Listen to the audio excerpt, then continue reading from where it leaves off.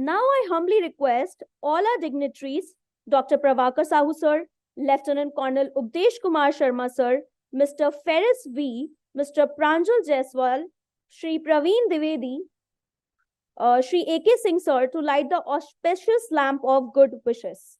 Sir, please.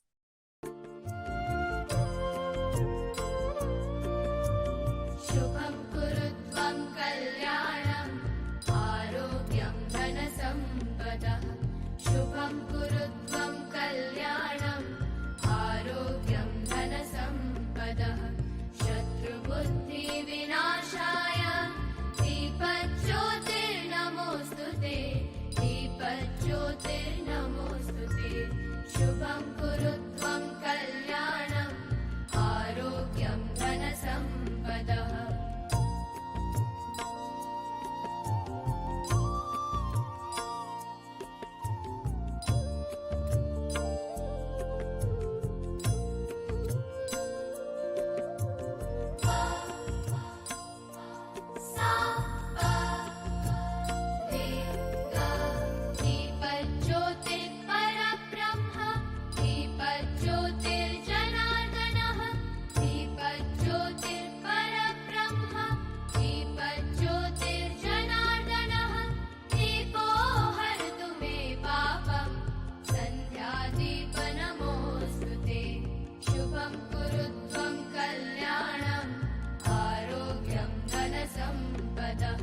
शुभं कुरुत्वं कल्याणम् आरोग्यं धनसम्पदः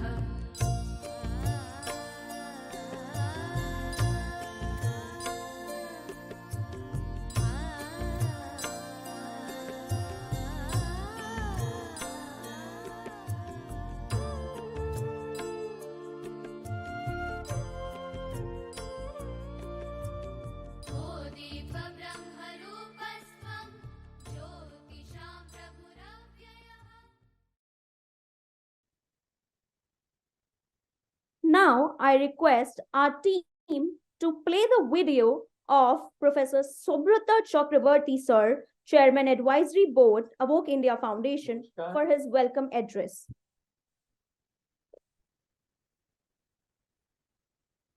Namaskar. Good morning and most hearty welcome to this edition of our Financial Literacy Conclave. Before I proceed further, I would like to apologize for not being able to be with you on this occasion. Unfortunately, my health is not cooperating with me. That's the reason I could not make it. Kindly excuse. As you would know, this is the 6th edition of our annual Financial Literacy Conclave. Although we call it Financial Literacy Conclave, our focus had always been towards financial inclusion, because we believe that financial inclusion holds the key to strike at the root of poverty. This year, the theme chosen is Financial Inclusion, Bridging the Gaps. When it comes to bridging the gaps, generally, we tend to focus on operational level issues and at what steps the gaps are coming. But it may be worthwhile to look at even at the policy level, because there is a concern that government and the unbanked adults hold different beliefs about what financial inclusion should be. Several policy studies on financial inclusion show that the government holds the view that financial inclusion is achieved when individuals, households, and businesses own a formal account in a financial institution. Meanwhile, unbanked adults feel that financial inclusion is much more than just owning a formal account. For them, it entails having money which they can use to participate actively in the formal financial system. Some think that owning a formal account without having money in the account to spend achieves nothing for them. Therefore, unbanked adults don't feel their welfare will improve even after owning a formal account. They feel that financial inclusion should entail much more. Thus, financial inclusion expectation gap should be a major concern to policymakers in every country because a government might think it is helping its citizens by ensuring everyone owns a formal account in the interest of financial inclusion. But in actual fact, the citizens might feel the government has done nothing meaningful in the interest of financial inclusion because the citizens may not consider ownership of a formal account to be a true indicator of financial inclusion. Therefore, I appeal to my learned guests to kindly deliberate on this issue as well and try and figure out a better measure of financial inclusion which can remove the policy level gap. Of course, the operational level gaps have to be looked into, no doubt about it, but please do consider including the policy level gaps. I hope you will enjoy the deliberation of the day and come out with fruitful suggestions which we can take it forward. With that, I welcome you once again and hope to see you next year all over in our next edition of Financial Literacy Conclave. Thank you for being with us today. We feel most privileged. Thank you so much, team. Now, I would like to request Mr. Praveen Dwivedi, our founder and president, to share few insightful words and introduce the theme of the conclave. A very good morning to all of you, all the dignitaries.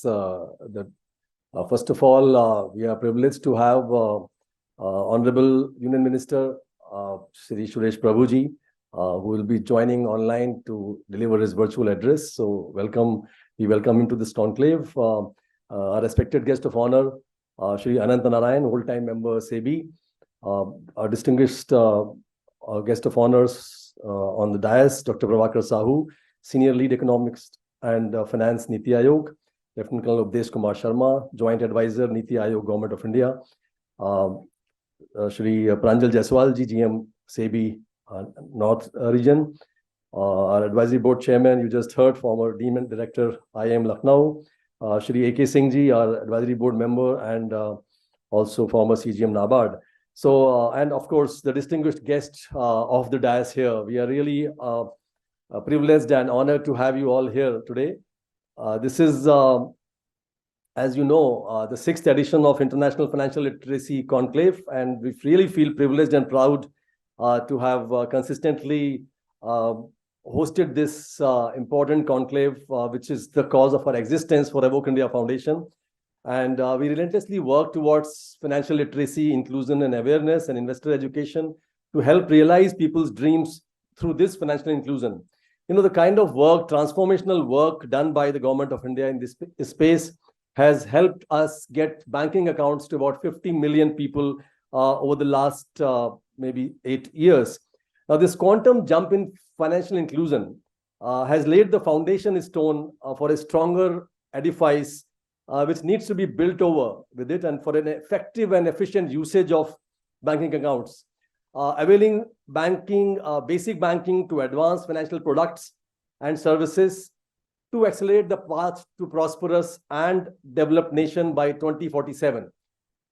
The gaps in availability, accessibility, and affordability of financial knowledge and its application, you know, these are the glaring gaps which we, being part of that system, understand what is obstructing the path to prosperity of this nation. You know, banks and other financial institutions, they provide some basic needs of the individuals, which is savings, borrowings, investments, protection, payments, and all these have been in existence for ages. Now, the point is that some of the data, when we look at the gaps in the financial literacy and inclusion, that is quite eye-opening. The net financial savings of household in India, it has fallen to 5-decade low of 5.1% of GDP in financial year 2023.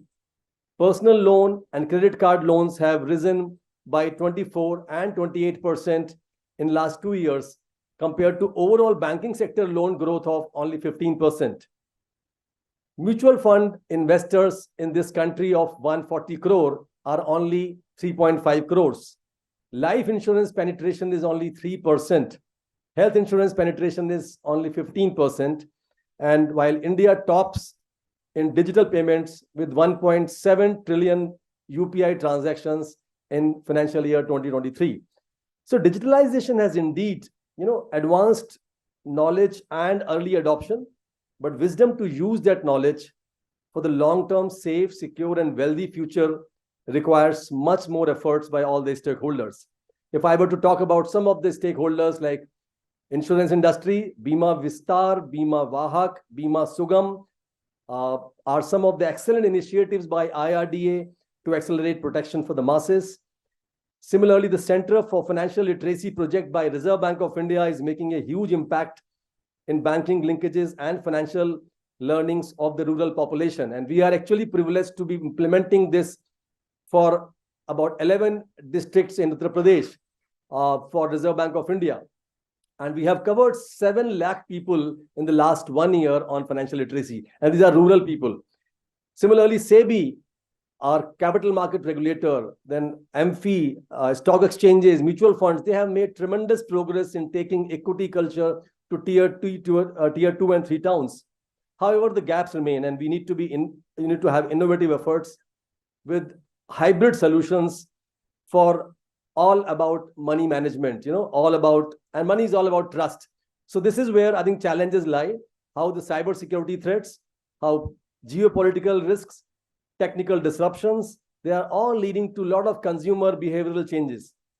So IFLC 23 will lead deliberations on inclusive prosperity for realizing our leadership vision of developed nations by 2047. We are indeed privileged to have eminent panelists and domain experts in the area of finance and development sector, deliberating across 5 panels on agriculture, youth, women, MSME, and BFSI sector. The actionable agenda items from these deliberations become our guiding path for the following year, and this is for our long-term action plan. We publish a report on the deliberations which are happening today throughout the day, and that report is presented to all the stakeholders, and for us also it becomes our guiding path for implementation on this area. We express our sincere gratitude to our patrons who have shown abiding faith in the cause of financial literacy and inclusive growth, with our passion to bring prosperity to every individual through this route. And lastly, I would humbly urge all of you to offer your views, suggestions, feedback through the social media platforms or through the notepad given to you, which this social media platform can be accessed through the QR code, which is on the delegate ID card. So you will find the QR code, or if you just scan it, you will find the social media QR code. So please do offer your views and suggestions. And we sincerely hope that the deliberations today will be very enriching and insightful to help build a prosperous and inclusive society. We will certainly play a small video on the journey of the Evoke India Foundation, which will be done in some time. With these words, I thank you all once again for being here, and I request for proceedings to go forward. Technical team, please check if Anand Narayan sir can join. Technical team, please help me play the PPT and display the profile of Anand Narayan sir. So, as I mentioned, we have with us our guest of honor, Shri Anand Narayan Gopal Krishnan sir, full-time member of SEBI, also a board member of NISM. He was also an associate professor at SP Jain Institute of Management and Research. due to some travel plans, he's not here. He'll be joining virtually. Our team is connecting with their team. So he has joined us. He's there on screen.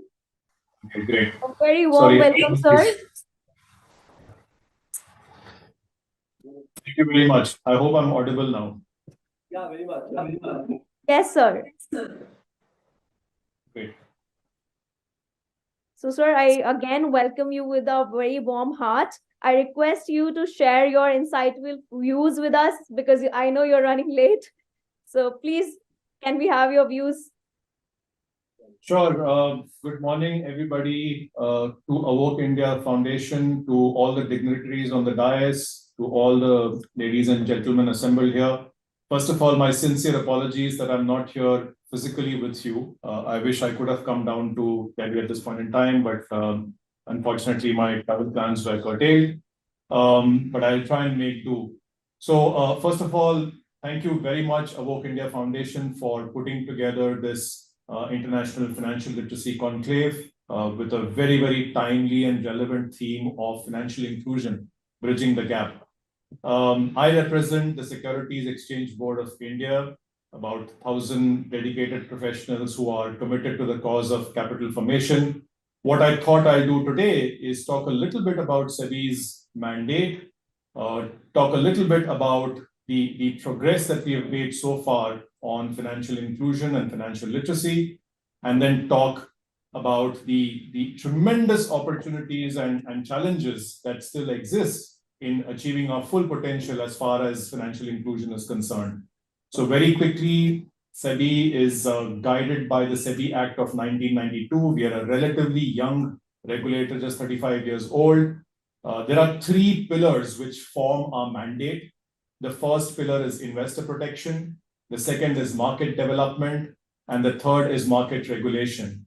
Put together, our collective mandate is capital formation. You know, we often think of SEBI as a strict regulator who chases wrongdoers and comes up with orders, etc. Our mandate is far higher than that. It's actually capital formation. It's to encourage capital formation, which is a crucial ingredient to India achieving her immense economic potential. And one part of this ingredient is converting savers to investors. So in many ways, SEBI's mandate really is to ensure that savers become investors and then feed into capital formation. Now, a quick set of numbers to look at what we have done over the last few years as a collective ecosystem of the securities market. First of all, you know, there's been a fair amount of growth in financial inclusion and the participants in the securities market ecosystem. In about March 2020, the number of demat account holders was about 4.2 crore unique people. Can you please check, technical team? I think there's some problem with their end. The video ended. Is he still on screen or not? He's not there. He'll rejoin, I guess. There's some problem from their end. Just let us wait for 1 minute, please.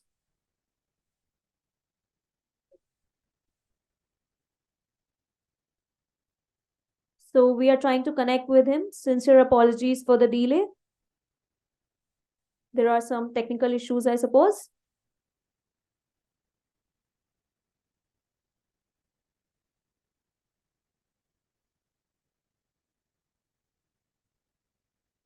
So we are connecting with their team. Just give us a few more seconds.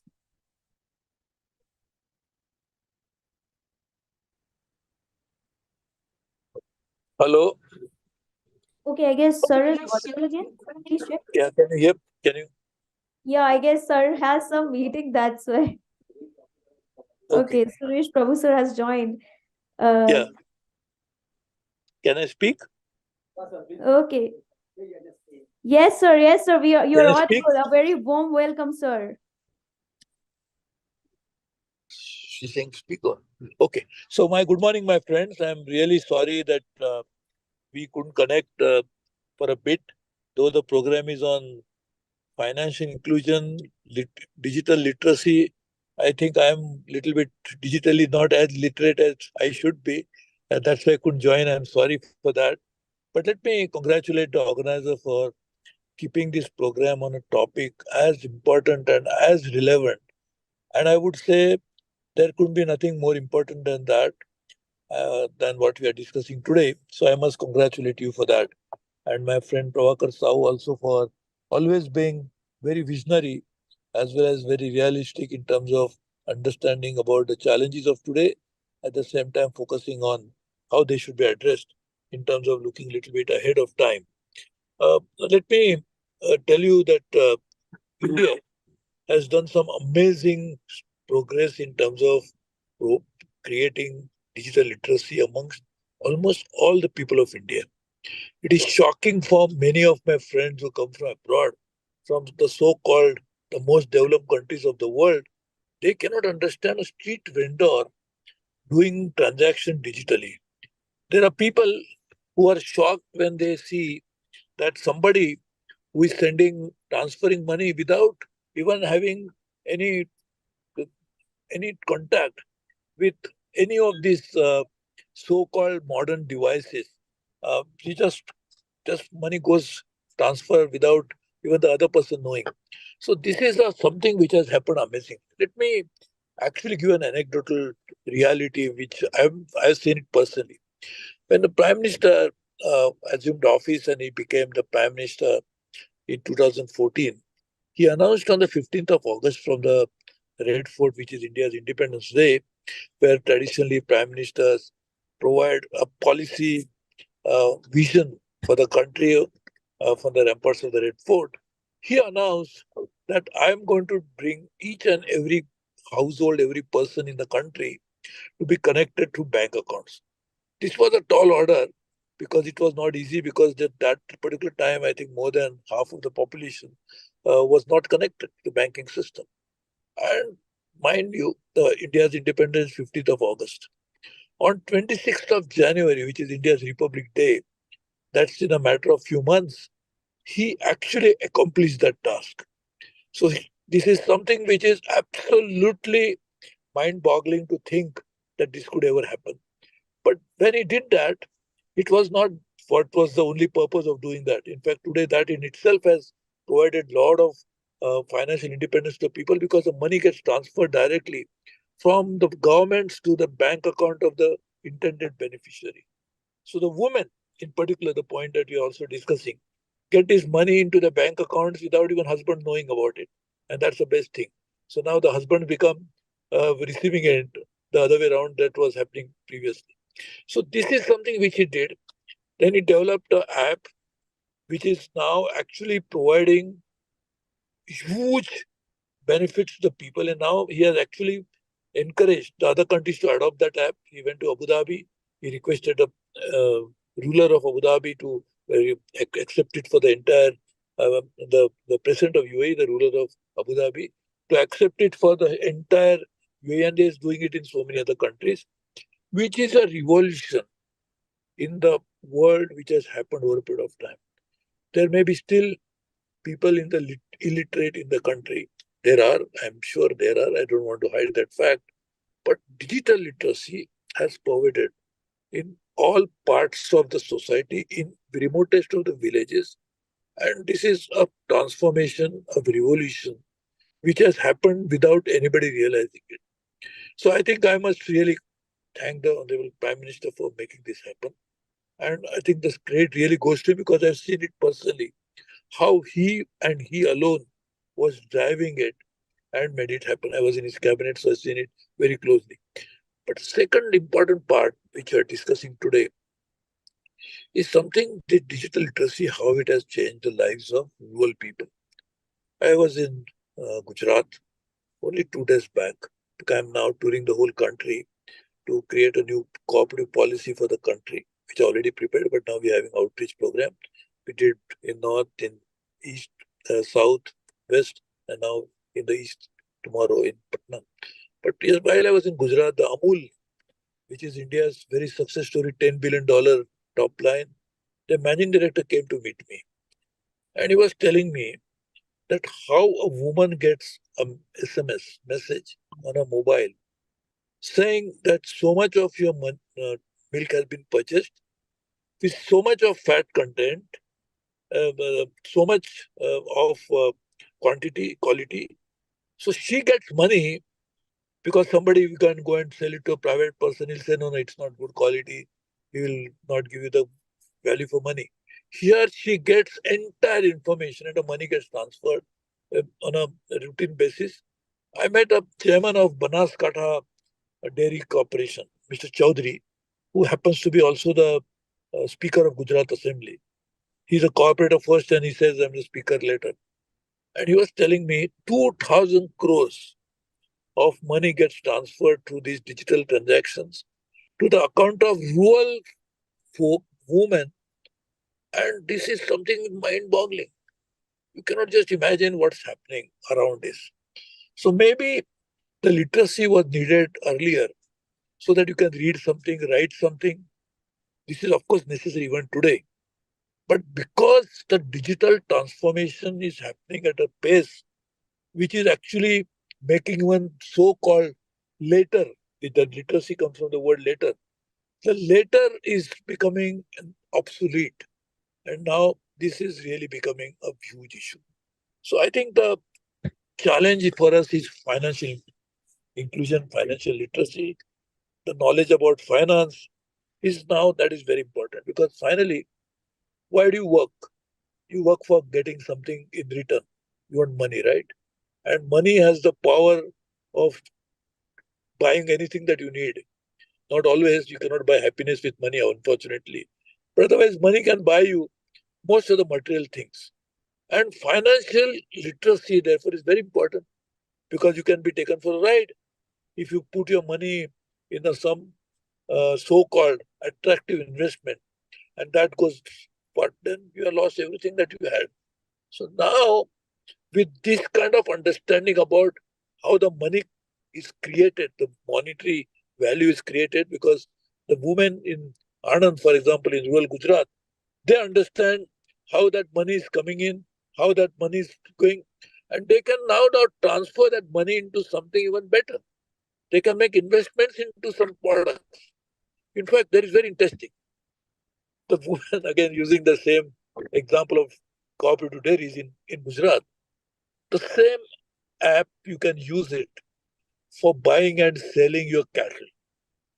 The same app you can use for calling a doctor, vet, to take care of your cow if she requires a medical attention.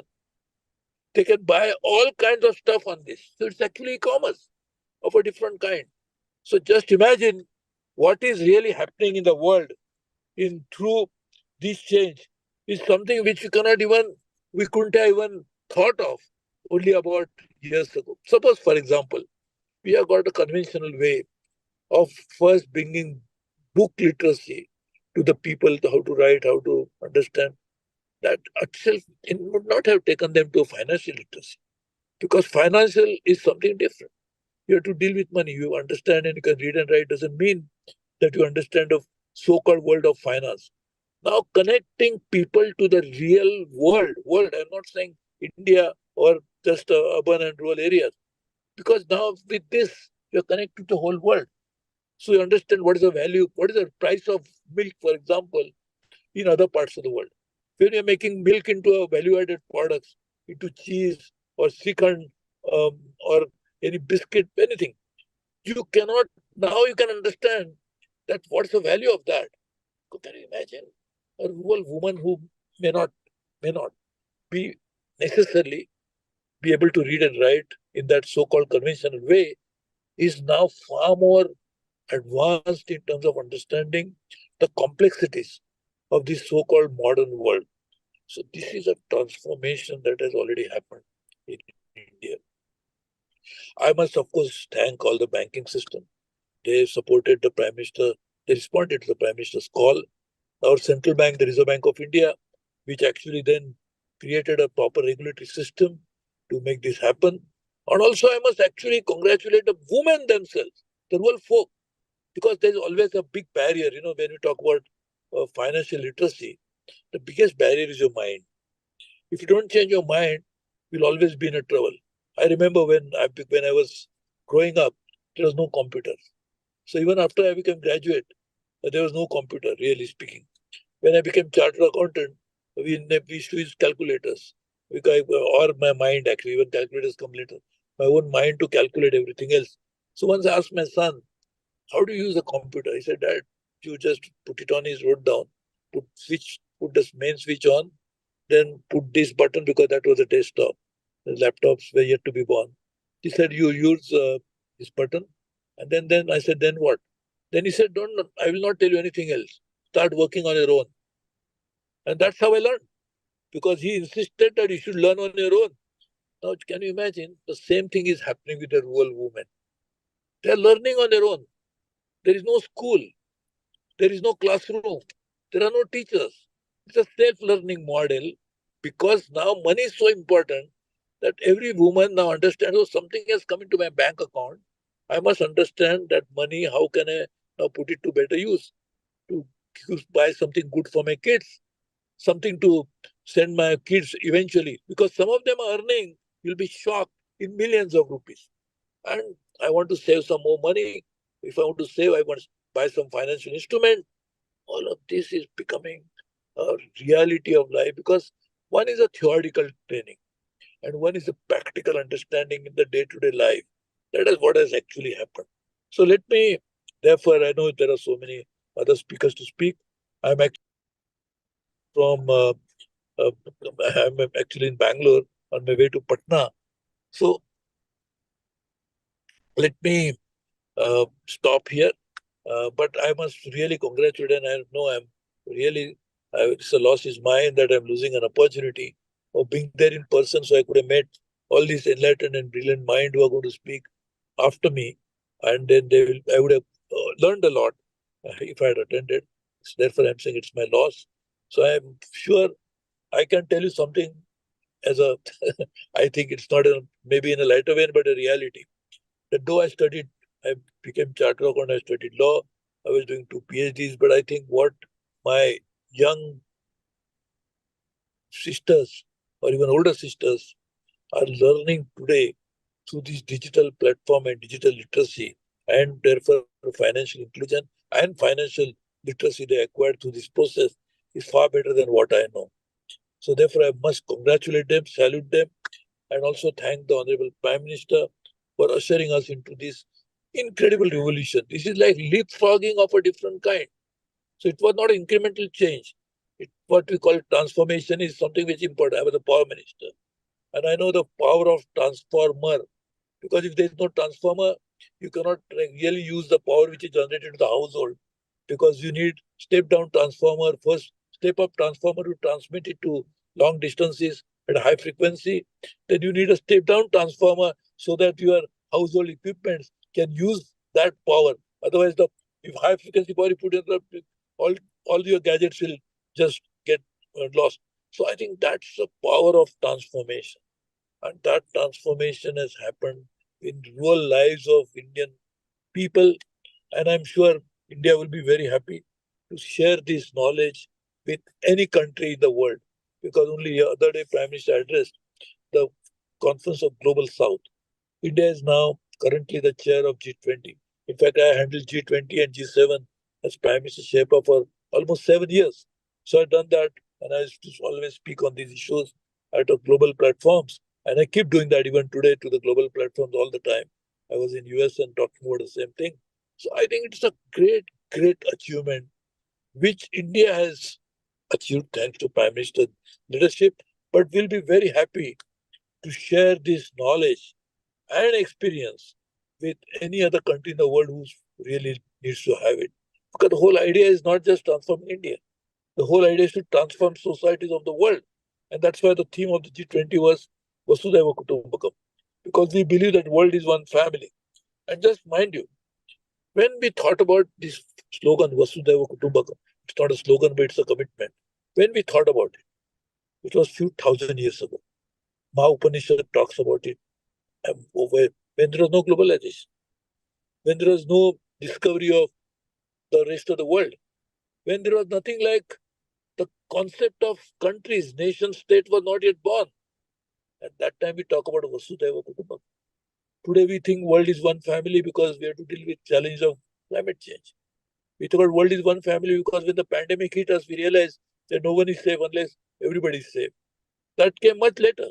So we thought about it several thousand years ago before rest of the world realized the concept of world. And that time we talk about world as one family. So that is why we believe that because world is one family, we are member of the family, we must make the world a better place by sharing information and knowledge. I know I'm not saying India is the only country. I remember when I was in United Nations, I was chosen as a young leader, not global leader, young leader from Asia.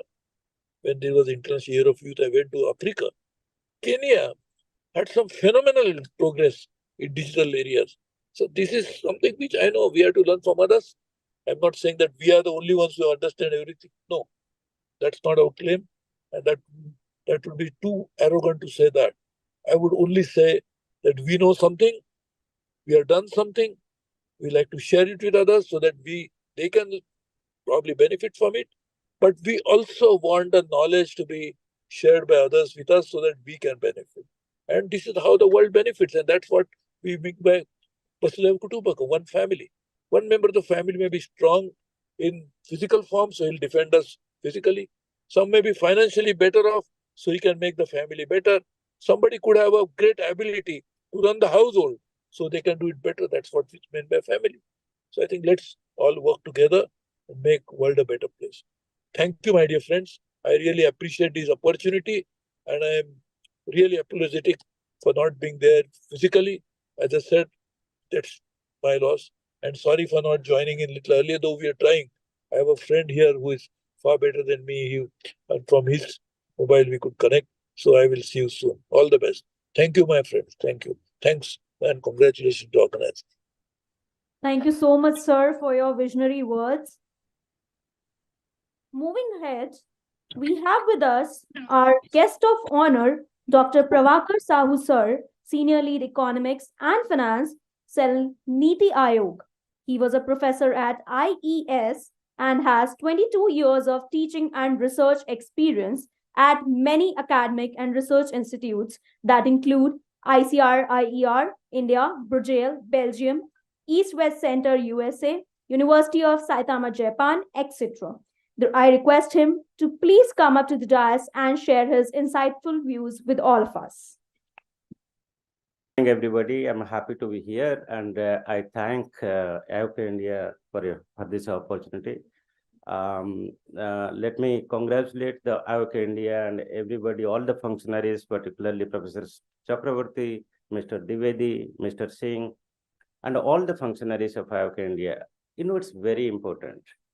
The financial inclusion, when we say, or financial literacy, both are not very different. Let me tell you, to become effectively, make what is called financial inclusion, making what you call availability of formal financial services, instruments, and everything. What you need is everybody need to be, financially literate. Now, I come from academics, though I'm part of the government. Let me start with a couple of points which have been already covered. One is, Mr. Dwivedi brought out few numbers which speaks to the whole story. That some numbers we need to be very proud of, and some numbers we need to be concerned about. So we have crossed half of the miles, and we need to do much more. Now, coming to the role of financial inclusion, theoretically, I can go on speaking for hours together that look, financial inclusion, it's basically, the definition differs. You had Rangarajan Committee in 2008, you have Deepak Mahanti Committee in 2015. They have defined this financial inclusion. Internationally, you have the definitions. India is part of what you call global partnership and financial inclusion. You have, India is part of the global networks, what you call for financial inclusion, that is under OECD. There are different definitions, but ultimately comes out two things.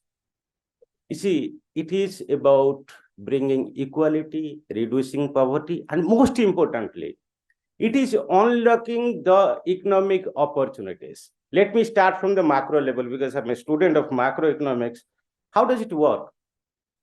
Accessibility of financial institutions and financial instruments give assured, what you call give security and also assured return.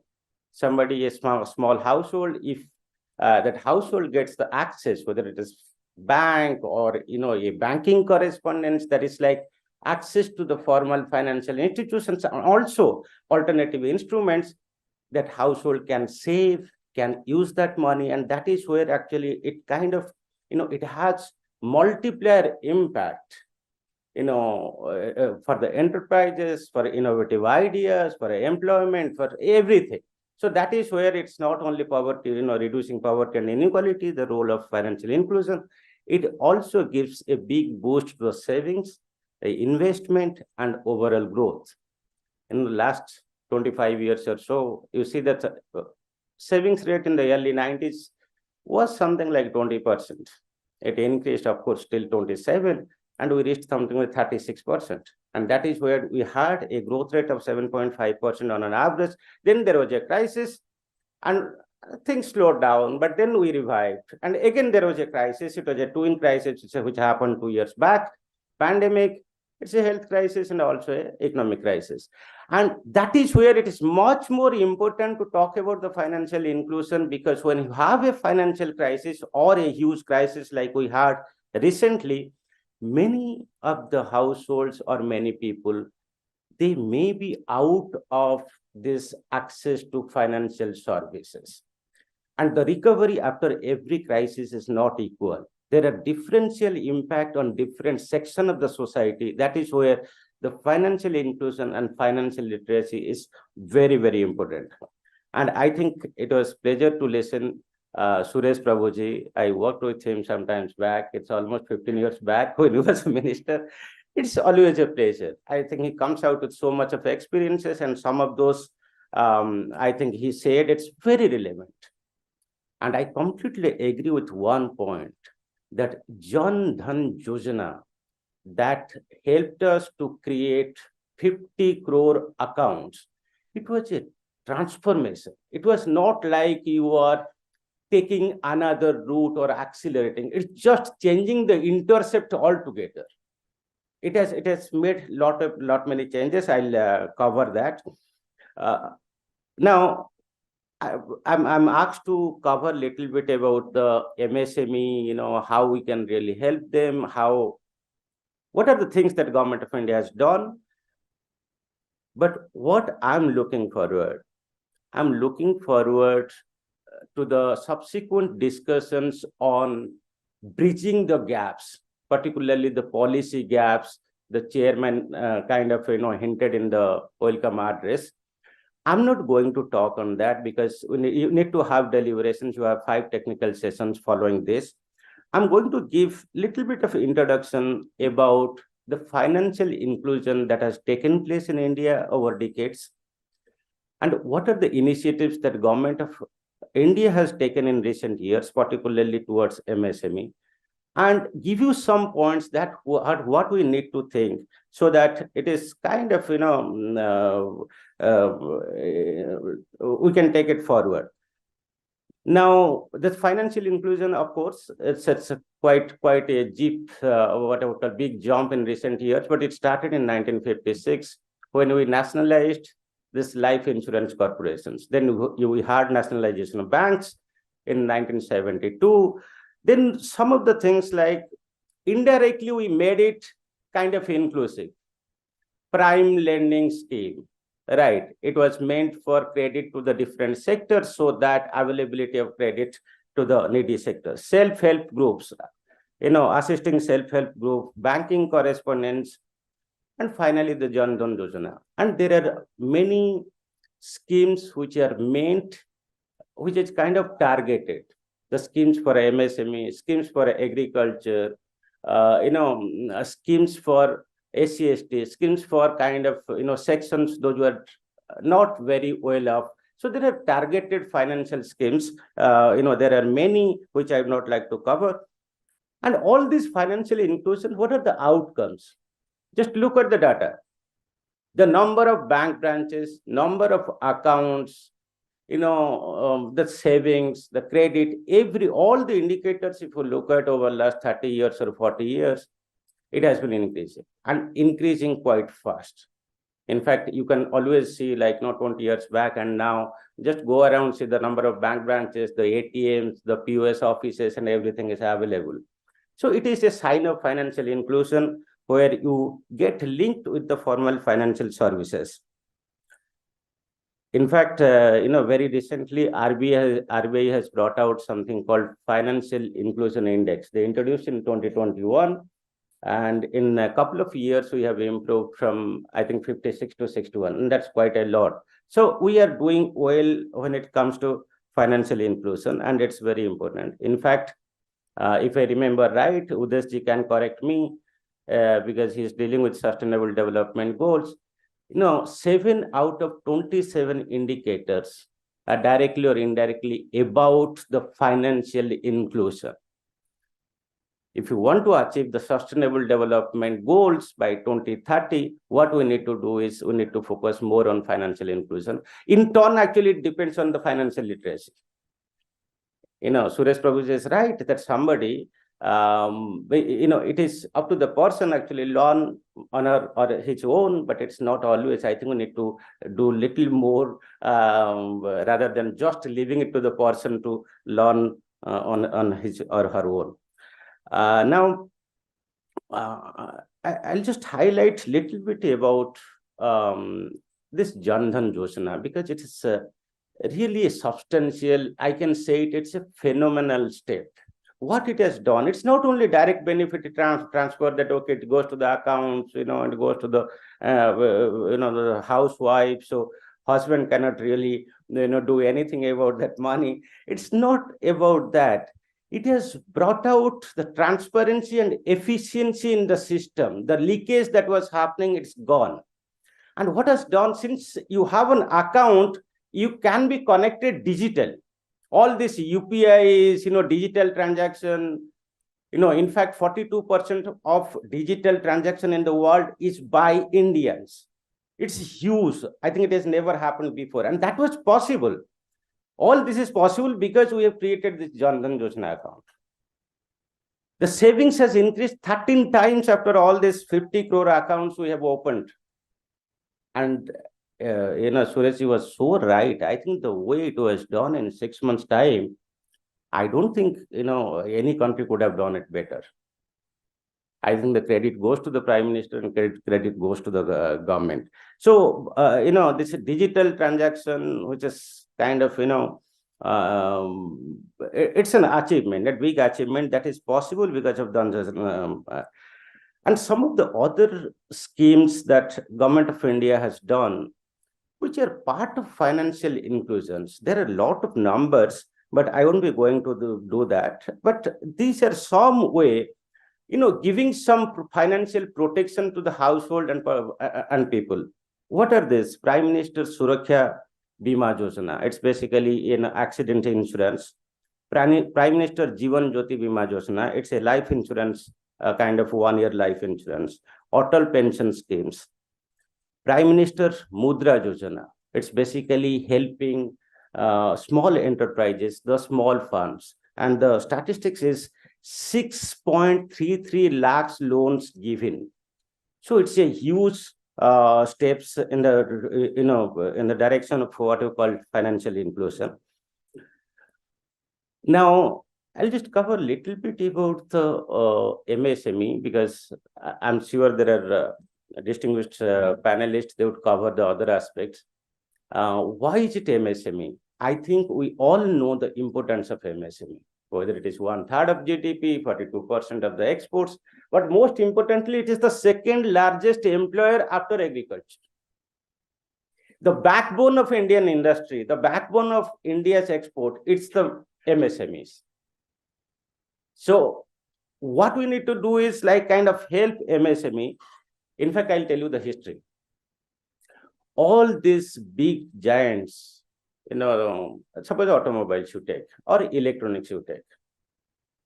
Look at Japan, whether it is Honda, Toshiba, Sony, anything, or Koreans, LG, Samsung, Hyundai.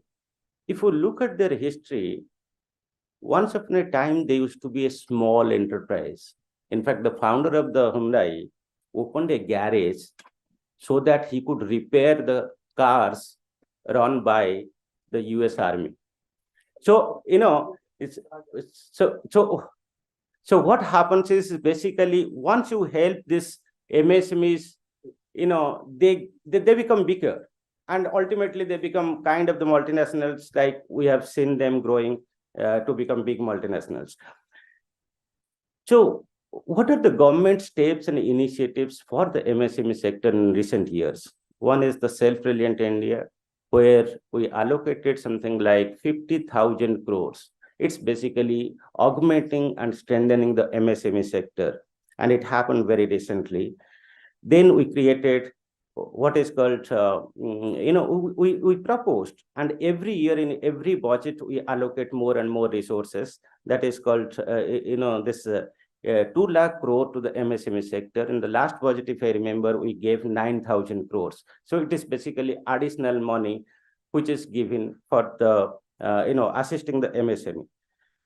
Access to credit to the MSME, it has gone up. There are a lot of numbers, the margin loans given, what is called, that is through the Prime Minister Employment Guarantee Programs, where assistance is given to the MSME sector, and this margin loans.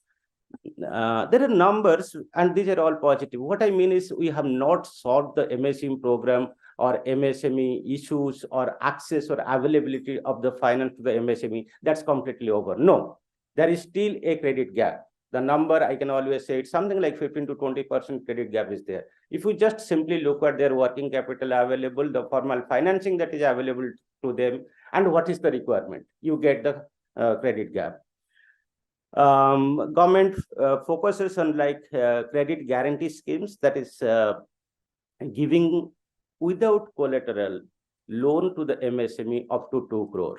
And the number actually is very encouraging, 7 lakhs collateral free loans given to the MSME. That, I think, it's a big achievement. Similarly, government also helps in the development of kind of infrastructure and capacity building, like MSME cluster development programs.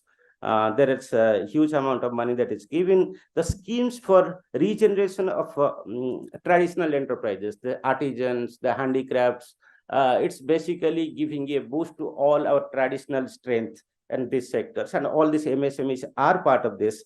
Procurement policy, it's a very big policy by the government. What has happened is the government has announced that central public sector undertakings, they need to source their materials 25% from the MSME. And the latest number, it shows that that percentage is 32. It is kind of ensuring that all our big MNs, what you call public sector undertakings, they are getting integrated, or MSMEs are getting integrated in the process, because they are bound to source materials, 25% of their materials from the MSME. That's a very big step. Government also is giving what is called market support system. 5,100 what you call MSMEs, they have been supported, and they're also encouraged to take part in exhibitions and get integrated with the market, what is called market extension infrastructure. But still, I can say there are issues that financial inclusion, or particularly ensuring that micro and tiny farms getting the financial assistance, that last mile delivery, we need to do much more than what we have done. So there are issues. Credit gap is still there. And these household owned businesses with 4 and 5 people, still they lack what is called not only the formal credit, they also lack technology, they lack branding, they need to be integrated with the what you call digitally transformative, the process that is going on.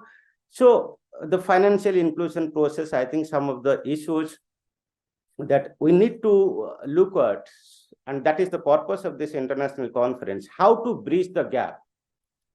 We have done, or we have achieved quite a lot, but there are still issues, and the issues remains. So these are some of the issues I think I would request the subsequent panels to discuss, how to use the digital platform. The one thing we have succeeded quite well, that almost every household is digitally connected. So how do we really take this financial inclusion, make people financially literate and be part? And then that's one way to do is like using the digital platform. Then, offering innovative financial products, because you see this financial market in India, though it is quite developed now, not capital market is much more, financial market, bond market and all that, we are yet to reach the benchmark of other big developing countries.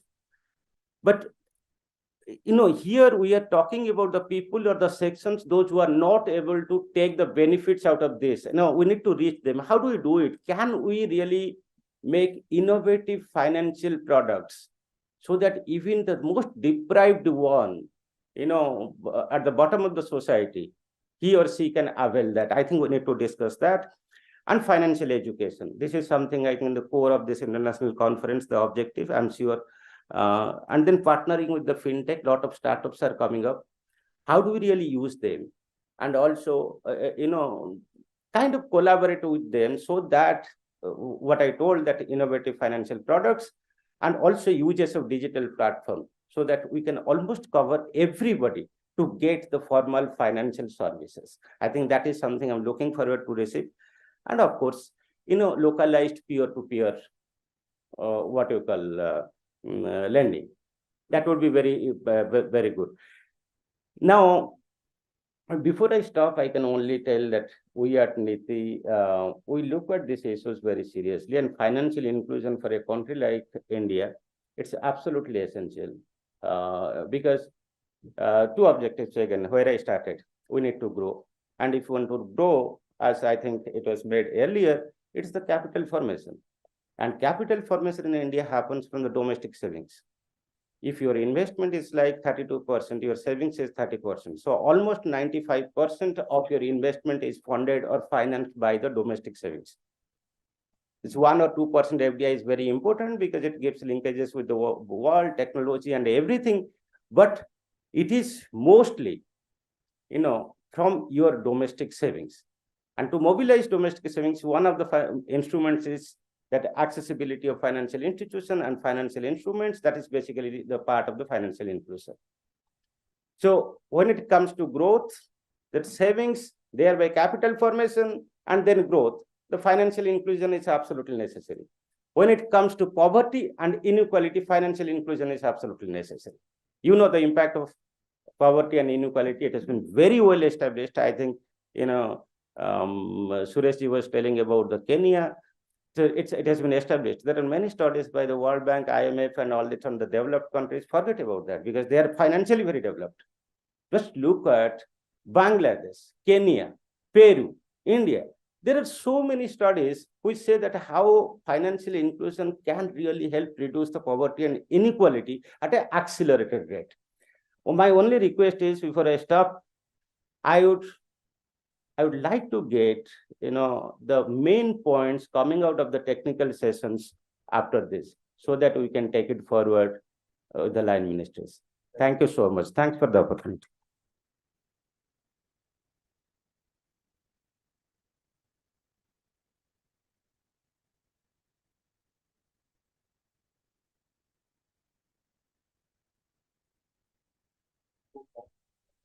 Thank you so much, sir. It was really wonderful hearing all the visionary thoughts coming from Dr. Prabhakar Sahu, sir. Now, may I request our distinguished guest on the dais to do the unveiling of the IFLC journal. Okay, so because we have our journal that we print every year, so this is the IFLC 2023 journal that we are unveiling, which you all will get as a copy. So please go through that journal. We have a lot of articles. Thank you so much, sir. The Institute for Financial Literacy, founded in 2012, is a collaboration between Money Sense and Singapore Polytechnic International Pte. Limited and Awoke India Feels great to share that we are collaborating with them for a mutual goal of spreading financial awareness and financial literacy. So I request Mr. Praveen Dwivedi, founder and president of Woke India, and Mr. Ferris V, master trainer, to exchange the MOU.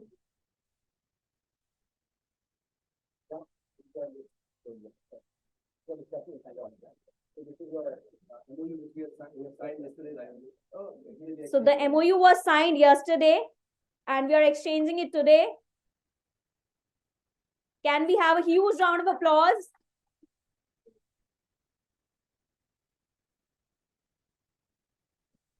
Thank you so much.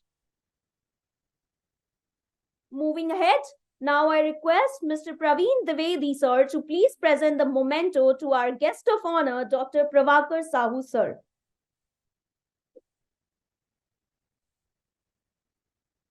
I request the photographer to please capture the beautiful moment.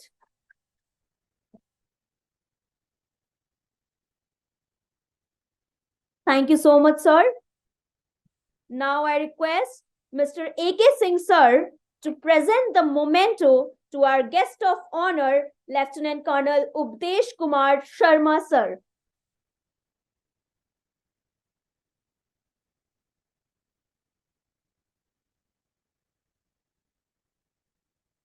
I humbly request Praveen, sir, to present the memento to Mr. Pranjal Jaiswal, sir, who is GM SEBI.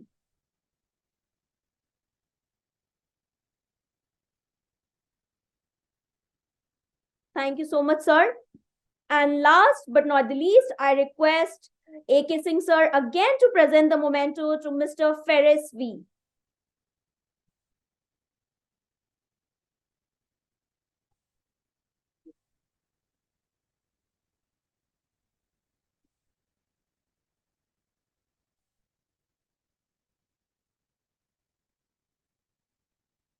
Now I request everyone to please have a group photograph. All the dignitaries, can we have a group photographs? So please come closer.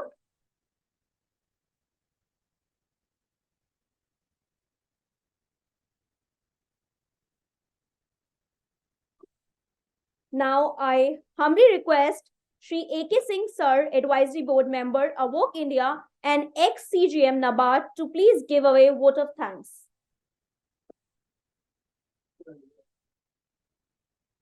Good morning, everybody. Honorable dignitaries, ladies and gentlemen. Now we have come to the end of inaugural session of this International Financial Literacy Conclave 2023, organized by Oak India Foundation here at Delhi. This inaugural session has set the tone and agenda for the deliberations to take place in the next 5 sessions on the day. See how important is the finance, everybody is aware of, and more so the financial inclusion. And we have seen over a period of time that financial inclusion may not be effectively possible, successful, unless it is supported by financial literacy. And that is the topic of our deliberations for today. What are the gaps? Though we have made a lot of achievement, but still a long we have to travel so far. See, this our friend Mr. Ferris has come all the way from Singapore. So financial inclusion and financial literacy is not important only in a developing country like India. It is equally important for developed countries like Singapore. He is actively engaged there in financial inclusion and financial literacy. He will be discussing in detail in the subsequent session. हम अपनी policy में कहते हैं अर्थ धर्म काम मोक्ष. Even for religion, if you want to pray the God, you need some money to facilitate the process. So earth is so important, money is so important. So where from money can come? Only from the income generating activity. And that far we need the finance. And that far a lot in country like India, who had been earlier financially excluded, they need to be brought under the fold. And the dichotomous situation is there that lot of financial infrastructure has been created. There is no dearth of finance in the country, financial services, financial products. But at the same time, crores of people are there just below the poverty line or around the poverty line who don't have complete access. Just opening of course, Pradhan Mantri Jan Dhan Yojana, a landmark decision by the government. Our earlier speaker spoke about it, over 50 crore. But still, whether all the financial services are reaching over there or not to all the needy persons. If not, what are the gaps? How they can be bridged? Now, I express my sincere thanks on behalf of Ayuk India Foundation, on behalf of Mr. Praveen Dwivedi, President of the Ayuk India Foundation, as well as on my own behalf. All of us, to Sri Suresh Prabhuji, who has been a former Union Minister. He joined us online because he was traveling, though he wanted to join us. Very emotionally, he addressed us, and he touched upon some very important points when he talked about the vision, policy vision, what was announced by Honorable Prime Minister in his very first meeting in his first address from the Red Fort as a Prime Minister. And then he talked about the Amul success, how digital literacy, helping a lot the poor. He also discussed about the connecting people and how our poor, especially the women, because if you see the financial inclusion part, largely all the microfinance institutions, all the banks with the smaller products, women are the major beneficiaries. And when he said that I found that today's financial literacy for the women, who are women in the countryside, that is much more important than what I had studied during my commerce or PhD. So that was a very important statement given by him. So I express sincere thanks and gratitude to Mr. Suresh Prabhuji. I also express my sincere thanks to Sri Anant Narayanji, member SEBI, who also joined us online virtually, though he could not complete his address due to some technical snag. But we convey our sincere thanks to him. My sincere thanks to Mr. Prabhakar Sahuji from Niti Aayog, who discussed in detail about the MSME credit gap. Everything is there, but still why the credit ratio, CD ratio is so low in some part of the country? Why the poor going and taking loan at the 26-27% from some institutions when banks are offering right from 0% or 4% or 7% to maximum 10-11%. So there is a need, there is a huge gap of the trade. That is what Mr. Sahu discussed. He also emphasized about last mile delivery, innovative financial products suiting to the poor. So my sincere thanks to Sahu Saab. Our friends, Mr. Ferris V, he has come from Singapore. We are very happy to see you here. And we are happy to note, in fact, me and Mr. Dwivedi were discussing in Lucknow that Singapore also needs some financial inclusion and financial literacy. And I think after discussion, you convinced him, yes, there is a need.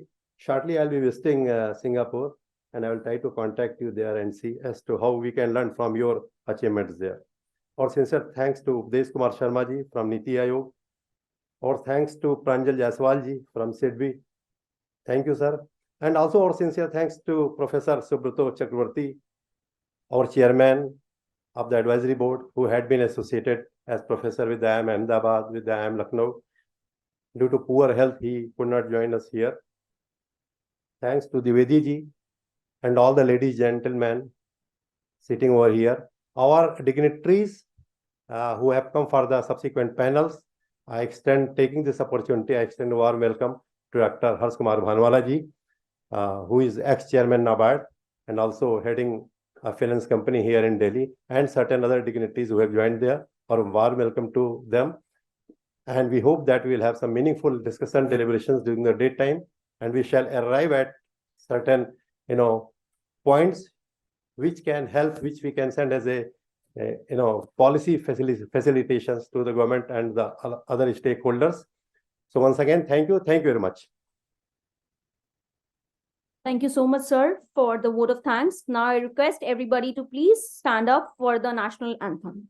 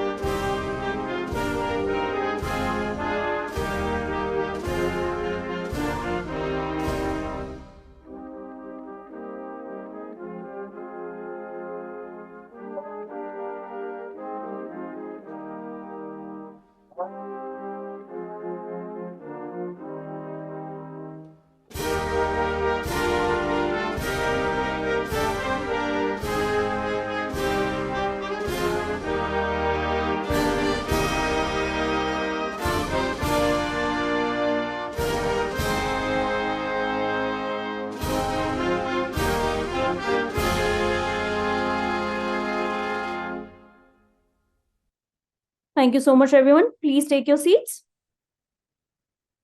So with this, we come to the end of our inaugural session. Please give a huge round of applause to all the dignitaries on the board and panel, but also to yourselves for gathering here. So may I request the next panelist, our Harsh Bhanwala sir, for Dr. Harsh Kumar Bhanwala sir, former chairman of NABARD, and to please be on the dais. I welcome him to the conclave. Please, namaskar. Please have a round of applause for him. And next is our Sri Sanjeev Asthana ji, CEO Patanjali Foods. He has really kindly consented to be the part of the panel. And we also have Sri Siraj Hussain sir, who has just arrived. So sir, please welcome. Welcome to the panel. Welcome, sir. And Mr. Hemendra Mathur, co-founder Think AG, I request him to be part of the panel, please. Please come, sir. So now this panel is so very powerful on the agriculture sector that I don't think I have to add anyone. I would be very pleased that if Mr. Hemendra Mathur, with his brief introduction of each of the panelists who are a veteran in the field and who would certainly be throwing light upon what really we want to understand, especially farmers. How farmers can be brought to the mainstream of financial inclusion, and how we can bridge the gaps for farmers understanding on financial world. So I leave it over to Mr. Hemendra Mathur now. Thank you, sir. Thank you. Over to you. Good afternoon. Good morning. So thanks, Praveen, for this wonderful opportunity and putting this panel together. The topic of this panel is financial inclusion for farmers, a very, very important topic. And extremely fortunate to have three, I would say, father figures, industry leaders, veterans, when it comes to agriculture. All of them are my gurus and teachers. I've learned so much from them when I started my career in this industry. Siraj sir, retired IAS officer. He's held multiple positions with the central government, state governments, and has worked extensively on the policy making side in the food and agriculture sector. He's also advisor to FICCI, so still very, very active in the sector. Bhanwala sir, again, don't need any introduction. Is retired as chairman of NABARD, one of the largest financial institution supporting agriculture, and again, very, very active now with the industry, also working with a few startups. So really pleasure to have him as part of the panel. Sanjeev Asthana, again, an industry leader, worked with Indian companies, multinationals, currently CEO of Patanjali Foods, one of the largest food company in the country, as you would know, and comes with a lot of experience in the food and agri supply chain. So really, really fortunate to have all of them as part of the panel, and I'm sure we're going to have very interesting discussion. Coming to the topic, as you would know, when we talk about financial inclusion, there is India and there is Bharat, right? I think the government is making a lot of effort to make India inclusive as well as Bharat inclusive. And if you have to make Bharat inclusive, it can't happen without making farmers inclusive, because farmers form the majority of the rural India. As you would know, 60% of India's population continue to depend on farming and farm related activities. We almost have around 150 million farmers in the country. Majority of them are small and marginal farmers which have land holding less than 2 hectares. As many as 120 million farmers are in the small and marginal category. When it comes to financial inclusion, I think some data points to begin with. Government of India, as you would know, has a very important program regulated by Reserve Bank of India called Priority Sector Lending for agriculture. So every bank in the country has to have 18% of their book for agriculture and agri-allied activities. So that's a significant allocation. The allocation keep on increasing year on year. I think the last budget, it was at about 18.5 lakh crore. So almost, you can say $200 billion plus lending for the agriculture sector. And clearly there's a demarcation for the small and marginal farmer within that 18%. So very, very critical component of policy making when it comes to financial inclusion. Having said that, we also know a lot of farmers still don't have access to institutional credit. There are multiple statistics. Some reports says almost 2/3 of the farmers still rely on non-institutional credit from local money lenders, with the cost of capital is extremely high. They borrow at 2%, 3%, 4%, 5% per month, especially to buy agri inputs, because typically you need money for crop loans. You buy a lot of inputs at the beginning of the crop cycle, during the crop cycle, but your cash flows come at the end of the crop cycle after the harvest. So that's one major chunk of farmers' credit requirement. Also, there is need for other loans. For example, cattle loans are also becoming popular. Cattle is always a very, very aspirational purchase for a lot of farmers now. But cattle loan market is still very, very small. I also see a lot of decentralized processing, decentralized storage, cold rooms coming in the country, typically costing anywhere between 1 lakh to 15 lakh. So again, there's an opportunity to create models for capex financing, not just opex financing. So I think that is another big opportunity in waiting. India at the cusp of mechanization. So we definitely have a lot of tractor loans, which to me essentially is an automobile loan, no different from that. But what about financing other equipments? There are so many equipments, and unfortunately, bankers are very nervous because they can't be collateralized, or the salvage value is very, very low. So there are challenges which we should accept, and I think we need to find a solution. So I'll stop here and probably start with our esteemed panel, maybe Siraj sir to begin with. Siraj sir, when it comes to financial inclusion, the first and foremost is banking relationship for farmers. Do you think it's easy to open bank accounts when it comes to farmers, and especially when we don't have a very, very strong branch network in rural areas? How difficult or easy is it for a farmer to have a bank account?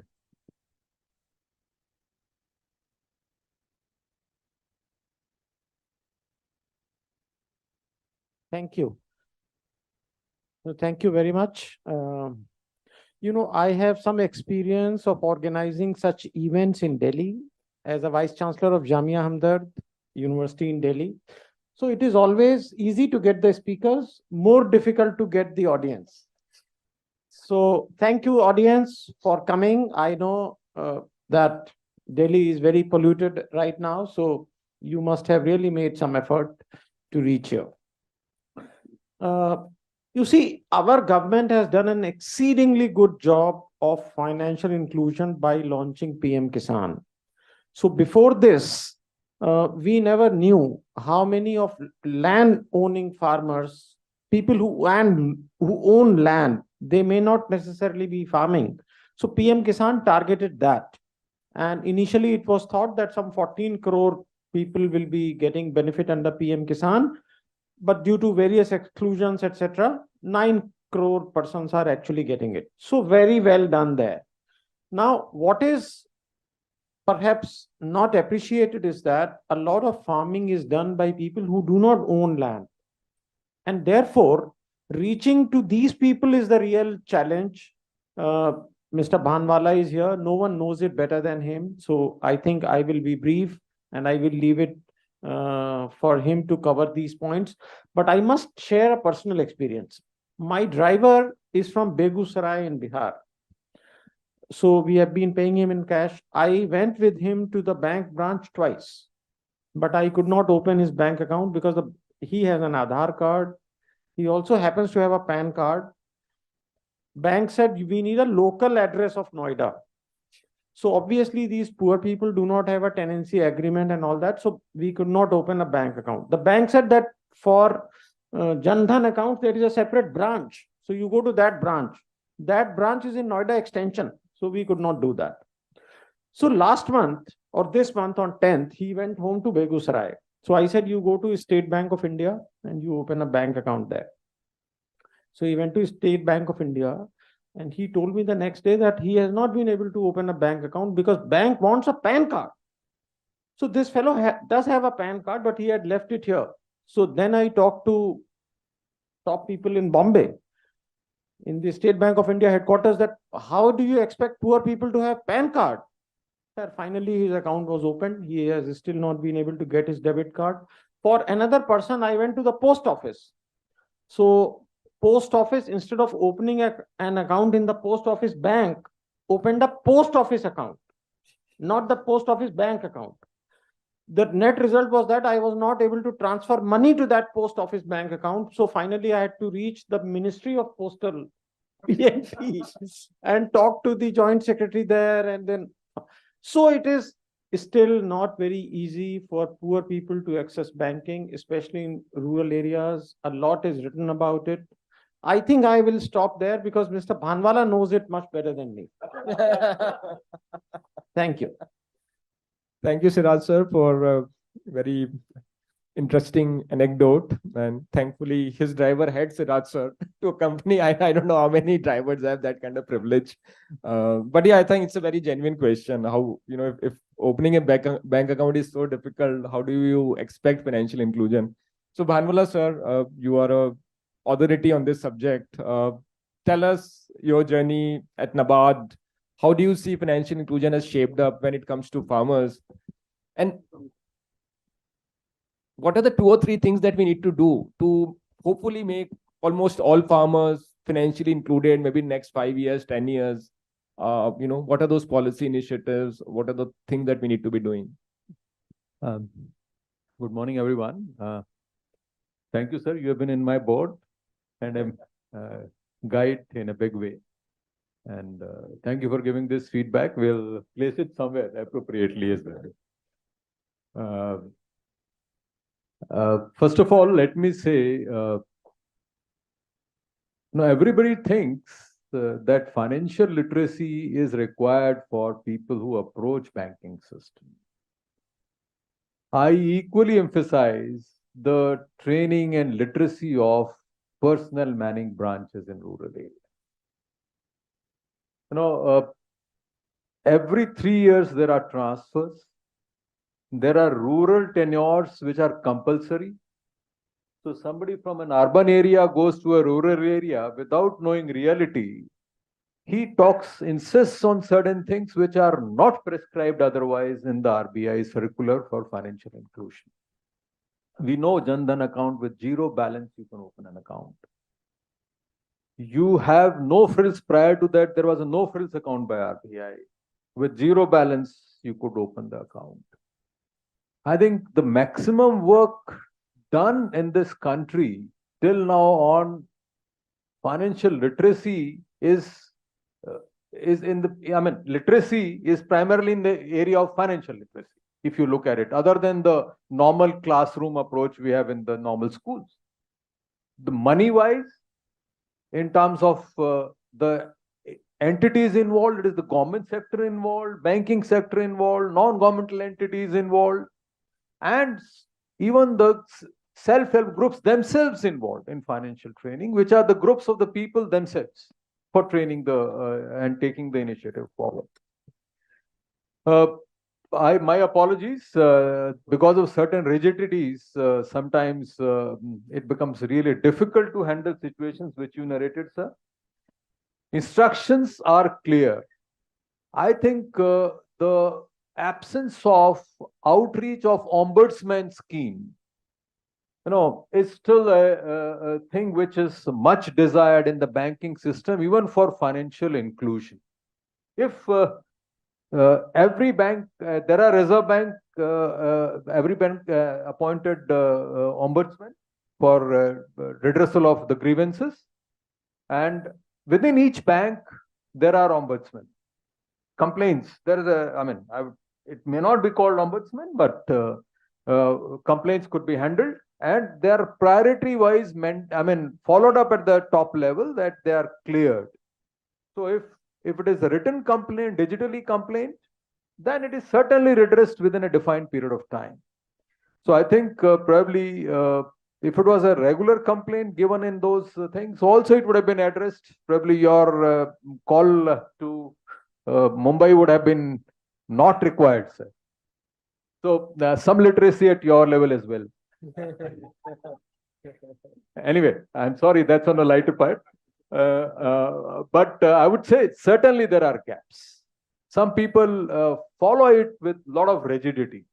And this is what is happening today on account of digital things and on account of well-defined circulars, etc., and KYC requirements, anti-money laundering, these things, etc., etc. The branch personnel have become informal. They have become too rigid. They are no longer, a branch manager, branch personnel knew the persons totally prior to all these detailed instructions. And with the payment digital infra reaching to interior areas, one doesn't know really who is transferring whose money. And, although UPI are mostly small transactions, large volumes of transactions happening, but the strict anti-money laundering provisions, etc., have made the life very difficult for every to make the compliances for every branch person. So that was in regard to, some of the things which you mentioned, sir. I have certain other observations, if you allow me. Please go ahead. There are 2 or 3 things which I would certainly love to say. One is, I think massive amount of efforts on inclusion, I need not say. Jandhan, payments, UPI, RuPay cards, Bank Sakhi, Bank Mitras, banking correspondents, self-help groups, microfinance. All this is there along with the help of some government departments as well as non-governmental organizations. But in agriculture per se, I'm noticing exclusion even now. Now, this exclusion is on certain things, Hemant.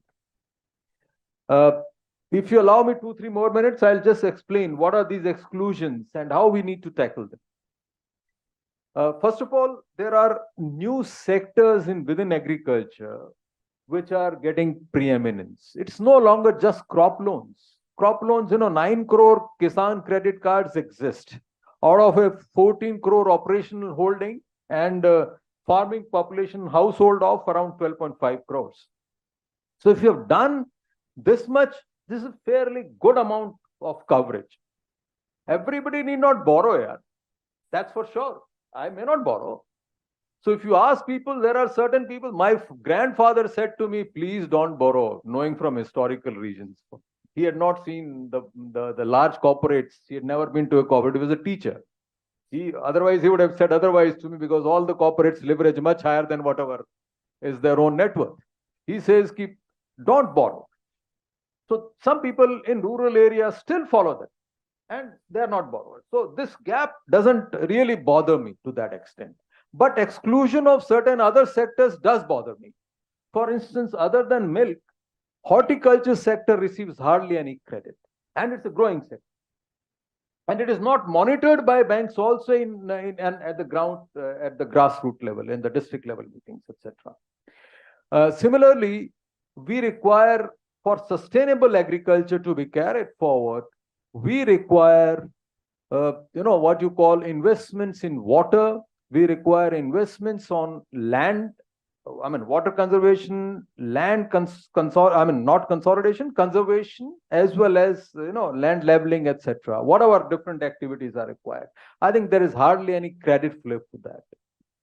Then similarly, fisheries doesn't have much of a credit flow, although it is increasing.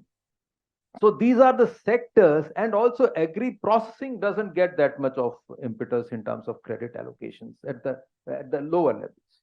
And we want a lot of secondary activities around agriculture to come up to give employment to people in rural areas. I think that these are excluded sectors. They need to be focused on that. And RBI should come out with codes to monitor this at the district level and at the branch level. How does it happen? You might have a broad definition of how the credit goes, but unless done at the lower level, it doesn't, fulfill the aspirations of inclusion. Secondly, some 20 years ago, Hemendra, there were just around 6% land tenants. Tenancy was almost the oral tenancy. Today, with the landholding size reducing, most of the people are leasing out. There are many people leasing, not, I would not say most, but many people leasing out. This number people say are higher than 20% in many states, 24% in one state. If 24% are doing oral tenancy, I would say I'm a farmer from Haryana. I have 5 acres of land. I don't do farming myself. I just give it to somebody in the village. I, as a owner, don't require a credit. And that the other gentleman, he tills the land, doesn't get the credit anyway. So unless there are adequate tools which are beyond what are existing today for covering tenants, oral tenants in the credit portfolio, then to that extent, exclusion will always remain. Lastly, there was a reference in Hemendra's address itself, despite so much of credit flow for production, crop loans, etc., farmers still say, we don't have credit. And NBFCs come, money lenders play, Adatiyas play that role. That happens because farmer has just one pocket. His household requirements other than production are hardly addressed to. In personal loans in rural areas are almost absent. So he borrows from others for his household expenditure. And that is going to be, that doesn't mean that productive loans of agriculture are not covered, although he doesn't differentiate between the two. So I think we require newer products for rural households to be covered, their requirements to be covered in all forms in the rural areas. I mean, the quantum may be small, so we still don't have those kinds of products, maybe family credit card or something. Lastly, from my side, I strongly believe that financial inclusion, creating all this paradigm, infra, is a means. What is the ultimate goal?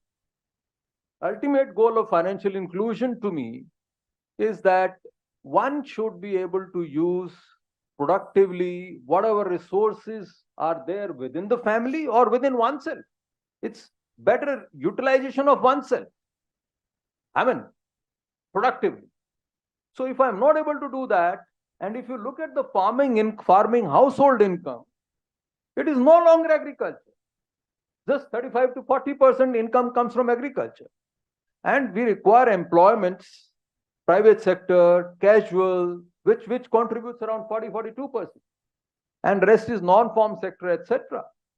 So if you have such a diversified income, where are these new products in terms of credit itself for individuals, which are, in urban areas, everybody gets credit, personal loans, etc. Pension is almost absent for farmers.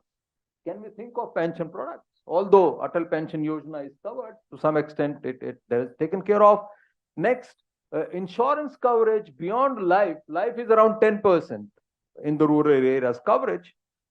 General insurance, etc., other than vehicle insurance, is almost not there. If you leave out the Ayush Yojana, Ayushman Yojana, the people are hardly insured and they have huge expenses for sickness, etc., etc., and they are driven off immediately in terms of poverty, and a lot of issues come up. So with this, I think, Hemendra, I'm sorry I took a little longer, but yes, certainly he said certain things, so I had to come to some kind of a longish answer. Thank you. No, sir, you really opened up the discussion and extremely very valid points. Just before I go to Sanjeev, couple of my takes on the points you raised. Horticulture, clearly, I think such a large sector. I remember I worked with Government of India 2004-05 when they launched National Horticulture Mission. The production of horticulture product was, I think, between 100 and 150 million tons. Today's 340 million tons. It's actually more than all staple crops put together. And there are crores of farmers who have come out of poverty because of horticulture. So it's extremely important. Of course, and as a consumer, we are beneficiary, because our diet profile is also changed. Just imagine life without fruits and vegetables. So clearly needs much more attention. I think we need some innovative financial products. Usually we say fruits and vegetable together, but they're so different. Fruit, the life cycle, the seasonality are very different. Vegetables are typically short-term crops. So can bankers make those products available? If you go for a new apple orchard, the fruit is going to come third year, fourth year, I don't know. So are bankers willing to, wait that much and stuff like that? So clearly product innovation is one big challenge. Another point, sir, raised that the income coming from agriculture is 35 to 40%. Right. So the conventional banker thinking, I've been banker in my past career, the money will come only at the end of the crop cycle. So you only have bullet payments. But I am surprised, a lot of startups I work with, especially the one into agri fintech, they have an EMI model. So I also get surprised how farmer is paying money on a monthly basis when there's no cash flow coming out of crop. So they say the significant amount of money is coming from non-crop activities. So EMI model is not ruled out, against conventional thinking. So you're absolutely right, sir. We need much more product innovation, and thankfully the data is available. Hopefully a lot of digitization is going to happen in the agriculture, which will open channels for new products. So with that, I'll go to Sanjeev. Sanjeev, one of the challenges in financial inclusion is market inclusion. India is a country where most of the supply chains are largely open-ended. 90-95% produce getting sold at mandis. As a banker, he's always nervous. Who's the buyer? What price the farmer is going to get? And that's where there's a need for close looping these supply chains somehow. Contract farming, market linkage that we are seeing mostly driven by startups now. But for corporates like Patanjali, ITC, Cargill, who are buying large commodities in large volumes, what role they can play in driving market inclusion, which can essentially translate into some sort of financial inclusion? So sure, but so before I sort of jump on to answer your specific question to some of the points what Mr. Siraj Hussain said and Mr. Banwala said, two parts I find quite interesting, and which is also the bane of Indian sort of both the policy side and how it gets implemented on the ground level. And this is from a sort of real experience that we have as part of the sort of the corporate work that I've done, sort of I do currently, and as well as done prior to sort of my current experience. The policies are great. And in a lot of senses, there are successes as well. So whether in terms of opening of Jandan accounts, whether, Kisan credit cards or insurance tools and all that. But if I were to evaluate that fundamentally, truly the impact it is having, and really the solutions, the evolution of agriculture in the rural areas and how it has gone, I think the benefits what should truly accrue to the farmers, and to the point that you raised earlier, that whether it's tenancy farming going on or otherwise, that part somehow is in general the rural areas are deprived of, certainly agriculture to a large way, to a large extent. The issue I find is that and India will not develop till the time the economic activity starts to happen at the ground level, and which is near farm. So what tends to happen is that rural areas, there's very little economic activity happening typically in a farm. So it's either happening at the near mandi town level, or it's happening in one of the, the rural kasbas where there's an aggregation of mandi and sort of input shops, and there's some bit of employment, etc., getting generated. And the fact remains that we need a lot more economic activity happening at the ground level, and which requires capital formation. So one of the things we didn't talk about was this whole agri infra fund. I believe, I don't know how much it is, 2 lakh crores or 3 lakh crores. And linked to that is that, from a practicality perspective of really any ground level infra where you can employ very small level food processing at the ground level. And there are hundreds of good now, both technologies, and there's a economic requirement as well to have near farm infrastructure, whether in terms of storage or sorting grading lines, or, a little bit of very minimal level of processing which the farmers can sort of do that aggregation, etc., which is virtually there's just nothing. And, through the FPO formation, we are setting up like 200 FPOs, within Patanjali is setting it up. And the big challenge, what we find is that when we talk to people at the ground level to make an application, and to get 2 lakh funding or 4 lakh funding, and with a we were told that it's very easy to access 2 and 5 lakhs, and the government provides a collateral, and it's very easy to do that. It's almost next to impossible to get any funding of 2 lakh and 5 lakh. Forget about 2 crores and 4 crores, we were told.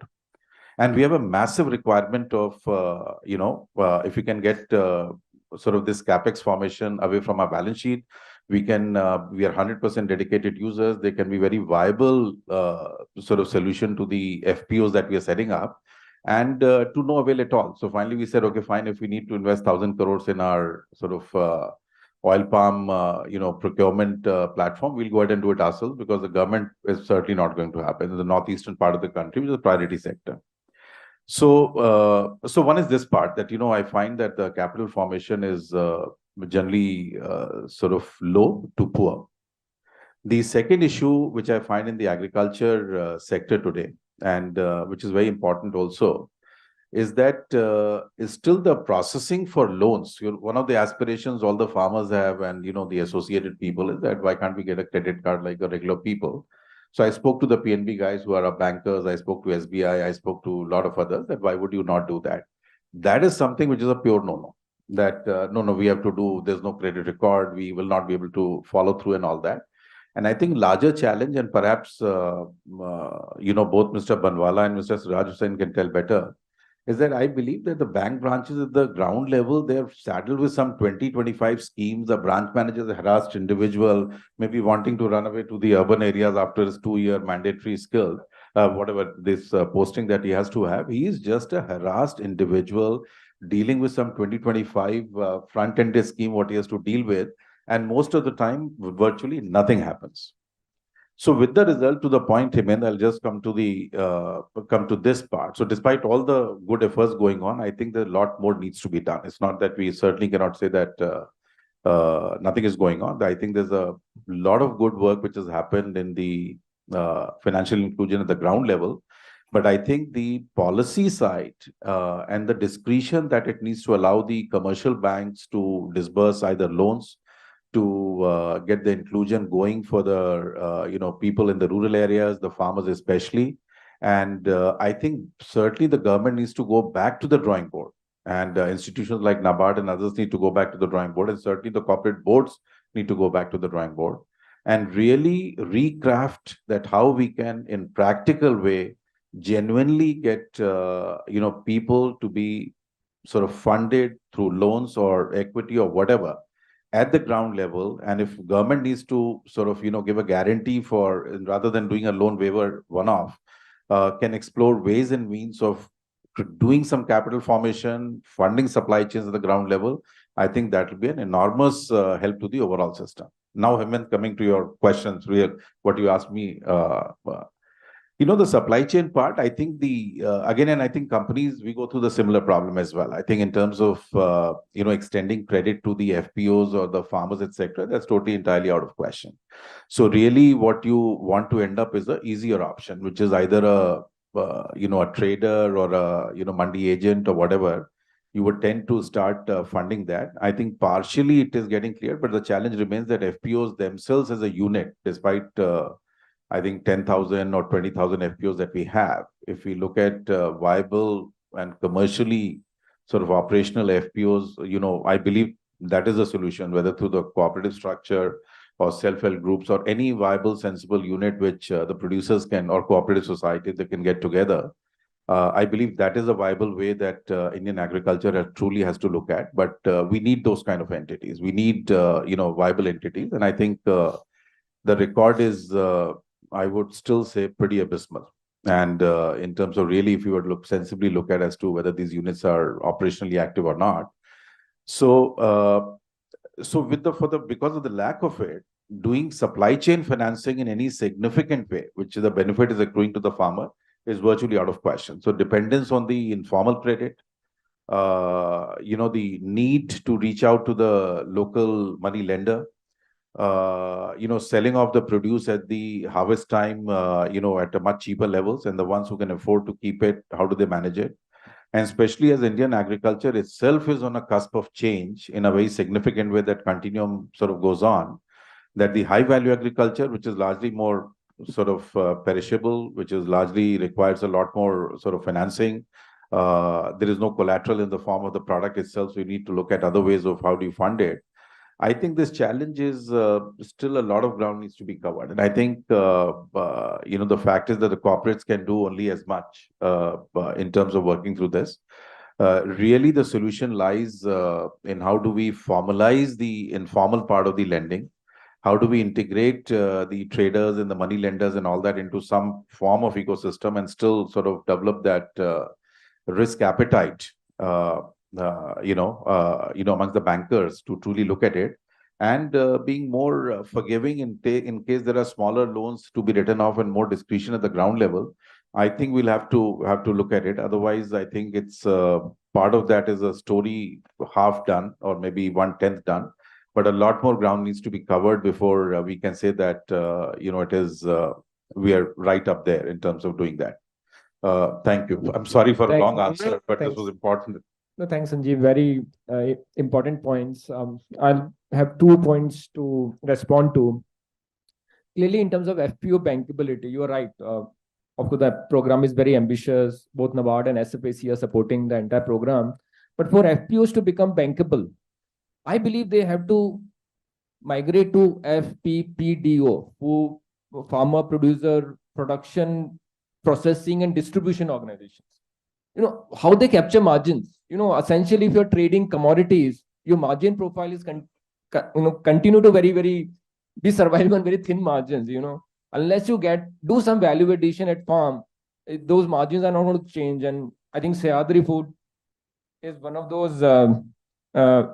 those examples where it is really transformed into grape export, then to tomato processing, almost 1,000 crore FPO now, and supported by private capital. So clearly we need more of those examples. And I think your point on decentralized capex is also extremely important. And you made a reference to AIF. So I can just quote one success story where I'm associated, a company called Asperus Technology, where I'm on the board. They make these solar dehydrators. It costs about 100,000 to 150,000 rupees, but still significant for any farmer to invest. And they faced a lot of problems when they tried to sell to farmers. They got a cooperative bank, which was lending at some very high interest rate, but still they were takers, some 20% plus interest rate.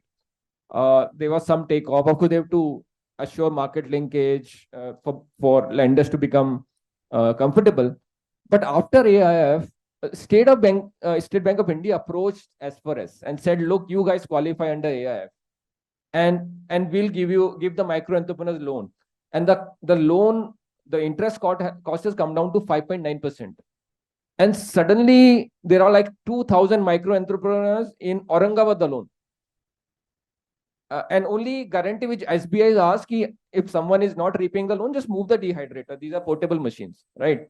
So without any corporate guarantee. And each of these micro entrepreneurs are earning in the range of 8,000 to 12,000 rupees a month. And most of them are women.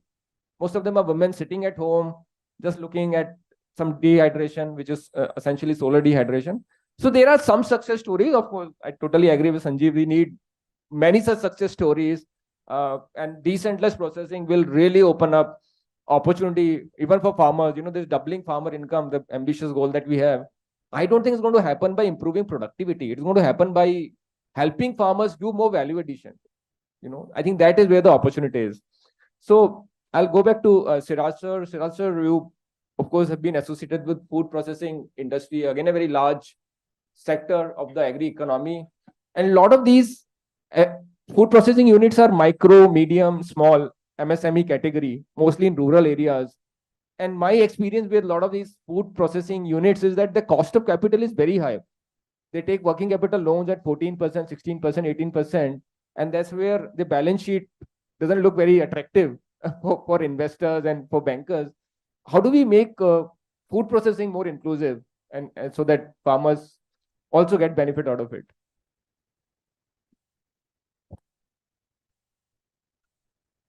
Actually,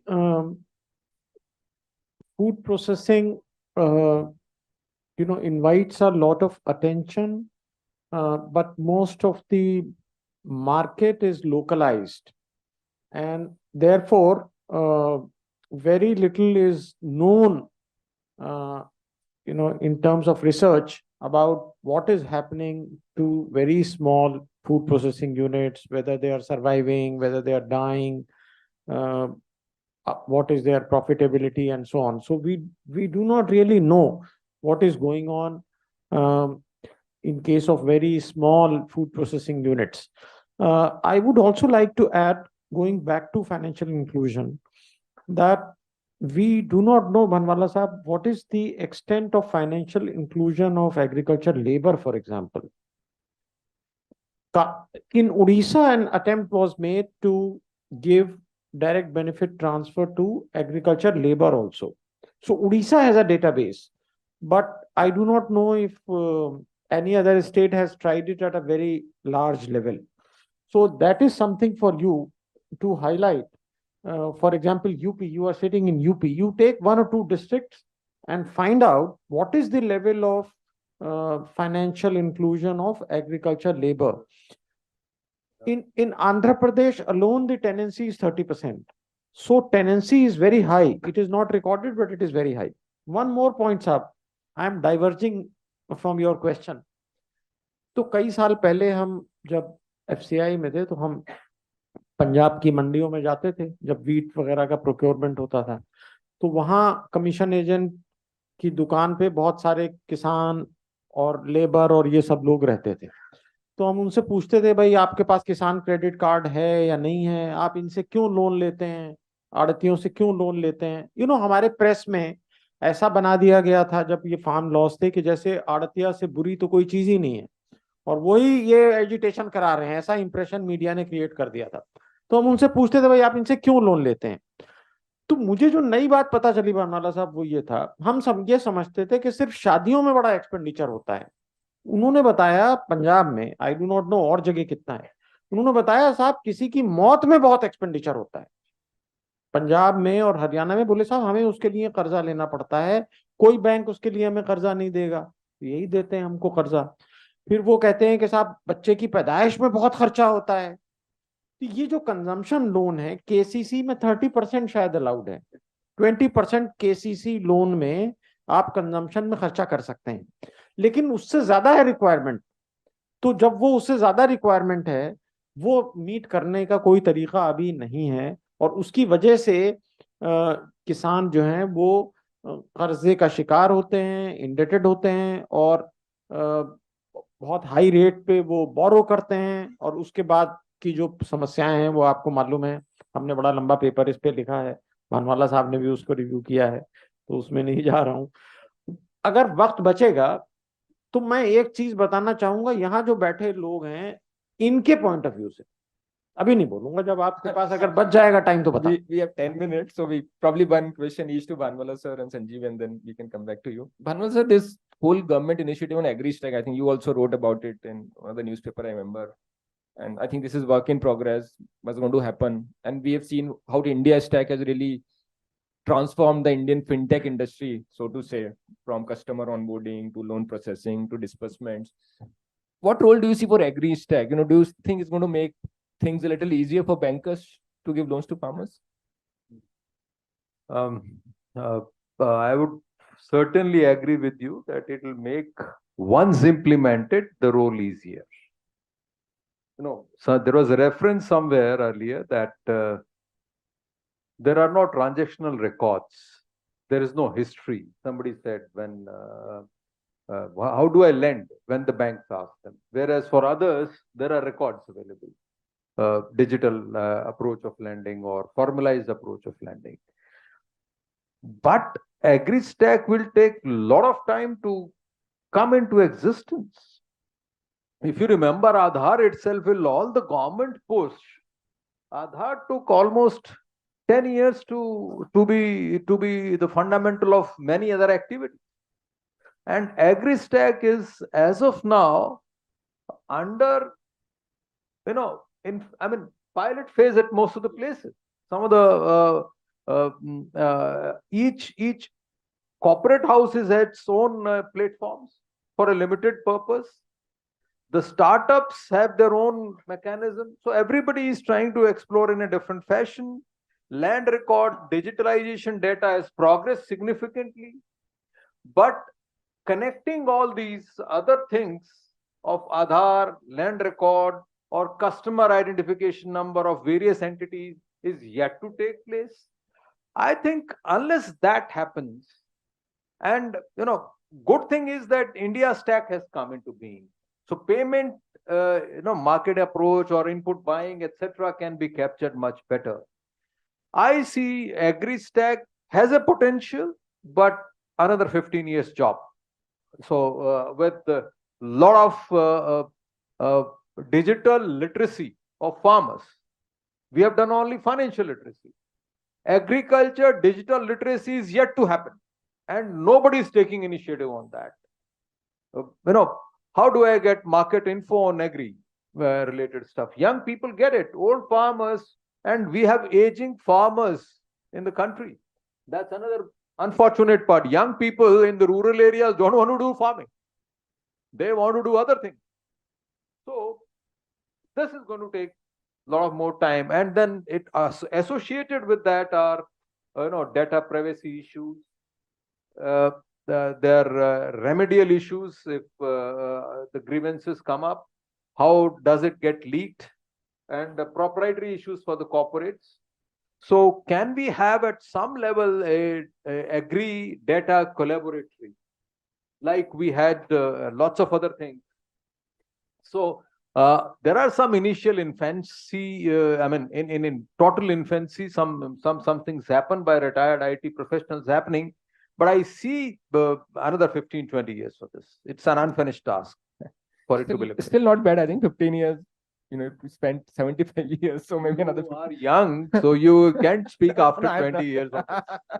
Okay. No, I think let's see it as a positive thing that we're going to solve a large problem in time to come. So thank you, sir. Sanjeev, taking on from where Bhanwala sir finished, is digital literacy.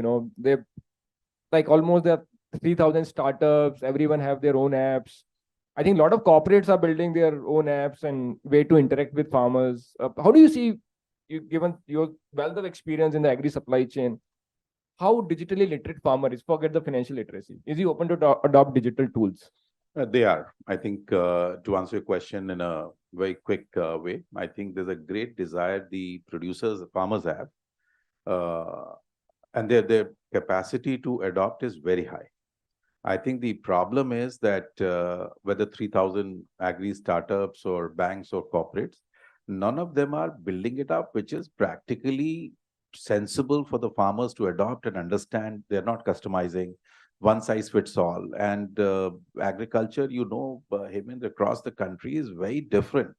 The levels of the farmer literacy, the understanding, the perspective, the age factor, and so you need customization. You need a lot of we are willing to customize it statewide in the urban areas, everything. Whether it's in the language form, the product that we offer, there's no uniformity in terms of the way it's being offered. But that, because of the very dispersed state of, more than 6 lakh villages, different states, languages, etc., I think it's a challenge. So, but one thing I'm absolutely certain about, the capacity of the farmer to make very informed economic decisions is amongst the best. I think the question is that the tools available to him are still not up to mark in which he's able to make that. And I think the challenge lies with, again, everyone who's sitting here on the dais as well, and stakeholders, including NGOs and all those 3,000 agri startups, that they need to learn to make it customized and make a sensible solution. Absolutely. Even my experience says the side, farmers love to watch, they like video to voice, they like voice to reading, do we really understand? And as sir mentioned, language, vernacular is the way to go. And that's where I think a lot of personalization would be needed. I think we are toward the end of the panel. I've got a check from the organizers. So Siraj sir, last few words. You had some few words for the audience. नहीं, वो हम जो कहना चाह रहे हैं वो हमारे जैसे लोगों के लिए है. अभी साहब, आप बाजार में कोई वाइट गुड लेने जाइए तो वो कहेंगे आपसे कि आप क्रेडिट कार्ड पे लोन ले लीजिए साहब, 3 महीने की इंस्टॉलमेंट होगी और इंटरेस्ट फ्री होगी और आपका फायदा हो जाएगा।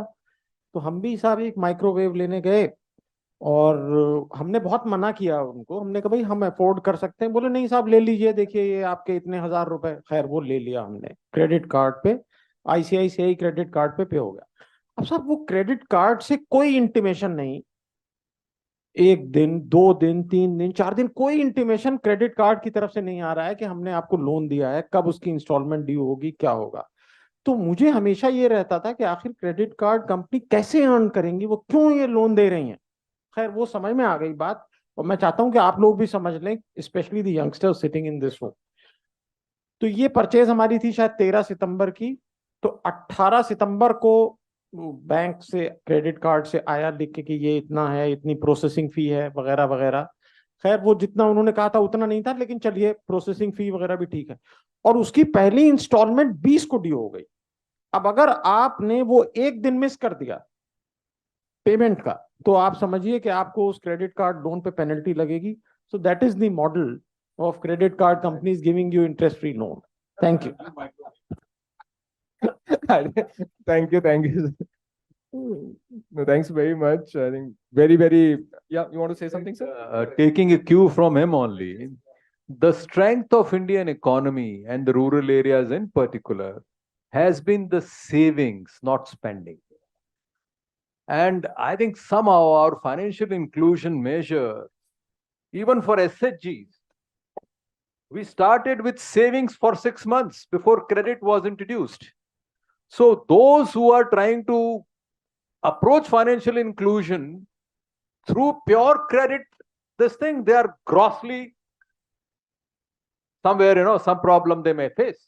I'm not using a very strong word. But at the same time, we need products for credit which are differentiated and customized for farmers and rural people. And don't think of farmers just as farmers. They have lots of other. Thank you. Great, thank you. Thanks very much. A big round of applause for all the panelists. Praveen, do we have time for If we have question any answer? question, couple of questions we can take if there are any slips. Anyone wants to Questions, ask also. remarks, comments? Any comments or any Any suggestions? questions? Because Anyone we wants to- circulated some slips, question slips. So volunteers, can you collect if anybody has any questions from the panelist? Or we can, of course, take it offline when we are having our lunch, or right now. We actually running about 10 minutes behind schedule. So we would like to proceed if there are no questions, and we will take it offline. Yeah, please. Sonali, Thank can you. go ahead. Okay, so thank you so much.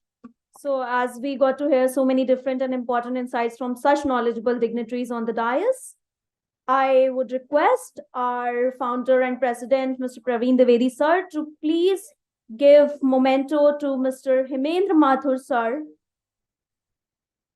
Sir, please. Who was the moderator, who is the chairman, Picky Task Force on Agri Startups and co-founder ThinkEdge. Please, can we have a photograph?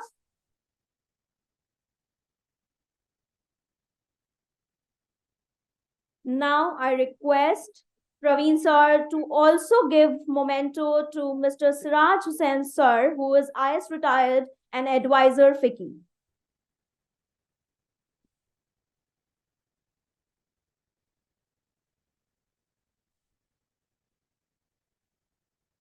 I humbly request Mr. A.K. Singh sir to please join us on stage and present the memento to Dr. Harsh Kumar Bhanwala sir, who is senior advisor, ex-chairman NABARD.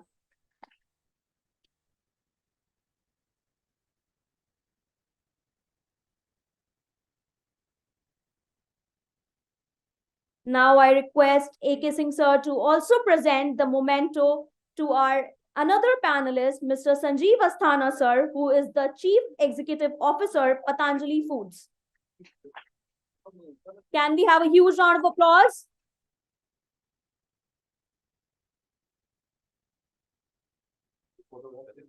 Okay, now we will have a group photograph. I request all the dignitaries to please stand and pose for the same. Sir.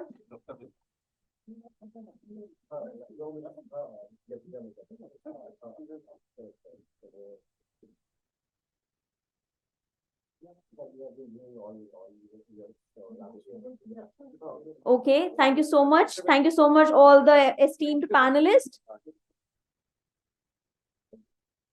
So I think without any further delay, we are already 10 minutes behind schedule because we have a couple of our eminent speakers on the virtual side. So may I request our next panelists, line of panelists for the youth panel to be on the dais. So Sonali, you can invite. I'll be. Yeah.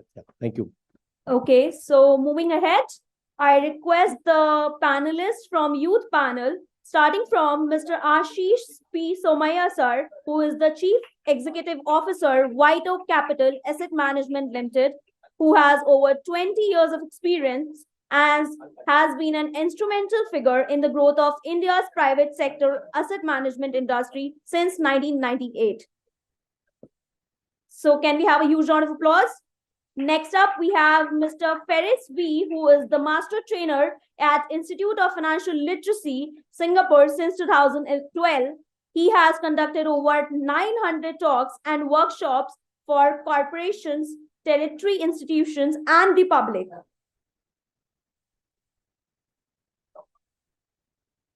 Next up, I would request Mr. Shivam Batham sir, who is Senior Assistant Vice President in West India. Prior to West India, he worked at Deloitte and Revo Equity. Sir, we welcome you. Please give a huge round of applause. Next up, I request Mr. Apala Saikaran, who is the founder and CEO of Scope, a community that connects startups with investors and mentors. Today, Scope has partnerships with over 20,000 angel investors, 7,000 plus VCs, and 200 family offices, helping over 400 startups raise funds. Mr. Apala Saikaran, thank you for joining. Next up, I request the moderator of the panel, CS Trupti Kapadia ma'am, who is a CS and also a trainer, a senior trainer at Evoke India. She has 17 plus years of experience as company secretary and qualified lawyer.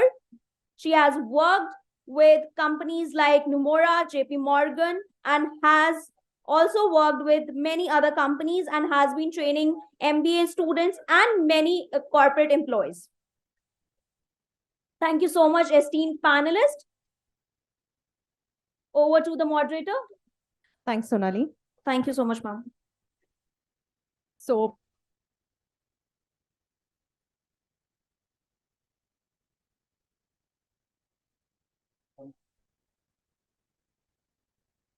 very good morning. Hi, namaste. Formally inviting all the dignitaries for this wonderful session and a brainstorming discussion on youth leveraging financial inclusion for harnessing demographic dividend. Now, in Mumbai, when flurry of such heavy words come our way, we end up saying Lai Bhari.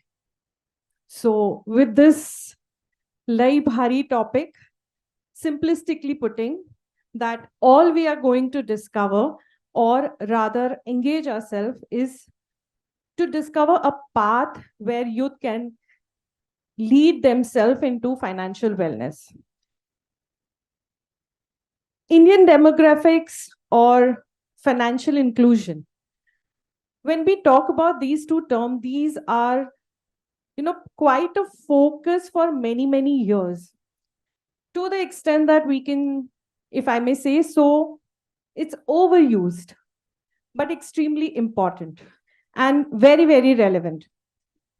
Talking about Indian demographics, which is so unique that most of the companies across the world bet on its growth story.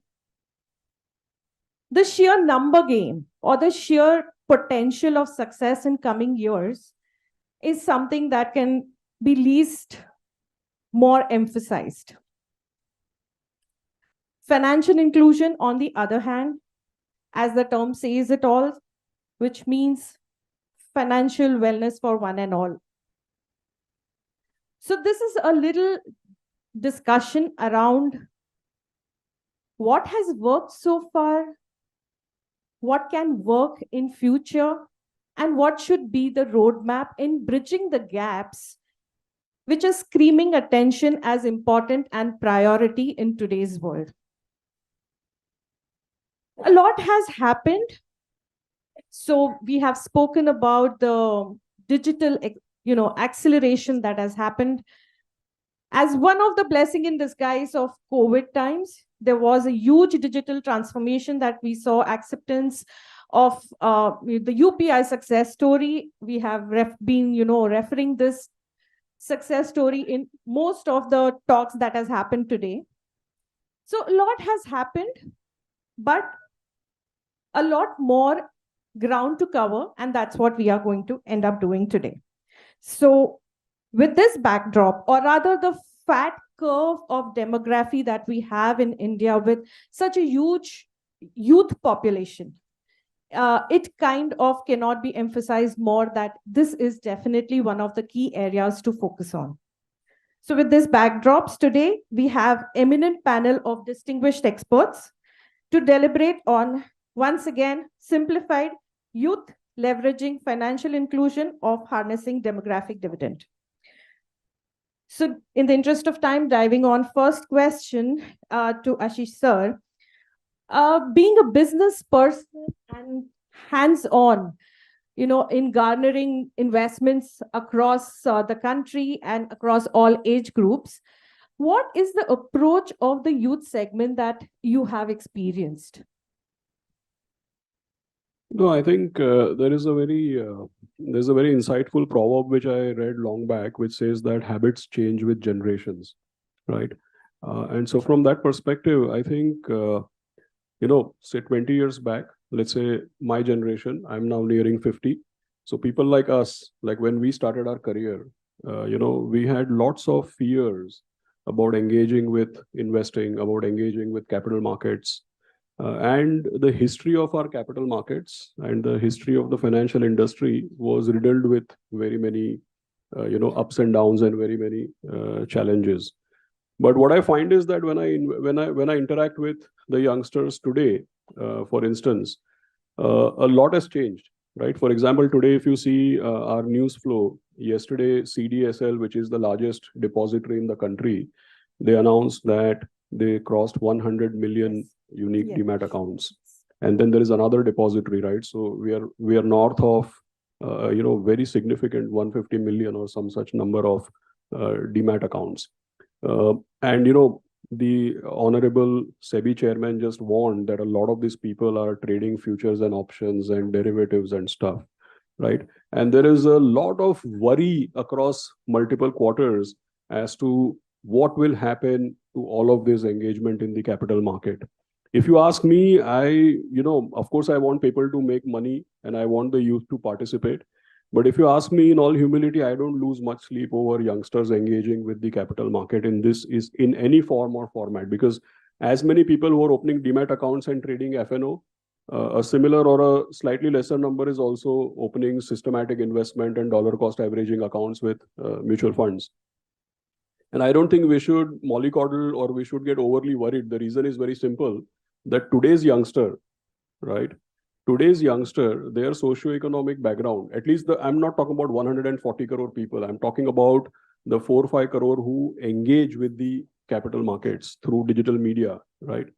The point is that the socioeconomic background, the education level, the attitude towards life, the country called India that they have seen versus what I have seen. I have always seen a capital deficit country, not any longer. So their approach to risk, their socioeconomic background, their educational level, risk tolerance, everything is very, very different, right?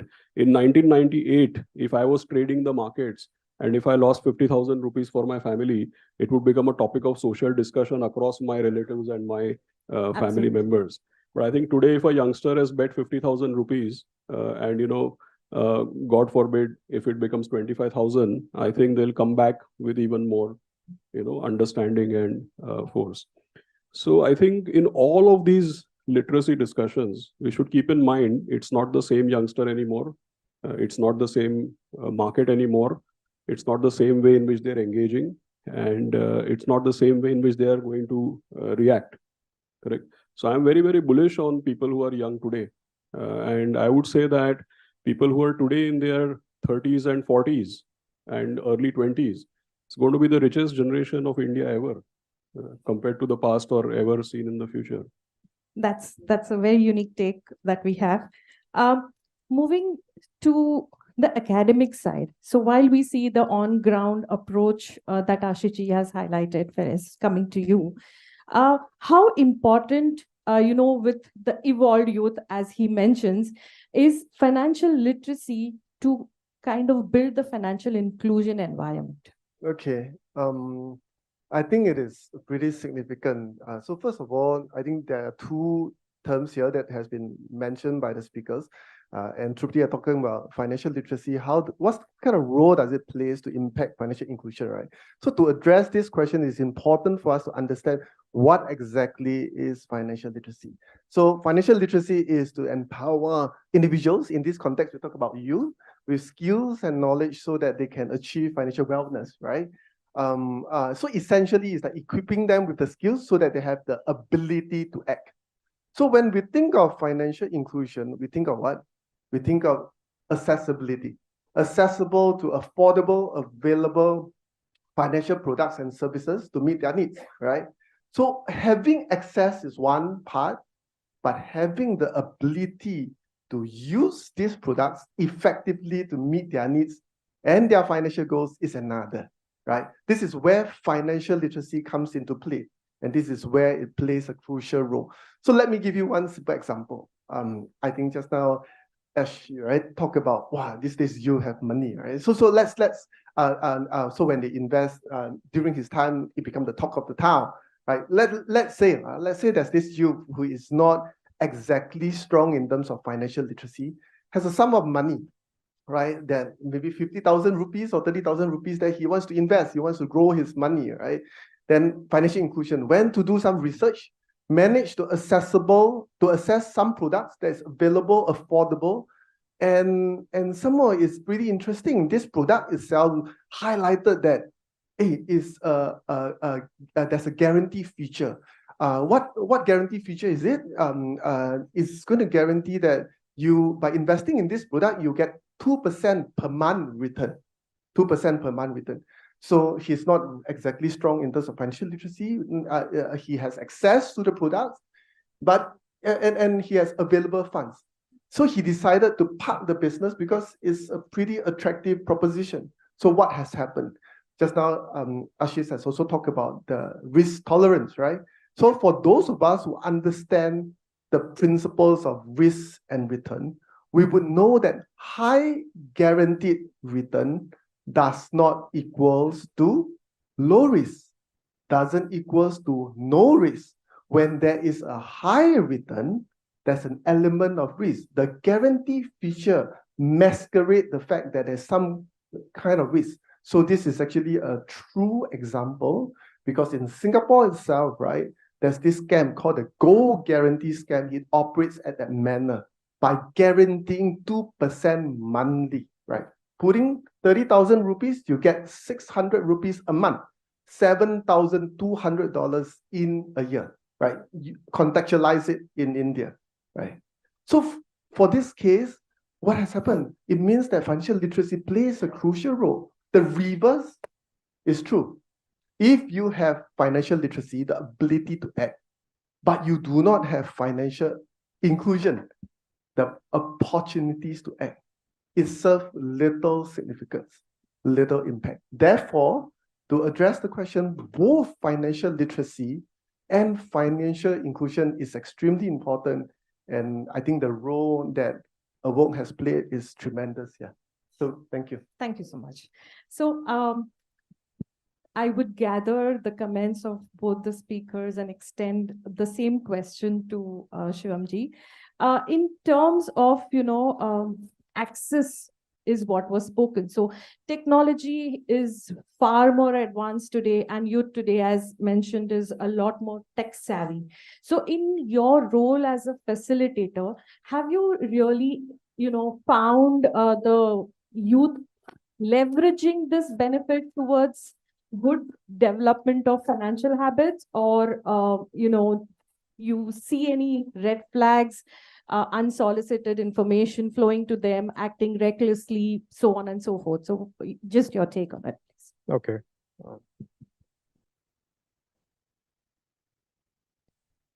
Hello. Yeah. So first of all, thank you for the question. I think technology in today's world has become all pervasive. I mean, we cannot escape it. In everything that we do in day-to-day lives, we cannot escape the fact that we are using technology in some way or the other. And to give you a profile of the youth in today's time, right from the time when one's born, they are subjected to technology. You see a 2-3-year-old baby, he's put in front of YouTube and internet just to pass the time while the parents can relax. As and when he grows old, like let's say 5 to 7 years of age, he becomes inquisitive. He starts asking questions that, how is this thing done? How is that thing done? When is this thing done? Where is this thing done? So he starts using internet to answer those questions, or YouTube again. And as in when the youth gets into the teenage, so then again the questions become more complex, and then he starts engaging with the internet in a more different manner.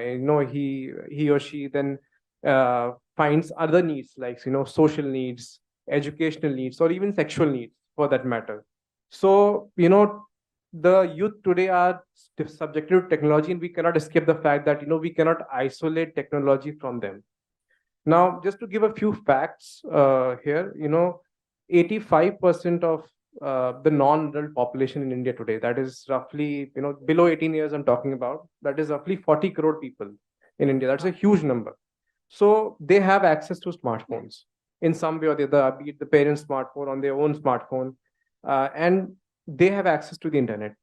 And roughly they're spending 4 to 6 hours in a day accessing internet or accessing social media in some form or the other. And youth in India have, because of that, there are good consequences also, and there are bad consequences also. The good consequences are that, they are well informed about the global affairs today. They are well informed about what is happening in India and other parts of the world. They have a more balanced approach to issues rather than a one-sided approach. The bad thing about the too much access to technologies, obviously mental and physical health hazards. Then there is, easy persuasion on the internet, false news, etc. And if we see the generation that is today, that is below me, or 2 generations below me, they are very aspirational in nature.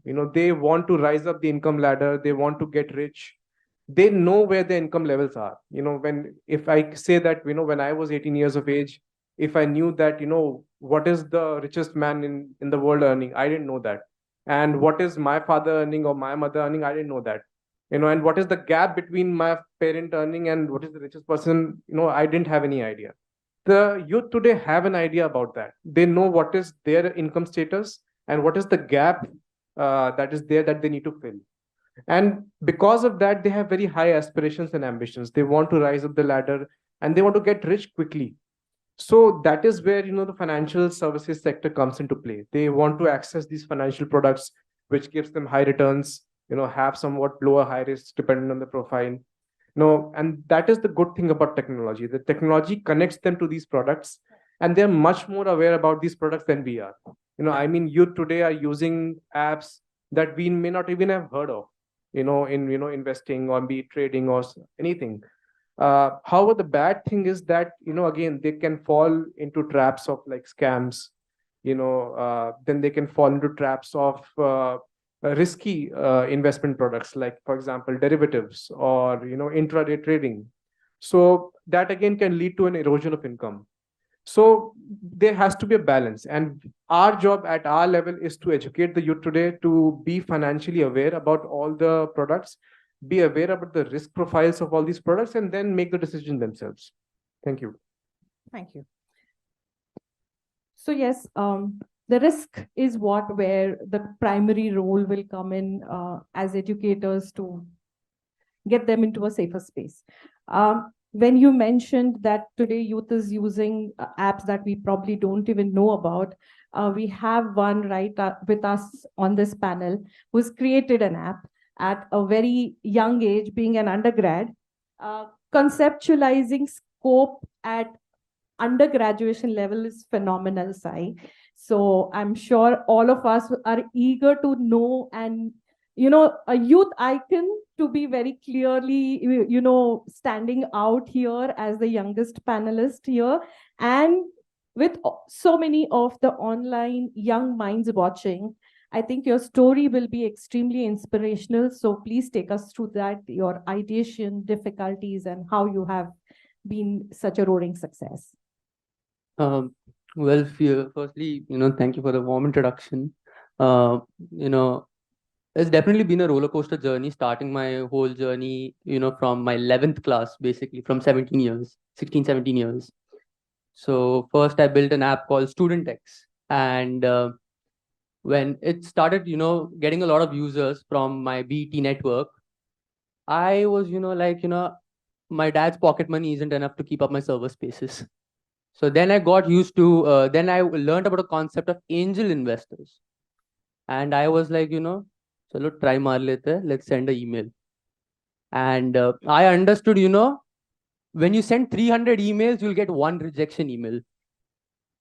So that was the ratio. Yes, to bhuli jo. So when you send, 300 emails, you get one rejection email. And I was, trying to understand why is it so tough to, get a response from an investor. So then I started, reaching out to investors and asking them. Then also I did not get a response. And I was frustrated. And I was trying to find a breakthrough in this whole investors and startup network, where, I started podcasting with these guys. When, सीधी बात नहीं काम करती, you should figure out a way, what interests other people. And people love talking about themselves. Okay, so I was like, let's podcast with them. So I started podcasting. I set up podcast, for 1 hours.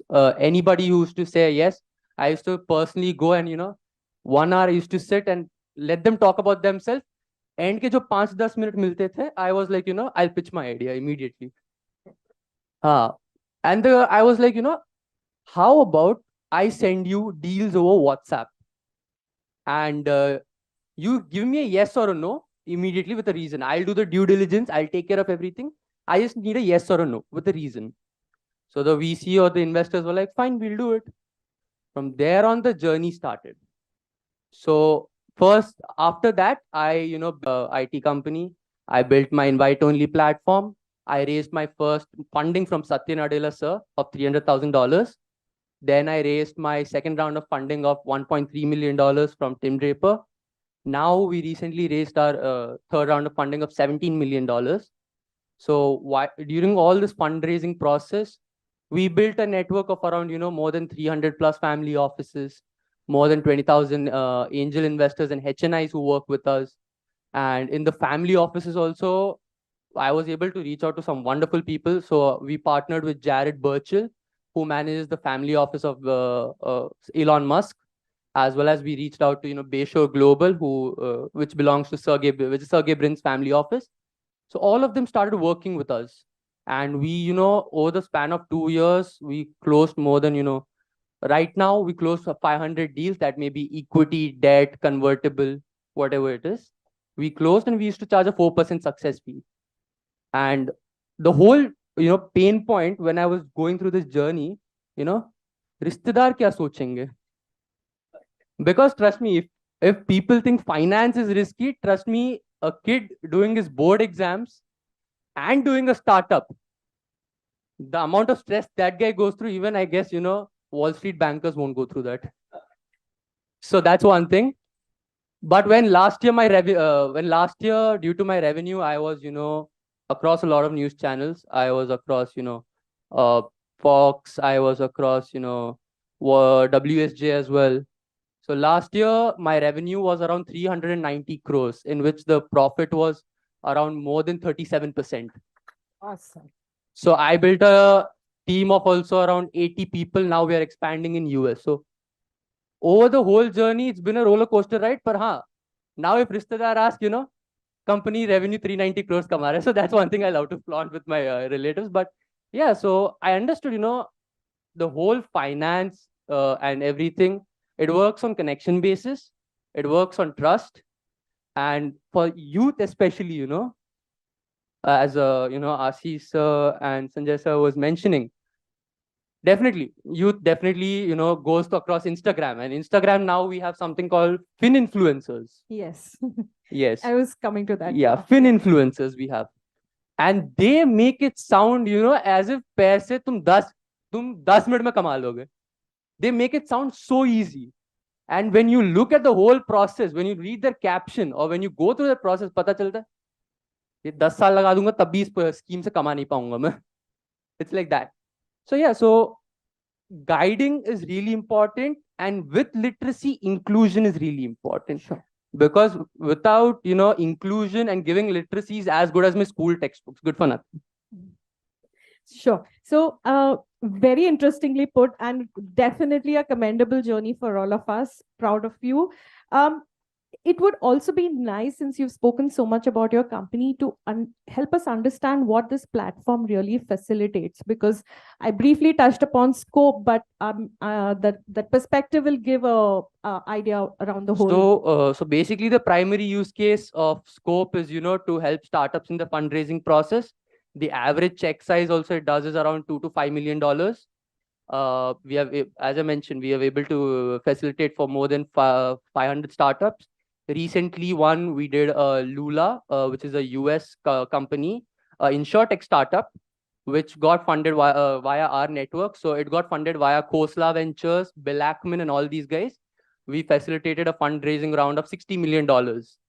And that's the primary use case. There are other services like portfolio management and everything. But the primary use case is, startup fundraising. And we also have tie-up with Motilal Oswal. We built a network with them to, work with pre-IPO companies as well. So that's basically the whole gist. Super. Great. Thank you so much.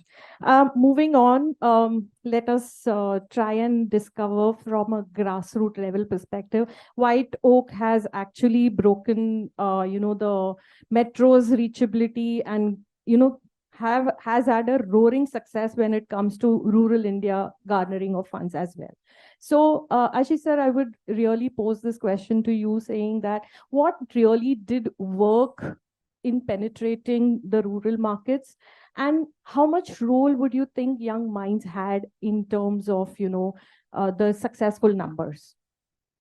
Yeah, see, it's like this. If you were to set up a mutual fund company or an asset management company, say 10 years back, right? Generally speaking, you would start with 8 or 9, the top 5 metros, and maybe Hyderabad, Pune, Ahmedabad, something like that. But over the last, at least the last 5 to 7 years, what one has seen is that 2 things have played out. One clearly is that everything is digital, right? So today, for example, if you were to read about a mutual fund, you watch a YouTube video or you read something on the internet or on social media, it takes flat 30 seconds to become a customer, correct? So I think what has happened is that the digital medium has absolutely made it democratic. The other important thing is that mutual funds itself is no longer a new concept. 20 years back, it started by telling people what is, stock market, bond market, and why, all those kinds of things. But today what has happened is that, the category itself is known. So typically when a category is not known, people will struggle to invest in the category and people will just settle for the big names. But when a category is better understood, people are more likely to become nuanced in terms of how they make their choices. And then over the number of years, I think at least for mutual funds as a category, it's become quite clear that ultimately what matters is what type of people you have behind it, and more importantly, can they perform, right? It's got nothing to do with big brands and institutions. Ultimately, if you perform, your brand will automatically get built. So I think these are the 2 forces which, so for example, we launched, we are probably the first asset management company which on day 1 launched with 52 branches or 52 locations across the country. Yes. It's counterintuitive because today asset management companies are saying we'll have no branches, we'll be only digital. But, you know, over long years, one has learned that the answer for anything is not or, it's always and, correct? Today, all the startups, everybody who had a digital first, foray, they all have physical locations. The largest digital broker in India just said that they'll eventually open branches. You know, the biggest furniture store online is now opening shops, but calling it experience centers, right? So the reality is that while digital is good for discovery, but ultimately the engagement, at least in financial services, I think you need to see people and talk to people. So I think there are multiple forces. I still feel that, customers have nothing to do with your distribution strategy, right? It's your choice. But the point is like this, that any distribution strategy you make, you need to be where your customers are. So I don't think customer gets any benefit if you brand yourself as digital first or digital only. I mean, how does it matter to the client? I mean, if you have a good product, you should be where your customer is. Customers clearly are showing a preference that, if you perform, everything is fine digitally. If you don't perform, to gali dene ke liye muh to chahiye na samne. Right. So that's the least that is needed. So I think we follow, combined approach and try to reach out everywhere and engage. I think, but a lot of credit is to the regulation and to the digital infrastructure, honestly. So yeah, mutual fund definitely is a much evolved space today. And of course, the old school fund houses also, the ones with network, had a much deeper and much focused reach. So yes, very well said, sir. Taking it forward a bit in terms of, the socio-economic factors, Ferris, how do you see it changing from a global landscape perspective? Wow. Social economic factors. First of all, I want to qualify, I'm not a policy maker. Okay. So we are saying that the dominant social economic factors that will impact financial inclusion, right? So ultimately, I think it's important for us to appreciate what is the purpose of financial inclusion, right? It's accessibility, but ultimately, what's the end goal? I mean, in my own perspective, I think it's meant to improve a person's financial well-being, a family's financial well-being, right? So then we have to dig in deeper and think about what are the elements that comprises financial well-being. So according to a training program, FCAP program that I learned from the National University of Singapore, they talk about there are 3 key elements that forms financial well-being. First, income sufficiency. Second, financial capability. Third, asset building. So if we were to break it down, right, you would kind of identify what are some of the key dominant social factors should be in place. Let's say income sufficiency. When we talk about income the sufficiency, you think of somebody or some families, if they have low income, they don't have regular income, it's going to be very difficult for them to plan. It's going to be very challenging for them to manage their expenses, to build assets, right? So if we think about that, what is important will be employment opportunity. Having access to stable employment, having access to progressive employment. Then the earlier panel, they talk about creating opportunities for the farmers, right? Then entrepreneurship will also comes into play, because the greater if the spirit of entrepreneurship, I'm very, very encouraged by Apala, is it? By the work that he's done. Because with what he's doing is not just creating an ecosystem, he's also creating jobs for people. And that's bringing in revenue, that's bringing in income. Second, you look at the component of financial capability, which have a component of financial literacy. And research has shows that with higher level of education, it associated with higher level of financial literacy. Then with that, education will be key. Then I think there are different ones who talk about technology. So technology has created a level playing field. You can practically learn anywhere. You can shop, you can grow with a click of a button, right? So technology is here to stay, and we got to see how we're going to leverage on technology. Then there's asset building. So asset building is a sensitive topic. When I say sensitive, why is that? So if you think it deeper, I think it goes beyond just asset. It goes, the soft factors would be the heart, creating a sense of belonging. Are there infrastructure in place? Are there policies in place that create that sense of belonging? So for example, right, a practical approach, I think in the earlier panel, one of the speaker was saying about home ownership or house or something like that. Yeah, right.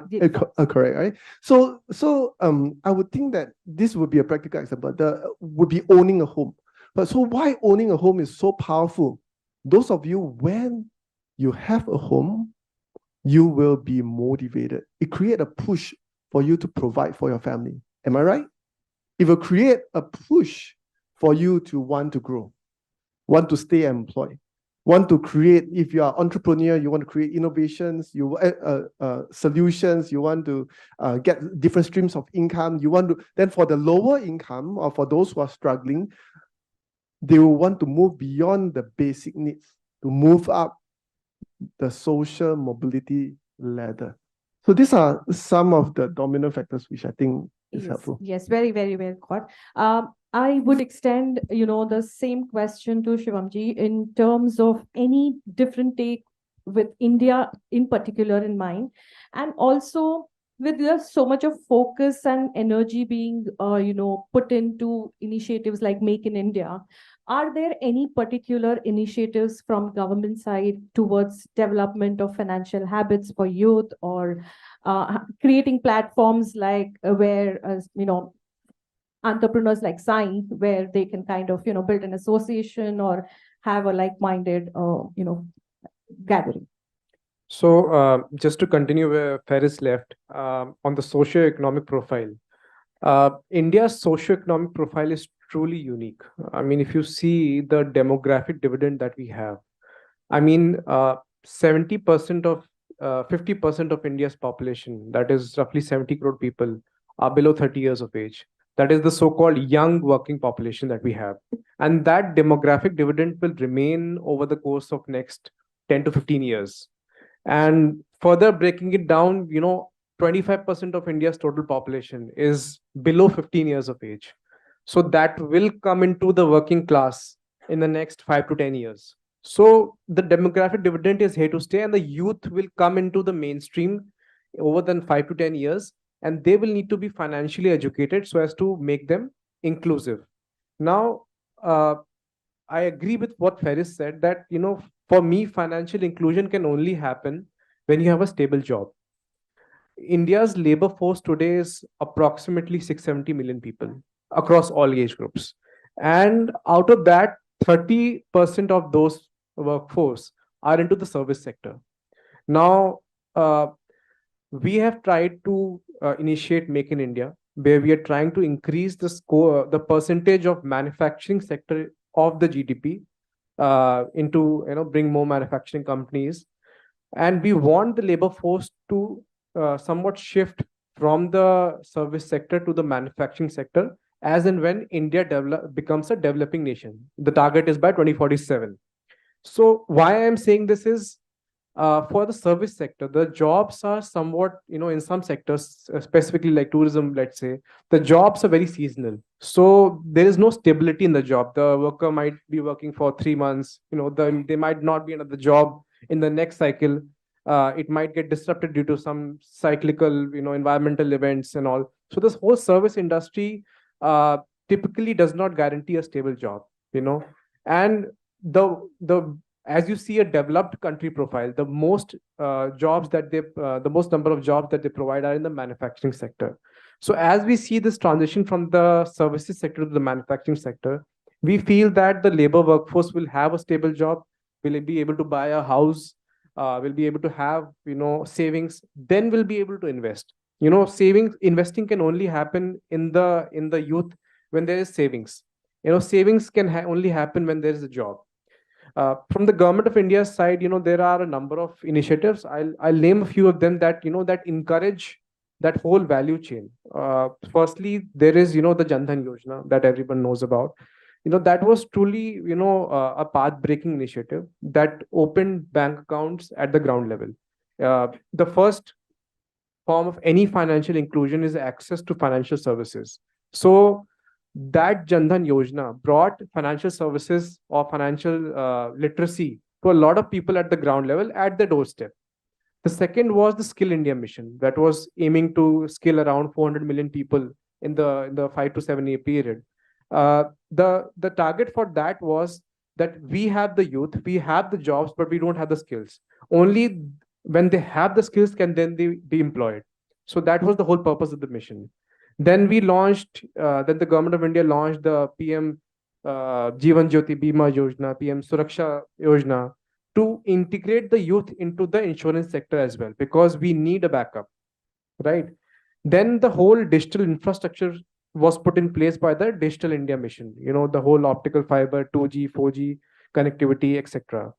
Then the game changer was the Bheem interface, which provide a payment gateway to all the UPI and the wallet apps that we see today. So a number of initiatives have taken place, and we see this, the whole digital stack for financial services industry being more integrated, with all the private sector and the public sector. As the previous session talked about the agri stack, so we have the financial services stack in place. So that will hopefully come up in the next 5 to 10 years, and that will integrate, put more financial independence into the hand of the youth. Thank you. That was insightful. So while we are discussing, the take on different initiatives of youth, the Young Mind Year, I would like to understand what has been your mindset in terms of your growth story every time you stumbled upon a showstopper or a roadblock. What kept you going? How did you navigate? And besides log kya kahenge, what else intimidated you? So besides log kya kahenge, a lot intimidated me. So first of all, money itself intimidated me. The field I was getting into, there is a lot of capital, there's a lot of dry powder. And if someone talks all that language with me, and when I get commitments, at the beginning, I was like, I was just scared because people were, यार मुझे खुद की pocket money जब मैं what you say Birla school Pilani when I used to study there खुद की pocket money 2000 थी per month and now we are talking about just a few more zeros being added. Yeah, just we're adding some more zeros behind that 2000, and it was a bit scary for me because I knew that when it comes to financial the whole financial landscape, reputation is everything. One small bad reputation, it can tarnish everything in the sector. So that scared me. After that, when I was just reaching out to VCs and everything in the beginning, a lot said we already have services, but the thing that scared me was all my friends were in that college zone. They were all speaking about I'm writing this entrance test, that entrance test, and I felt a bit out of place. I was like, am I doing the right thing? Am I taking the right risk?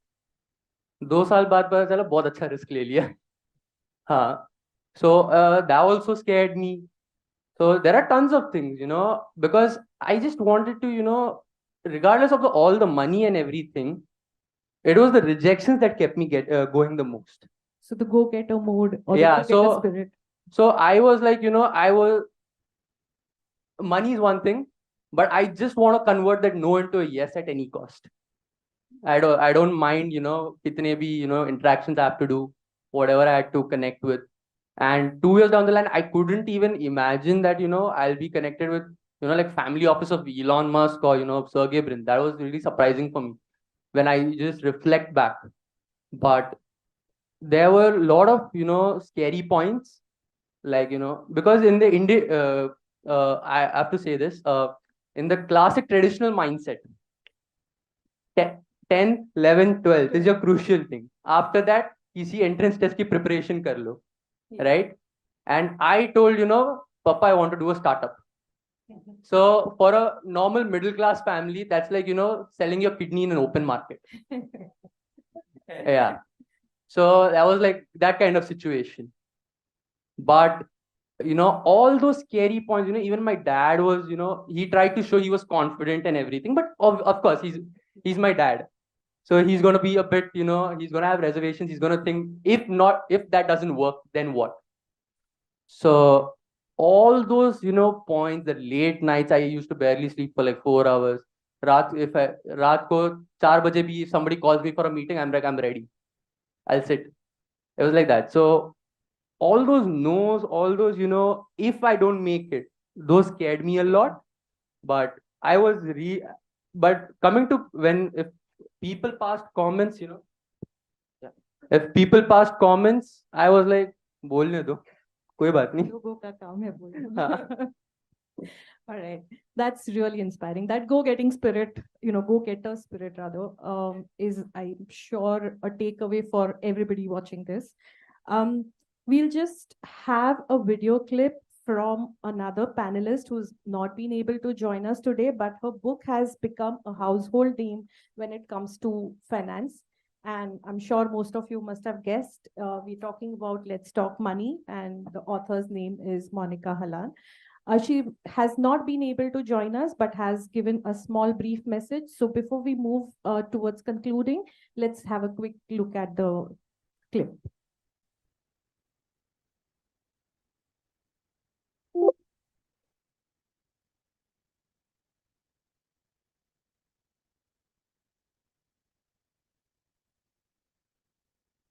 Namaskar.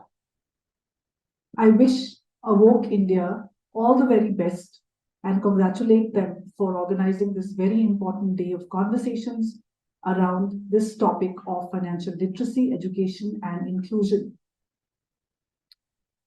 Financial literacy, unfortunately, is not taught in our schools and colleges.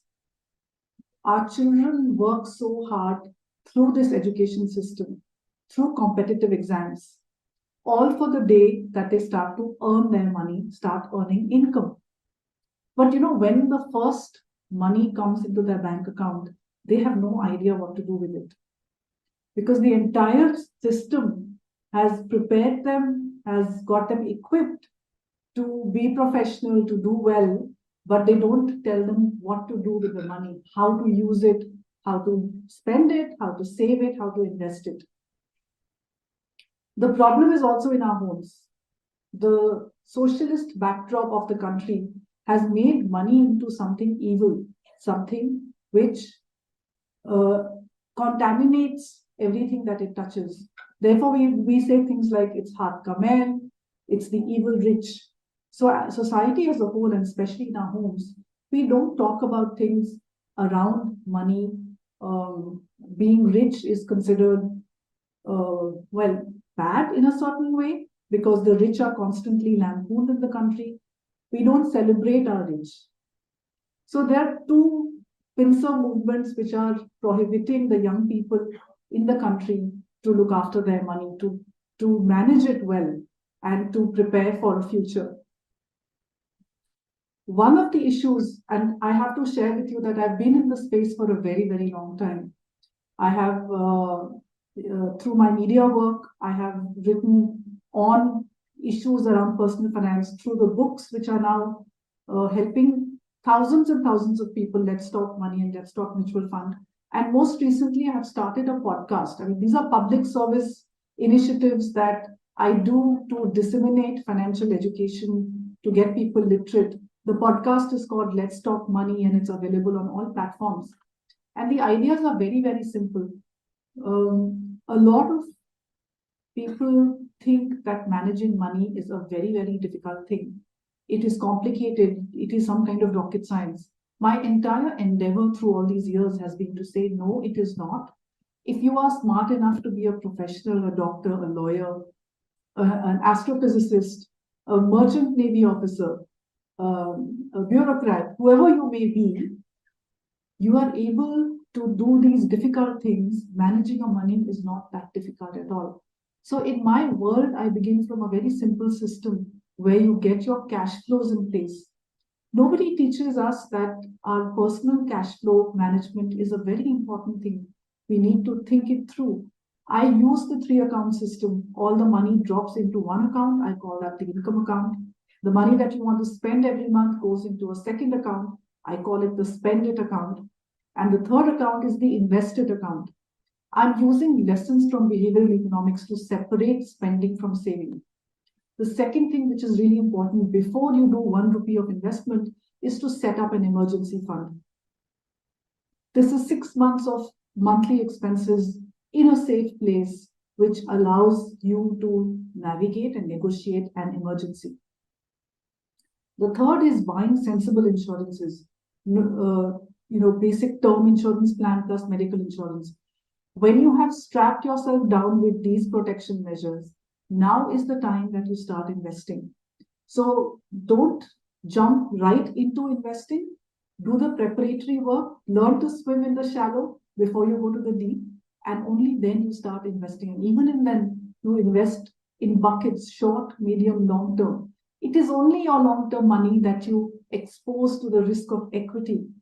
So a lot of preparatory work has to be done before we are ready to start investing. And I'm going to take this opportunity to give a very special note to the women out there. We tend to get so busy with work at home and work outside home that we tend to neglect this very important aspect of our lives, which is managing money. We hand over our money control to the men in our lives, whether it's a father, a brother, a husband, or a son. I want you to put on your money oxygen mask first. A woman gets empowered when she handles her own money. You can take baby steps. I encourage you to read Let's Talk Money. It's a real starting, simply written primer, which helps you get your basic money decisions right. So in many homes, this conversation that women try to have with money is difficult. I encourage you to empower yourself with some knowledge and then initiate the conversation. At the end, I only want to wish the organizers of this event all the very best. I wish I could have been there, but I am elsewhere today. I could not be there, despite wanting very much to be. I wish the event a grand success, and we are all partners in this effort to disseminate financial education and literacy and help people gain control of their money lives.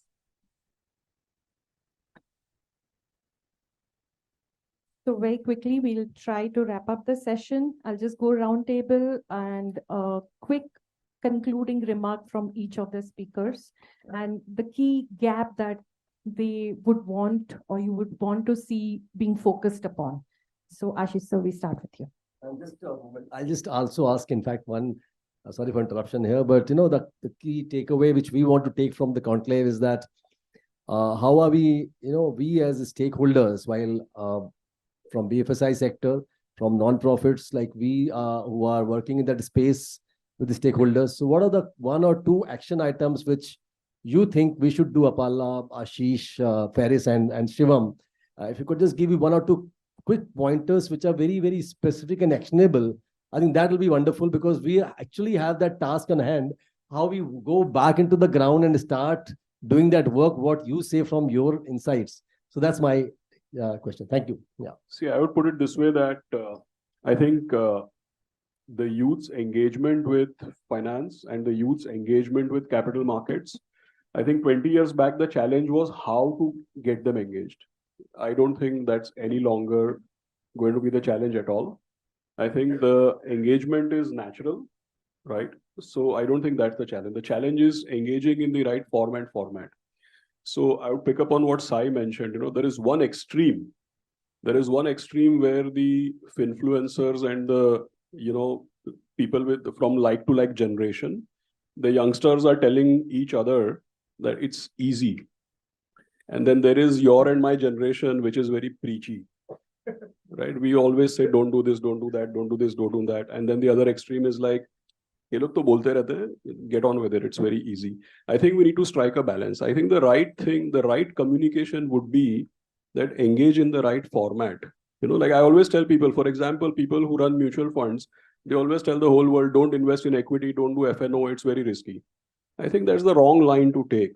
The point is you say, okay, don't bet the house, take risks which you can tolerate, right? And engage in an educated fashion, engage in the right fashion. I think there has to be moderation, right? I think that is the key thing. The messaging has to moderate. Informed decisions. Yeah. So basically, to sum up everything, for the younger my generation. For your There- There's one question also for you, Apal. I think I'll just say that so that you can put that also. What not to do as a young entrepreneur? Abhishek Tiwari has asked this question. Everyone has mentioned about what they should do, but what not to do as an entrepreneur. So maybe you can touch upon that also. Okay. So as a young entrepreneur, don't watch Instagram.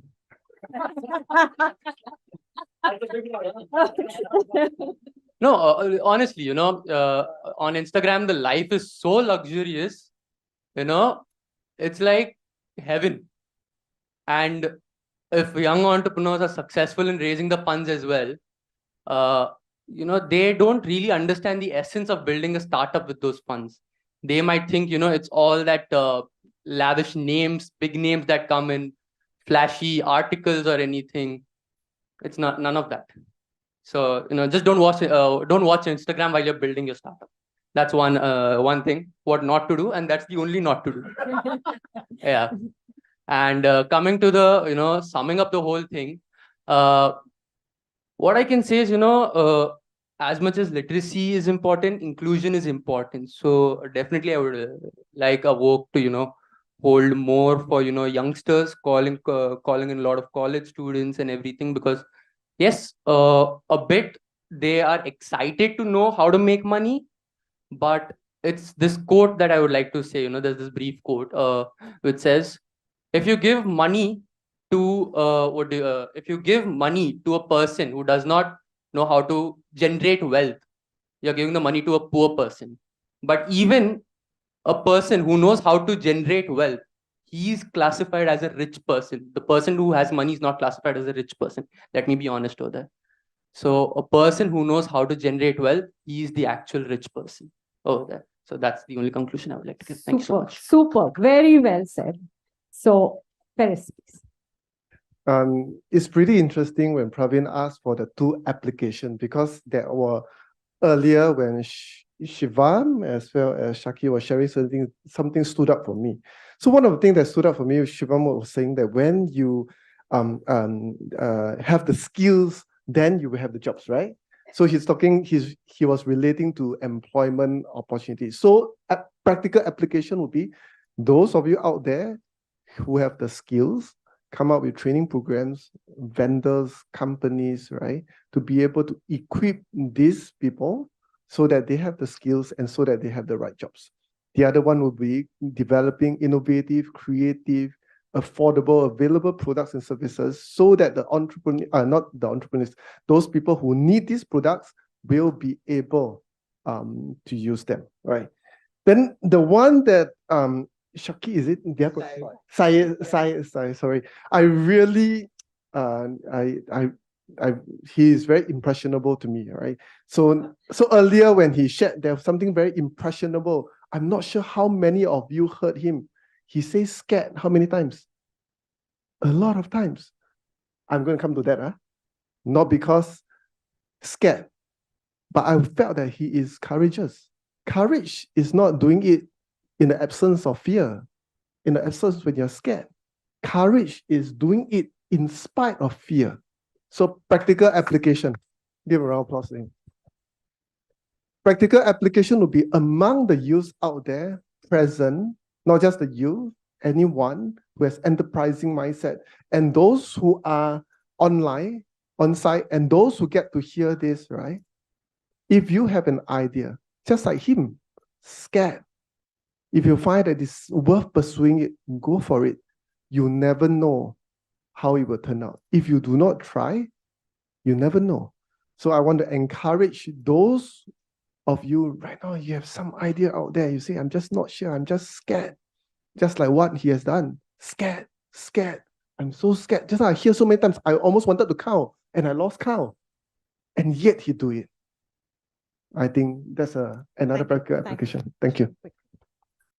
So I'll take a minute only to wrap up and finally give one recommendation. So financial inclusion and literacy, I think, is a gradual process. As the nation develops, you'll have more and more people into the financial mainstream. There are, however, disruptive events and technologies and products that take place over the course of time that, suddenly, take the curve up. There's a curve going around, and suddenly the curve comes up due to some event. You've heard of the Trinity, Holy Trinity, the Jam Trinity, Jan Dhan, Aadhaar Mobile. We have a new Trinity, in terms of disruptive events, it's called the JUC. So JUC means, J stands for Geo. Geo, when they introduced the mobile,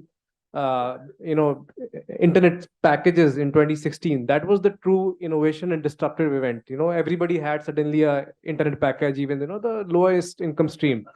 The U stands for the UPI. So UPI enabled that transactions to take place at the ground level.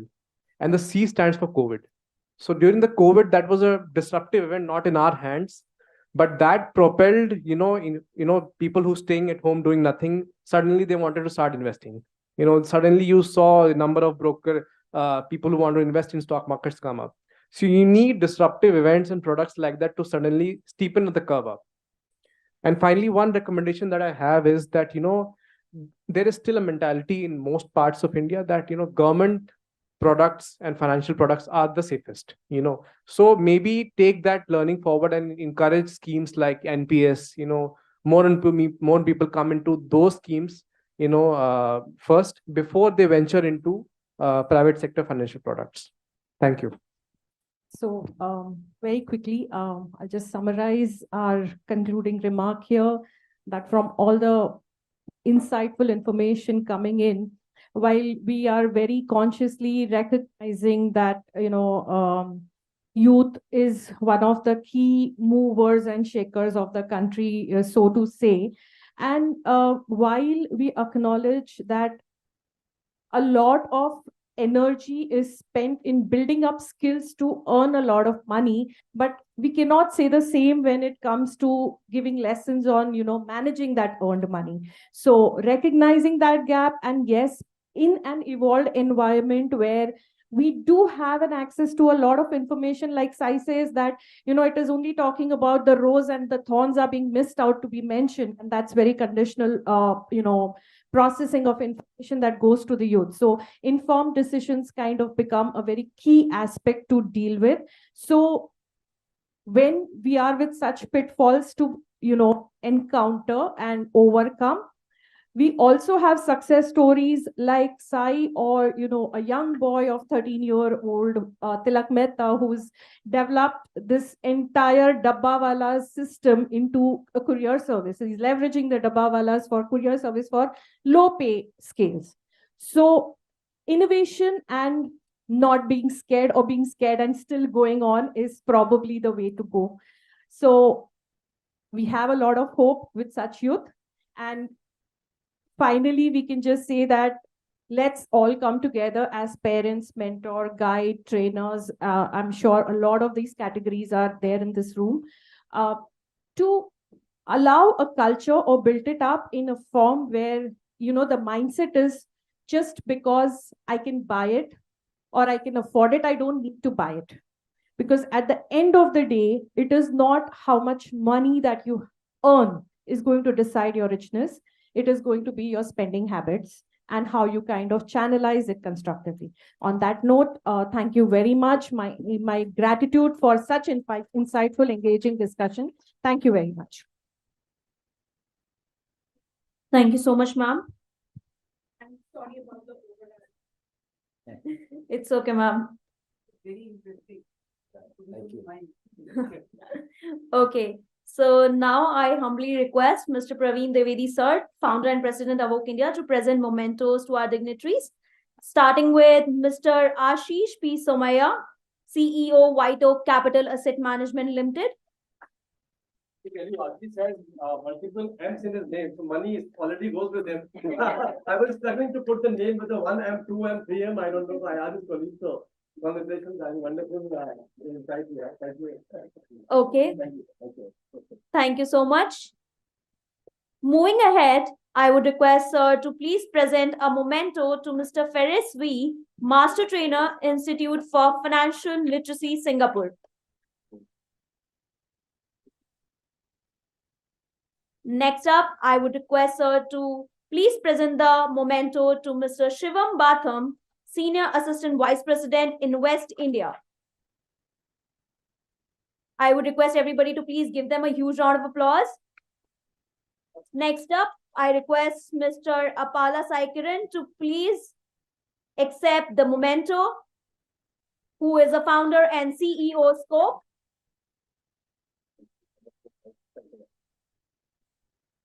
And last but not the least, who was the moderator of the panel, CS Trupti Kaparia ma'am, I request you to please accept the memento from Praveen Dwivedi sir, who is a former head of corporate secretarial Nomura, India.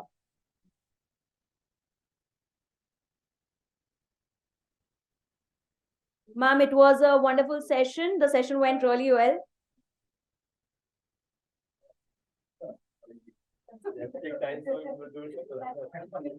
Thank you so much. Can we have a group photograph? All the panelists, please.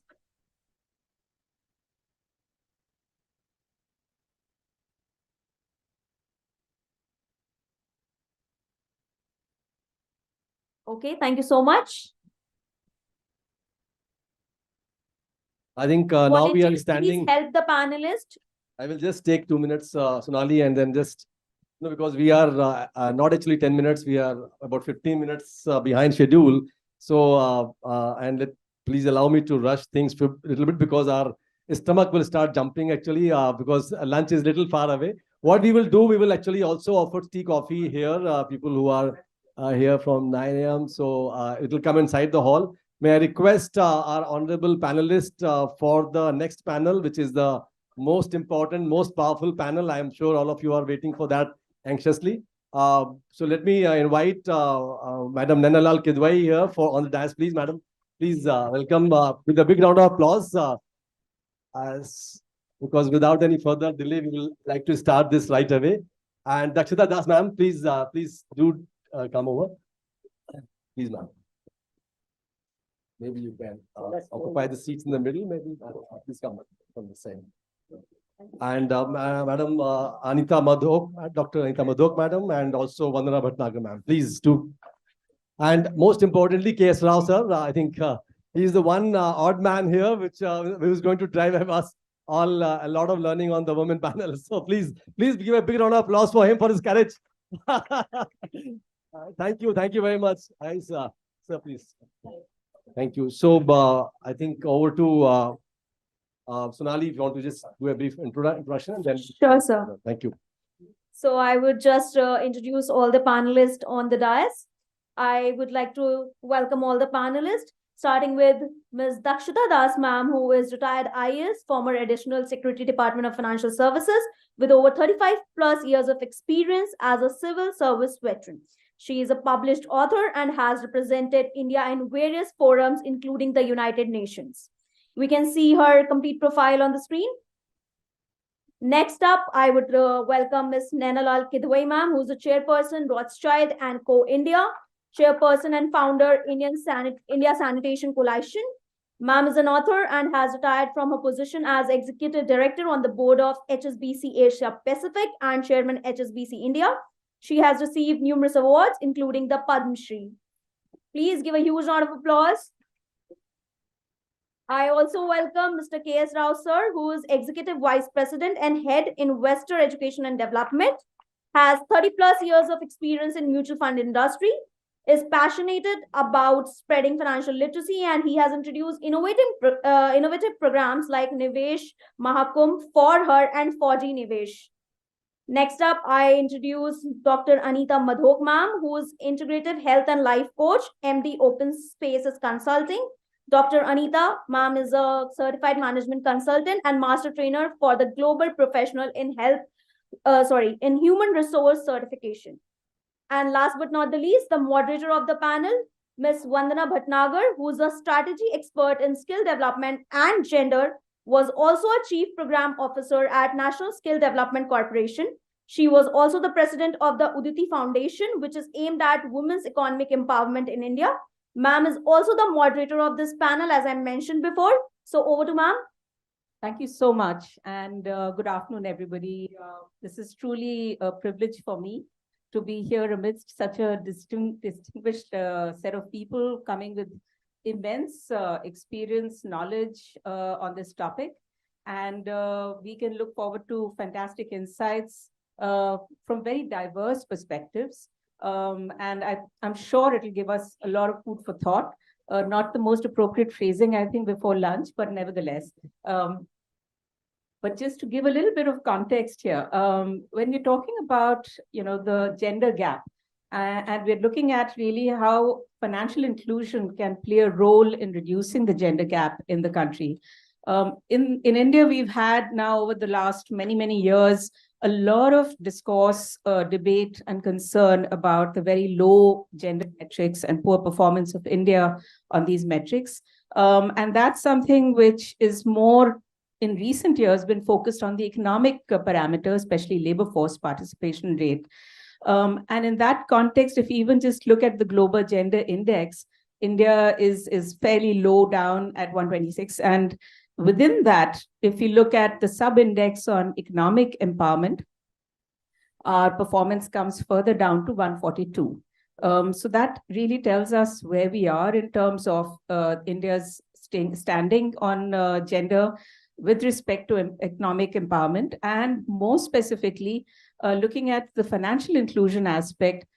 We've seen through multiple studies, initiatives, that financial inclusion can be a critical indicator and a determinant of economic empowerment of women. So under that, I'd just like to spotlight two data points in the last NFHS that was, bring out many aspects where the gaps are, but looking at two in particular, about half the women in the country only have money that they have a say on how it will be used. And 22.5% of women only are using mobile phones for financial transactions. We heard about, the whole push on digital mobile, but within that itself, we still are about 1/5 only of the women who are using those modalities. A host of factors, socio-cultural, political, policies, infrastructure, skill, education underlie these kind of numbers. And I'm hoping that we can unpack some of these factors through this very distinguished panel that we have with us.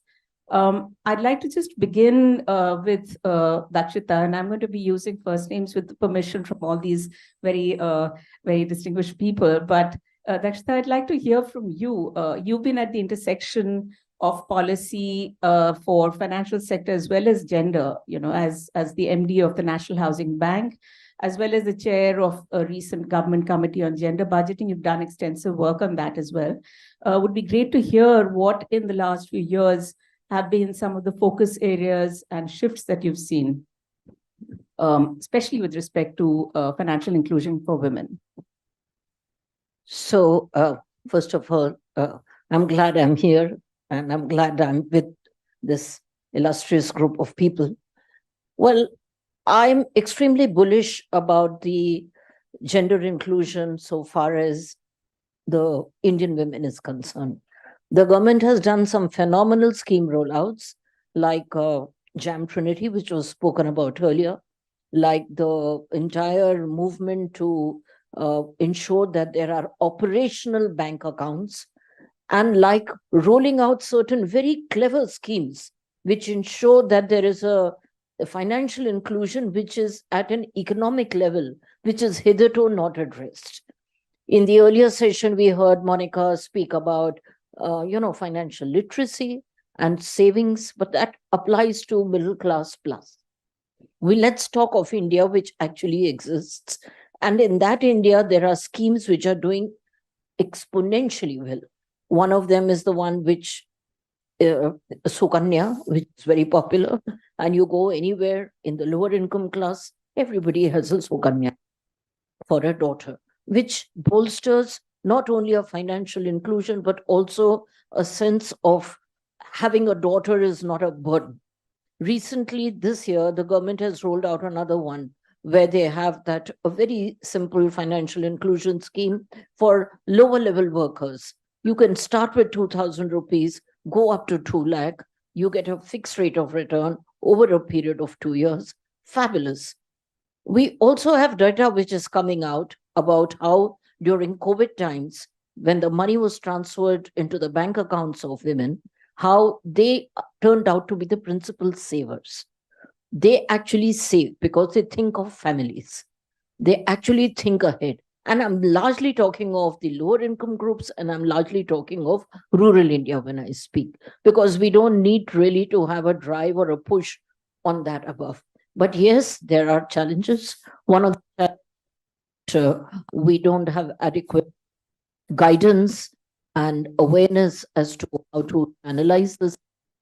So I think that school curriculums need to be redefined. And the other is, of course, the data and the non-availability of data, which we've also suggested in our report, that we need more gender disaggregated data to give a further push into this. But the next 5 to 10 years, we are going to find that there'll be a lot more gender inclusion than we are seeing, say, today, or than we saw in 2014. Thank you. And, really great to start on a positive note. But just moving on to you, Nena, you've had this amazingly accomplished career as a leader in the financial sector, and especially in your role at HSBC. You also had this strong focus on social responsibility and were associated with several grassroots initiatives. So, would be really great to hear from you a bit, on what you saw from your vantage position as a leader, as well as a kind of a mentor to some of these programs, especially Mandeshi and some of the others. What was working, not working, and what could be some takeaways from that? So thank you. And let me start by saying I'm absolutely delighted to be in the midst of such a great group, and I'm sure which is one that's going to articulate the issues really well. And Praveenji, always good to have you here, given our association at SEBI as well. So I want to start with a very important movement in the country, the microfinance movement, and why I believe that financial inclusion playing through that channel would be a great way to go. Way back in 2006, where microfinance was actually under a bit of a scanner and it hadn't really taken off, I saw, as you asked, at Mandeshi Bank by a very dynamic founder there, Chetna Gala, an effort where the women were in the process of borrowing money through more formal channels like the Mandeshi Bank, coming away from money lenders. The important input that she was seeking from us at HSBC, which we sponsored, was what she called she called it a management school. And what was that school? It was financial literacy. It was basically teaching illiterate women how to use very basic elements of finance, and more important, and I will link this in my intervention here, to digital access. So a simple woman taking a loan from Mandeshi Bank, then through the use of very simple tools of financial literacy and a mobile phone, now begins to sell her vegetables, not just in the Thela where she lived, but she's doing this at prices by using a mobile phone to check the mandis around. And before you know it, she's beginning to actually be a provider of vegetables to surrounding villages. And it came through her understanding of how to make money, and then also how to grow it, and using just that mobile phone in a way that worked. Simple tools, illiterate woman, and look where it took her. I saw the same thing through a petticoat maker. She was a simple tailor making petticoats for her village. And with these very simple tools, the same, access to a phone, basic financial literacy, she was then had 20 people working for her, supplying petticoats to surrounding villages. So that journey can happen like magic. So how can we ensure that it happens? And I think the good news is that today, at least the struggle to prove that self-help groups and microfinance works is no longer there. We have a very successful National Rural Livelihood Mission. Nearly 4 lakh self-help group members have been trained as community resource persons. So government very actively looking at women to train women. So, the Pashu Sakhis, Krishi Sakhis, Bank Sakhis, Bima Sakhis, all of this, big Poshan Sakhis, and all helping in the implementation of the mission on the ground. And this mission has mobilized 87 million women from poor and vulnerable communities into what are 8.1 million self-help groups. Self-help groups being collections of women, 8 to 10 women. So in the same vein, I saw through Seva, who I've been closely working with, and there in Anand district through COVID, and I think that was raised at the last panel, how COVID was a real important game changer. Again, women in this case with newly acquired digital skills were able to share photographs of their products online, create WhatsApp groups, and use Paytm to buy what they needed to make the products and also to sell. So again, this financial inclusion and digital become very close and very good together. So the challenge for us is, on the one hand, we have now collectives of women we can train. That's fantastic in terms of hope. I think the challenge is to provide that a little bit more digital literacy, but even more important, the digital tool of a phone in their hands. There's no point us having internet everywhere without that access. And sadly, the statistics still show that a girl child is less likely to have access to that phone. The boy will have 1.5 times likely to own or have access, forget owning, have access to a phone. And if it's a smartphone, then 1.8 times. So the boy twice as likely to have access than the girl. So we have to work on this. There's no point having internet and training and talking financial literacy and the digital aspects of it without that access. So I'm glad you raised the NFHS survey. It's showing some progress for women in terms of course, bank account, 80%, fantastic. We've certainly seen land ownership improve as well. So women are becoming more important in the household decision. But it's still not where it needs to be. And I think that is where we have to work at making sure that women who manage money really well at home, that they now have a say in the way it is spent. And rather than having to keep hiding it under mattresses and carpets and away from husbands who might otherwise spend it away from the family. So I think I'll just end here to say that I have a lot of hope. We have all the right tools down at the bottom of the pyramid to take this forward. And if we can ensure this digital access, simplify account opening so it isn't looking threatening. In fact, in that Seva example, we began to provide loans to women through banks. But to get the women to go to the banks was not the easiest thing. They felt threatened, they didn't feel they were helped, they were uncomfortable walking into the bank to raise the money that we had lined up for them. Just simple account opening becomes quite a major issue. We need to give them more economic power at every level. And I think really open the training that we provide so that they have comfort dealing with the tools we provide them. Thank you so much. I mean, that was really very, very useful to have that very detailed perspective. And looking at even the mobile access, I think in recent elections and announcements, several states have also done these kind of schemes of giving mobile phones to women.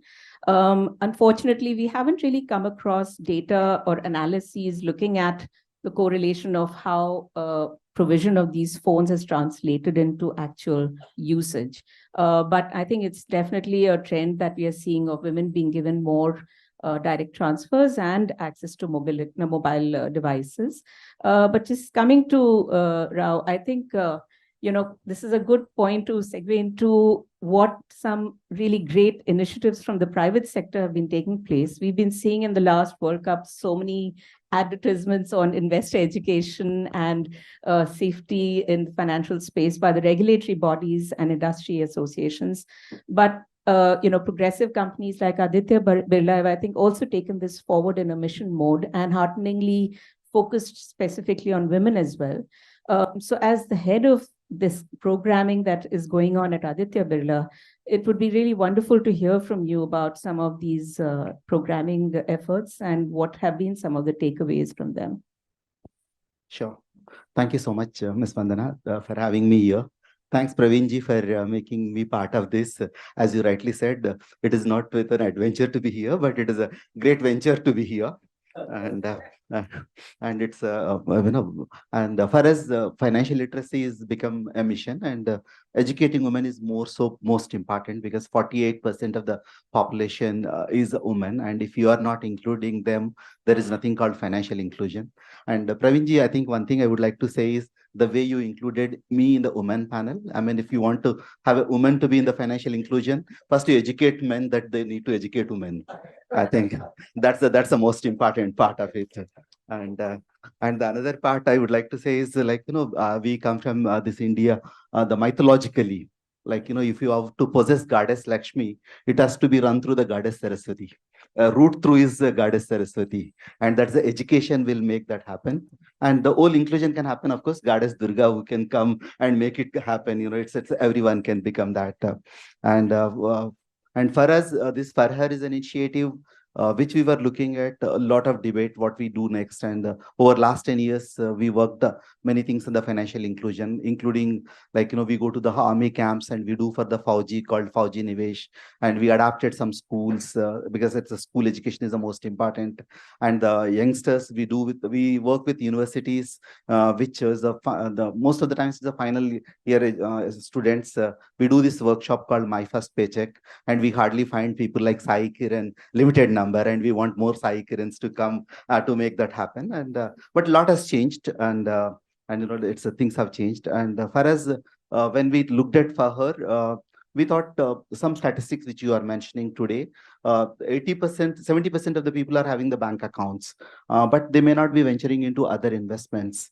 And how we can get there to get back to the investments. And when it comes to the finance, I think Monica was talking earlier, and it's a finance is always personal finance. And for each of us, it's very different. There's a person before the finance. We can't adapt the same thing to everyone.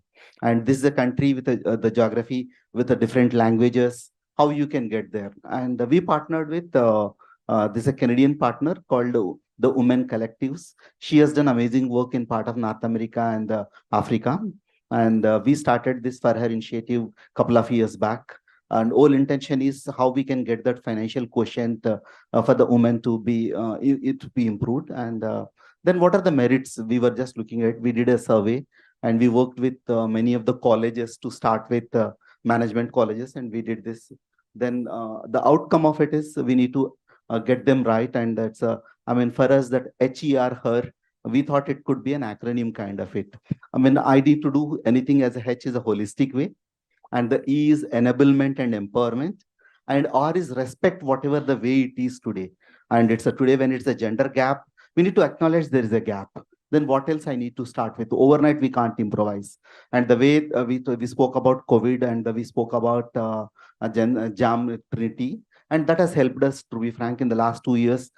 We developed, this is basically for the educated women, the microsite which we developed, and that is helping us to empower them rightly, educate them rightly. It is not exactly a mutual funds, but do it in a holistic way. How you need to open your bank account, to how you need to transact, and what kind of a digital financial literacy you should have, and what you need to avoid, what not to do it. That's the most important part of it. And the third one, when we went is, we have the financial distribution, and it's a woman educating women will become much more easier. And today, if you look at individual financial distributors in the country, we have little over 136,000 people, of which, if I can go back and do the statistics, there are less than 100 women who work as a mutual fund distributors today. And why should not we get that right and make women financial advisors right? And we worked, I think later part I can cover a couple of pilots we did, how we can get that women part of the whole system. And and when we kind of created this content, we thought multiple ways. And when is can I start this with educating with a girl child first? And at home I can start this education. Then we go to the colleges, and then we are the work institute. For example, we do this My First Paycheck as a module. In some of the corporates like TCS, it's an induction module. And when we educate, when we inquire these girls, and this is a differentiation between boys and girls, is when they take a decision, they say, my father decided this money where to put. And that's the question comes. Then how we need to change that mindset. And they have that positivity. All that we need to do is drive them to the right side. For us, true financial inclusion is create, I think he said very rightly, financial literacy is the first step to start. And then literacy, then you can bring the capability, then that can happen into the broad inclusion. Thank you so much. And I was just reminded when you were talking about colleges, one of the data points which I found interesting was that access to banking services amongst youth, both boys and girls, the shortfall is almost the same below the age of 18. And then from the time of about 20 onwards, the gap starts getting created to about 7-8% between boys and girls, and that persists across age groups. So there is obviously a conditioning and some kind of signaling that boys and young men are getting, which encourages them to build up their skills, while as I think the girls are not getting that signaling. So that really brings me to you, Anita, in terms of... Sorry. I'll have one point here. You are very right. I was also looking at some data. When you look at CBSE over last few years, the percentage of girls and boys, the way they score, and most of the times girls score more. 99 plus is a girls, and the boys will fall behind. But when it comes to a later stage of it, when formative stage, you are much ahead, and later part, these boys are dominating. Probably what is that pulling them down? That's where we were debating it. And the second part, we were also looking at in the last 2 years, things have improved a lot. Today, we have, I think, 20% of the mutual fund folios are coming from the women. That way, we need to be a little more happier. We look at, and the last 2 years, we look at 1/3, every third investor is coming is a woman. That way, financial inclusion, it's happening in a very accelerated phase as far as mutual funds are concerned. That's really great. And, the point on gender disaggregated data, good to have these data points. But Anita, coming back to this whole signaling and social, norms that tend to create these kind of gaps also. Yeah. We've talked a lot about the external policies and programming that can be affecting these patterns.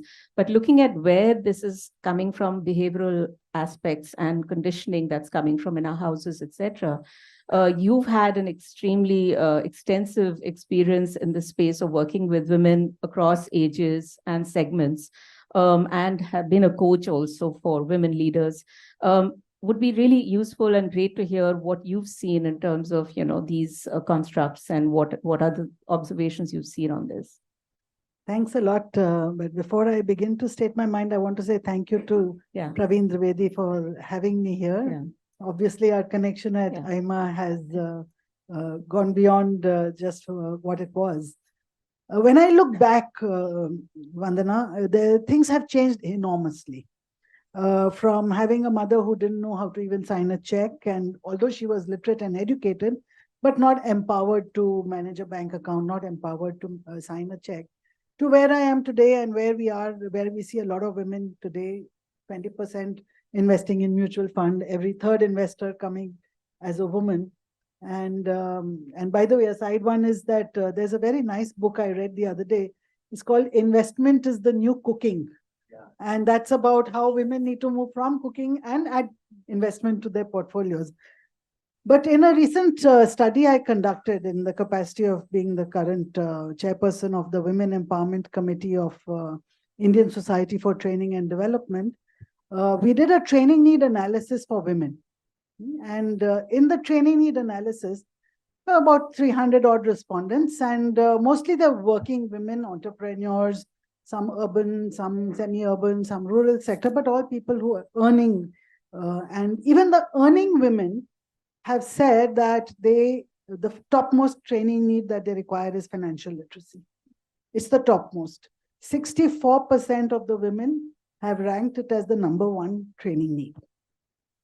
Having said that, of course, we didn't simply ask for a ranking. We went a little deeper and we came up with some data that said, out of the earning women, I'm not talking about the ones that don't earn, and people of slightly with more means, 54% of them reported that their finances are controlled by someone else, their father, mother, brother.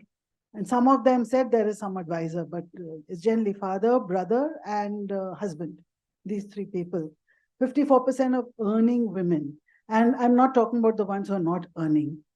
Now, I have a friend of mine, my age, who is retired recently from a very senior position in a very large organization. She's had a very illustrious career, but on the day of her retirement, she got a lot of her retirement benefits. Her money is managed by her husband. She's a very educated woman. And on the day of her retirement, she doesn't have a penny to her own name. So when I look at that, of course, I look at all the progress we have made, but when I look at such situations, they come to talk to me because I'm a psychologist. I also run a program called Integrative Living, which means we integrate all aspects of our lives to lead a more fulfilling and happy life. And financial wellness is one of the modules in that. I realized that particularly for women, the core decision is financial independence. That's the core decision. And if a woman is financially independent, it gives her a lot of scope to do a lot of things in her life. She's empowered to do whatever she likes.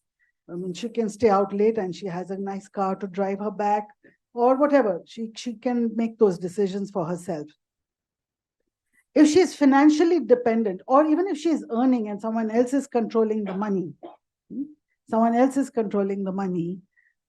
it opens the avenue for low self-esteem and low confidence and lack of sense of empowerment and enablement, and potentially also bullying from the male patriarchy in the household, who believe, economic power. Economic power is more important than any other. So potential begins with a little bit of dominance, then goes to bullying, then it goes on. It can go on to even more things like violence and actual abuse, verbal or otherwise. So it opens the door to that. So the key starting point for women empowerment to me is financial independence. And if I can take a minute or two more, there are many aspects. Financial literacy, like you said, through Saraswati we get access to Lakshmi, and there's an element of Durga and Shakti also involved here. But I do believe that when we look at people, there are things we need to learn in the head, in the mind. So the skills, the comprehension, the ability to understand numbers, the ability, which is not taught to us, which is really not taught to us. So all the financial literacy programs can work in that direction.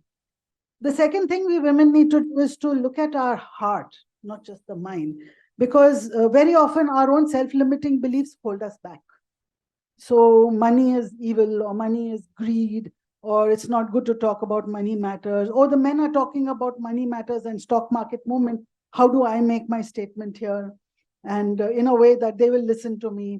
Or I may make a statement, but then it gets hijacked by the men in the conversation again. So it's also about the heart. How do I create that welcoming sense of abundance and a sense of well-being when it comes to money matters? Looking at what are the self-limiting beliefs. And I know a lot of women who come and tell me, I really want to have my own bank account, but my husband will not allow me to. Or if I do set up my own bank account, or I do set up my own independent thing, my family will not accept it. So sometimes you have to even take on Ma Shakti and Ma Durga, to fight the rebellion that is required to make that brave move for yourself. To say, look, my money is my money. It's not our money. And this is for the earning people. And I'm not talking about the women who don't earn. So then there is also another deeper aspect of financial literacy. And that is the journey of the soul, the journey of my karma, the journey of my own empowerment, with mindfulness, with positive outlook, with certain grace of God. I do believe, and I'm a believer, that a lot of debt is not good for your soul's journey. So giving free credit just like that may actually push me into less empowered position, and may actually push me into loss of more self-esteem, may actually push me into more loss of confidence because now I owe so much money. And that could be a step back. So just giving a debt just like that, giving free credit and free loans or low interest loans or just availability, to me, that may temporarily give me some freedom to spend and manage the money. But in the long run, the ability to return that loan, the ability to use that loan for generating more wealth and to be able to return that is what will really liberate the soul and take off the burden of debt from the soul. So to me, it's also the journey of the soul that is very important. So that's a bit about my statement from an integrative living and a psychology point of view. No, thank you. That's really wonderful, and really taken us to another level altogether. And maybe we need to evangelize more Lakshmi and Durga and Shakti rather than Saraswati only. But just coming to you, Dakshita, again, there are all these efforts that are underway from the private sector, as well as we are in a state of flux in terms of disruptors which are driving digitalization, etc. I mean, it would be really great to hear from you at this point. What do you see as some of the opportunities from a policy perspective, which could be leveraged or regulatory? I mean, do we need more pushing? You mentioned gender disaggregated data. Do we need a push from regulators to financial institutions to do more tracking and reporting on these metrics? What are these metrics? And also more maybe budgetary allocations. Bank sakhis are not really particularly well paid. So what can we do more? So first of all, we have to be very clear in this entire discussion which economic class and which income class we are talking about. Where I come from, I'm not speaking about the middle class above. I'm speaking of middle class below. What you do with your money if you're educated and what you don't do with it if you're educated is purely your call. If you have money. But if you don't have money, how do you create money and how do you sustain a family? And how do you invoke independence of financial decision? Inevitably, women have become a very important political vote bank in India. Elections are being run on women, particularly in the rural sector. Therefore, you are finding there is an increased self-awareness, what she spoke about, which has come into play. Women in rural India are also great savers. Now, I'm coming to your question thereafter. And the government has done adequate amounts to ensure that there is a lot of availability, opportunities, or whatever you may say, self-awareness which is coming. However, bulk of these initiatives are off budget. So the government schemes run in two ways. One is where there is through the budget, and one where there are initiatives which are policies to be implemented, say, by banks, by FIs, by other entities. And we are not talking mutual funds and all of that in rural India. We can, of course we can. In the future, potentially we can. Right now, we are talking simple access.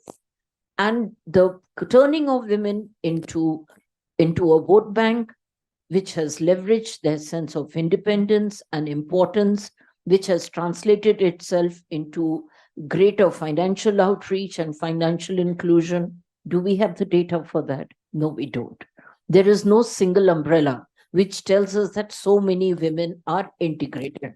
You can go to a bank, it will have. You can go to SIDBI, it will have, because SIDBI runs a very nice scheme, collateral-free loan to women below 10 lakhs and, initiatives like that. But do we have a single umbrella entity which can say that this is the impact analysis over the last 10 years initiatives? No, because it becomes off budget. If it were on budget, there would be simple accounting trails and, trails like that which can map. So we come to, therefore, one more problem which we are facing right now, which is whatever inclusion data we are talking about is based on 2011 census. We wait now, very eagerly we await the next census, because that's going to capture a lot as far as the financial inclusion of women is concerned, because the last 13 years has seen that initiative happening. It's off budget. Therefore, sadly, we can't talk about it. And therefore, we need an entity in this country to converge that data. Thank you. So, I mean, as I hear from you, there is this kind of set of interventions that are possible, and then there are others which are going to be remaining outside the domain that policymakers would engage in. But I think the political impetus that women as a group have right now really needs to be leveraged for this agenda.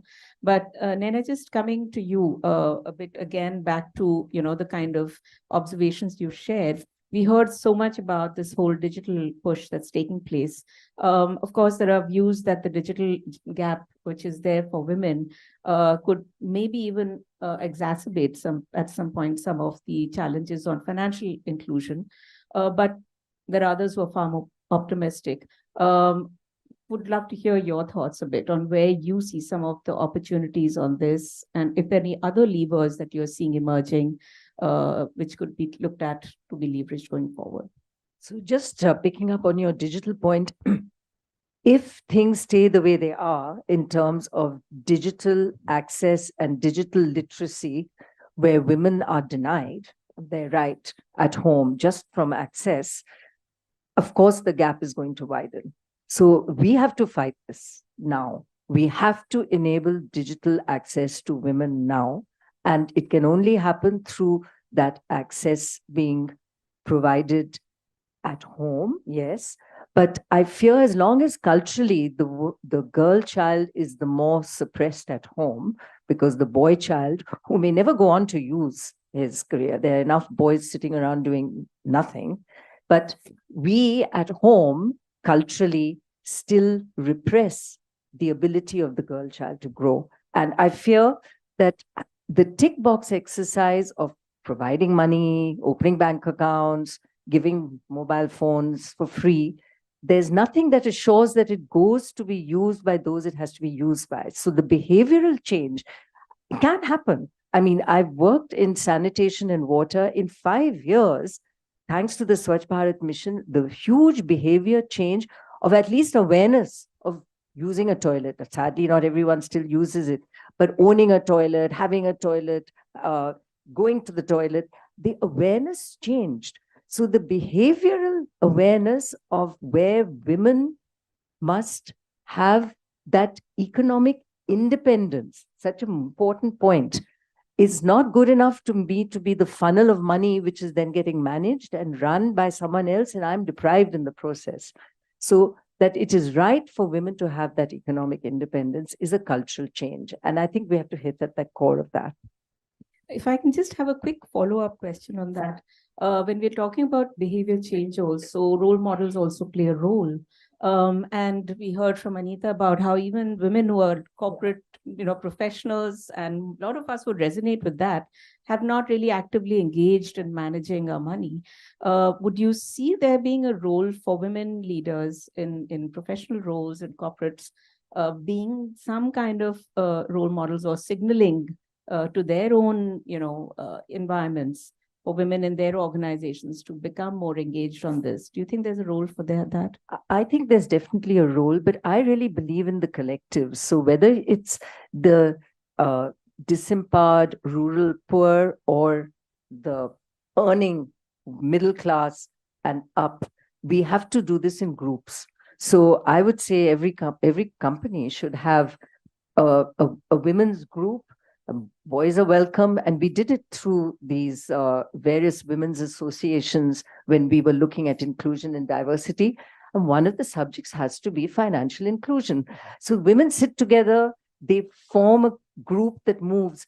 In the rural area, we found, and through Seva, if one woman stands up and says, I'm going out to work, she gets beaten up by her husband. If all the village women or a large group of village women stand up and saying, we're going to work, there's acceptance. So we have to work in groups because we're looking at this cultural change, and we can encourage it, not just as women. I think as all enlightened leaders in a company, men and women, certainly women should be standing up and speaking more about it, but it is for each one of us. And I think if we can drive women to do it in groups, the cultural change would come.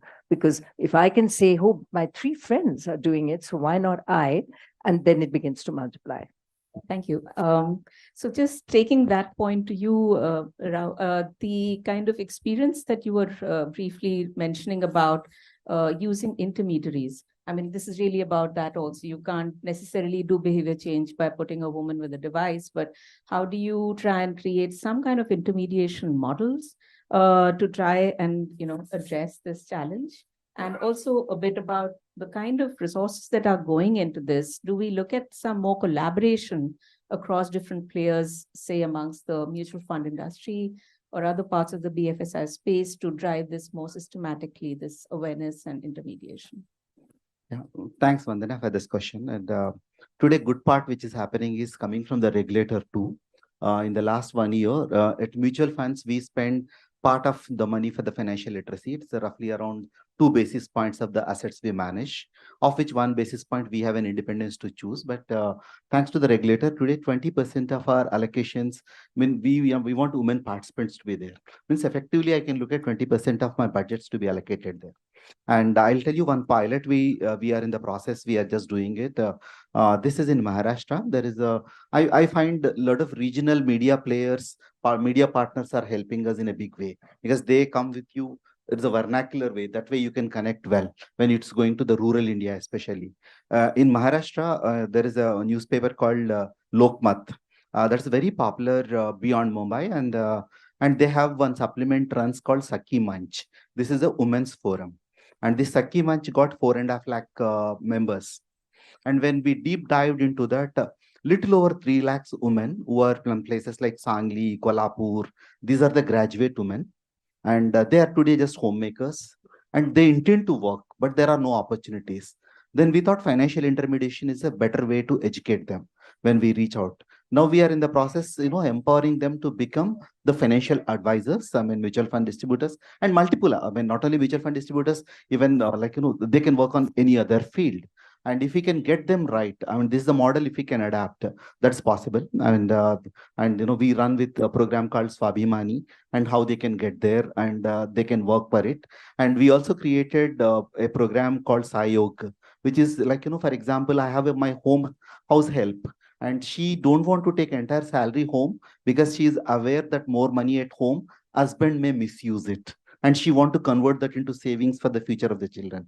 And that money, part of it, even at the society level, we decided we will park this money in on her name. There is an SIP which runs in, and we can contribute to her on our account. And whenever she want accumulated money, she can take. Another way of inclusion. Third one, we were looking at, I was working with one of the self-help group. This is in a part of Andhra Pradesh. This is part of Bill Gates Foundation. There are 10,000 women in that. And I could see the energy levels and the way they think about the money is totally different. And sometimes we are, again, if somebody says women is stereotyped on their investments pattern, but we are also sometimes stereotyped on thinking that women is not aware of it. And today they are much more empowered. And again, thanks to COVID, it has changed the way we look at. And today you can look at the e-commerce place. I was just looking at during COVID time, my wife, she was very fond of these handloom saris. And nowadays she procures a sari from a place which you can't even heard. It's straight from the handlooms. That lady sends it and it's parceled and you can see on a video. I mean, that's the way inclusion is truly happening. When it comes, I think we are doing in a bits and pieces. How we can do is, thanks to Praveen, the way he involves himself with Reserve Bank and with the NABARD and with the SEBI and, with IRDA, all of us can come together, how we can create that integrated platform where we can empower women and get that right. It is sometimes what we decide is in the 42 degrees, but 24 degrees. What happens is in the 42 degrees is very different. If we can get that independent platform, probably I look at NCFE, which is a fantastic platform. And NCFE can come together and we can educate women in a right way, and we can create that financial literacy. And I keep telling, it's the heart of home economy can become an active part of Indian economy. And how you can make that happen. And today they contribute. Today statistics says 18% of the GDP is coming from the women. But if we can rightly work out, we were discussing, I have my colleague Lalit Sharma. We were in Banaras Hindu University. One of the professor in economics, he was mentioning, like if I'm all homemakers, the kind of contribution they do, If we add to that GDP, probably today they contribute to the 40% of the GDP, which we are not accounting for it. Very true. Very true. Thank you so much. Anita, I'd like to just come to you again also with the question I had raised, Nen, about where do you see, since you worked with a lot of women leaders as well, or what could be possibilities of having role models or other ways to signal a behavior shift, a change in some of the social norms. You've also been chair of the CII-IWN network, which is really a large grouping in Maharashtra of women. And some of those platforms also offer such possibilities. So would be really nice to hear what can be done to do these kind of shifts in norms. They say that there is a special place in heaven for women who help other women. So I think many of us here are eligible for that special place in heaven already. But yes, I do believe that while there is an angle that men have a role to play, definitely. But the problem is also the men are caught up in their own patriarchal mindsets and their own, their own assumptions, which are very difficult for them to break through as much as it is difficult for women to break through. So I do believe that, and something we talk about at IWN, which is Indian Women's Network at CII, something we talk about very frequently, and in many of the women forums that I represent, we talk about the sisterhood of women. When you see, it's men who are in a room, they're equal men and women, the men always kind of bond with each other, they gang up together, they support each other, even if there's wrong statements being made. But the women don't tend to have that kind of a connectedness, that kind of a networkness. So we believe in sisterhood for women, of women. And I do believe we need to create such kind of networks of women, more and more networks of the women, for the women, by the women, so that we can create a kind of, I won't go so far as to call it a social movement, but let's create a ripple effect at least.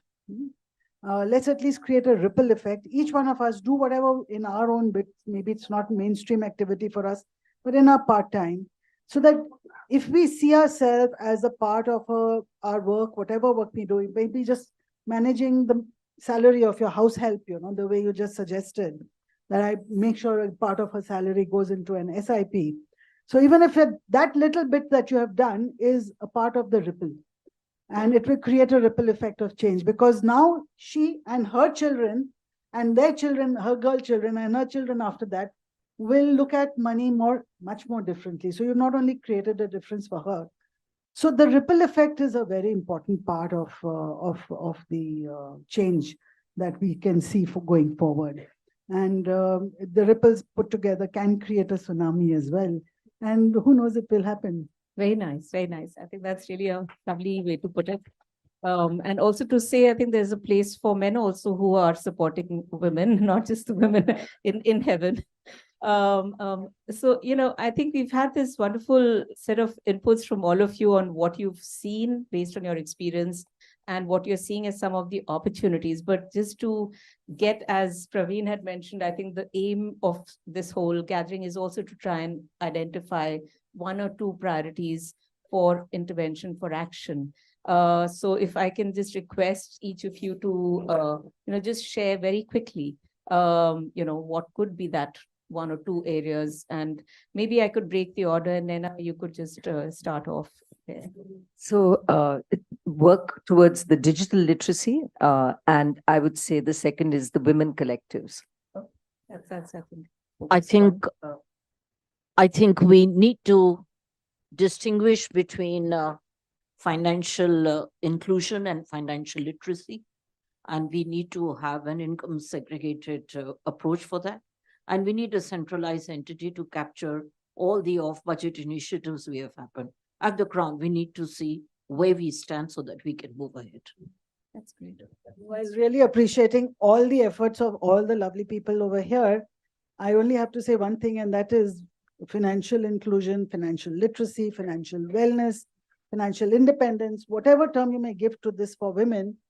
It's a journey. It's not a destination. Things get better and better every day. And we can see that getting better and better every day. And as long as we are making progress, that's what matters the most. I think I'll take from where Dakshita ma'am was talking about. Probably there are, if I can segregate people, I mean, if I can create a platform, the first platform is the people whom they are not earning, how they can earn, get them to the part of the system. Probably if I can put it in a term as a 4G, I think whether this is adapted from Chanakya, what he says is, how do you find your income, your source of income, where you're earning, how you can improve the earning for them. The first G is start with working on how they can get their income. And there are people who got an income, but how I can educate them to guard their income, the second G part. And the third part, who got everything up to there, is the financial inclusion, financial capability, and financial security. Then how they can grow their income, the third G. And the last one, probably evolved community here. The G is for fourth G, how you can give your income back to the society. That's the 4G way I can look at. That's fantastic. I don't think I can do a better job than that to conclude this. But just to, I think, say that it's heartening to hear everybody talk on a more positive note on where we are headed. The trend, I think, is seen to be a positive one.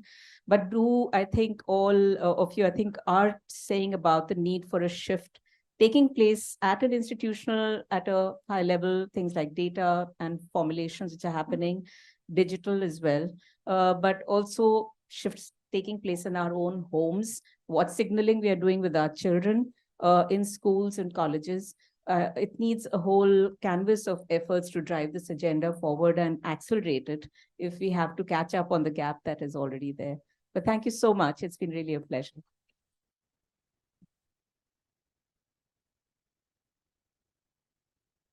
Okay, so as we are in the end of this panel, I request Dr. Deepti Trivedi ma'am to present the memento to Ms. Dakshita Das ma'am. Please, ma'am.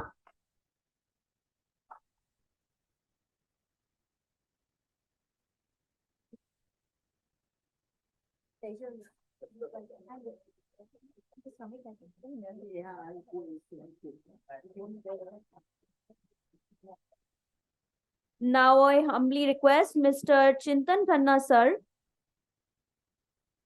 to please present the memento to Ms. Naina Lal Kidwai ma'am.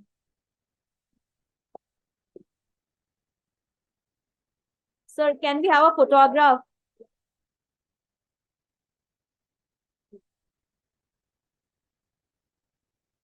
Thank you so much, sir. Thank you so much. I now request Mr. Praveen Dwivedi sir to present the memento to Mr. K.S. Rao sir.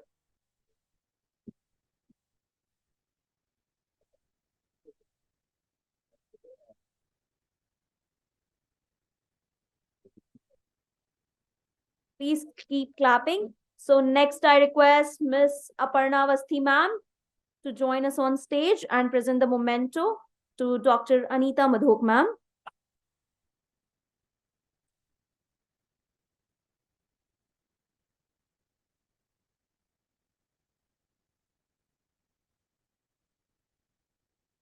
Thank you so much. Last but not the least, I request Dr. Kirti Narayan ma'am to present the memento to Ms. Vandana Bhatnagar ma'am, who was the moderator of this panel. I was giving you all a standing ovation. Oh, we saw that. Much appreciated.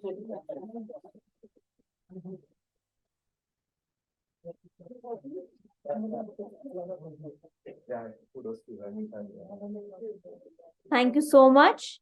Now we can have a group photograph. I request all the panelists to please stay there on the dais. And I request all the people who gave away the mementos to please also join us on stage. Sir, Chintan sir, please, can we have you on stage?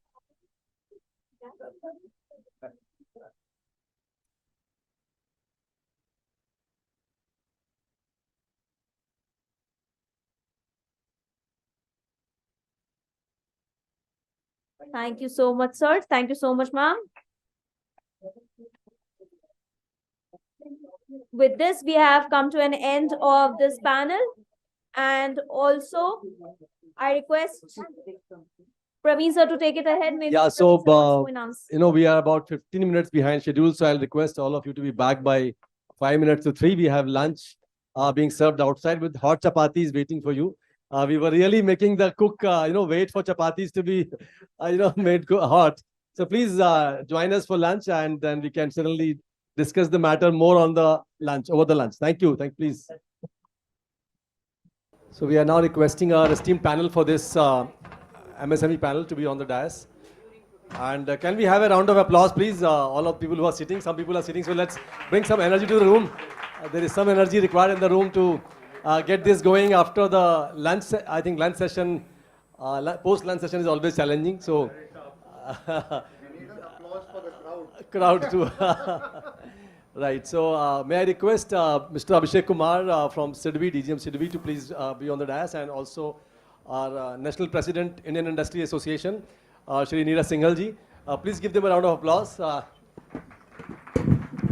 We can put the name plates. Is it okay? I think it's okay. Fine.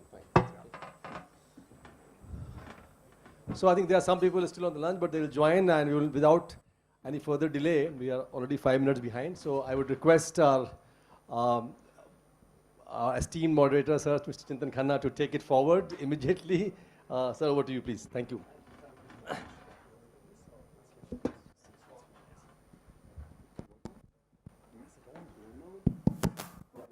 Good afternoon, everyone, and thank you for making it. We usually, in trainers' parlance, refer this as the graveyard session. If your attention wanders, it's of no fault of yours. It's purely for a biological reason. So please don't hesitate if you fall asleep welcome to the afternoon session. Addressing gaps of financial inclusion in the MSME sector. And for discussion, we have a fairly esteemed set of panelists. We also have one of our panelists who's going to be joining us virtually. Now, it's going to be gross impertinence on my part to be introducing such esteemed guests. So I will leave that task to themselves. A brief introduction about yourselves and what do you bring to what do you do? So starting off with Mr. Chandas.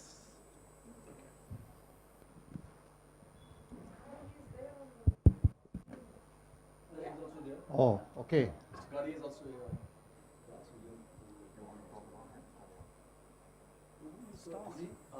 Yeah, have you checked?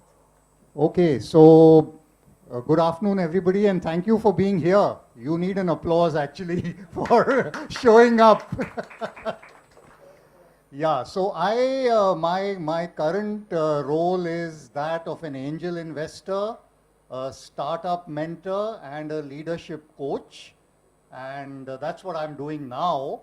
I've had 35 years as corporate experience. My last role was as a business head of one of ITC's business divisions. And I signed off a couple of years ago from there. And now I enjoy working with young startups and also family businesses and professionals and so on. So great to be here. Thank you. Thank you. Mr. Singhal. Thank you, Mr. Chintan. Good afternoon, everyone. Myself, Neeraj Singhal. Presently, I am President for Indian Industries Association. Indian Industries Association is an apex body for micro, small and medium enterprises. We are in Uttar Pradesh, Delhi, Uttarakhand and surrounding areas. The plus point of Indian Industries Association is that we have a direct contact up to the root level. And by profession, I am an entrepreneur. I am running my doors, windows and facade manufacturing unit near Ghaziabad in Hapur district. We have energy efficient windows manufacturing as well as facade, which is building integrated photovoltaic. We also have manufacturing facilities for aluminum ladders as well as movable working electric platform and others. So you can say that we belong from micro, small and medium enterprises. And here I am representing the MSME on behalf of President IAA. Thank you. Mr. Kumar. Yeah, good afternoon. Myself Abhishek Kumar. I am the DGM and branch in charge of Noida. I am coming from SIDBI, Small Industries Development Bank of India. As you must be aware that SIDBI is a pioneer institution for funding of MSMEs. And I feel really honored that Avok has given me the opportunity to come here and be a part of this panel discussion. And Neeraj ji is already, he's one of our customers. We have already funded Calco. So it's a very nice reunion with him. And SIDBI is basically giving loans to MSMEs. And as on date, the MSME definition has slightly changed, as you must be aware. And in Noida, we are based at Sector 62, Trapezoid IT Park, first floor. And Noida branch is approximately having a portfolio of around 400 crores. And we are funding, hand-holding, and also doing P&D activities in the MSME ecosystem. Thank you. Thank you. And we have our fourth panelist, Mr. Jyoti Prakash Gadia, who's going to be joining us virtually. Yes, sir, I'm here, sir. Okay. In case if I'm allowed to introduce myself. Yes, please. Thank you so much, Chintan, sir. And although you have rightly said that due to biological reason, it is all right to fall asleep or whatever, because being physically present, if you can sell like that, I think so. I being online present, so I think it is all the virtual right that is getting created for all the audiences right there, sir. But just to give you my brief introduction, I'm very sorry that I couldn't attend the program physically due to some urgent travel that I had to do. But thanks, Avok, and thanks for all the panelists for allowing me to join online here. I represent a company called Resurgent India Limited, and we are one of the India's biggest financial advisory firm where we help MSME in raising funding and also any MSME which is under any sort of a stress. So we help them in doing the restructuring and trying to bring those MSME back on track. So these are the two activities that we do. We have got around 350 people working with us. And we have 12 offices in the country, being the largest financial advisory firm in the country. So being on the consultancy side, so I'm acting like an intermediary between the MSMEs and the corporates on one side and also the fund providers on the other side. So I understand both sides of the table. So that's what the prerogative, and that's what the opinion that I will bring onto the table in today's panel. Thank you so much. Thanks, Jyoti. Just before we start the discussion, we're going to run this panel discussion slightly differently. For one, we are not going to address anybody as sir. I don't think King Charles has knighted anyone of us in this room as yet. Once he does that, we'll let you all know. So please then, until then, we have some very nice names. My name in particular, Chintan, has a very deep meaning. So please address us by names. Thank you very much. Secondly, while I would be addressing questions to an individual, certainly, and would be looking at that individual for a response, the question is open to the House as well. So if any one of the other panelists has a comment, feel free to share that. If anyone in the audience, distinguished audience, has a comment, or feel free to interject. The third thing I just want to highlight is that we are open to discussion in every language. Okay, so, and I hope that's okay with everybody as well. So, so not necessarily, if you're comfortable in whichever language, please speak. And we have enough interpreters here to kind of translate and communicate to all of us. Okay, so without further ado, let me start off by asking the first question to Mr. Kumar. Okay, so let's start off by, so we're obviously talking about gaps and financial inclusion, MSME sector. So let's start by talking about some of the gaps which you see, or the challenges which you see faced by the various entities or units in this sector, especially relating to financial inclusion. Thanks a lot. The thing is that if a MSME, what exactly is a MSME? If you closely study a MSME, most of the units are small and micro. Medium units will be much lesser than micro and small. So MSMEs in general, what I have found is it's a proprietorship unit, and it is basically a one-man show.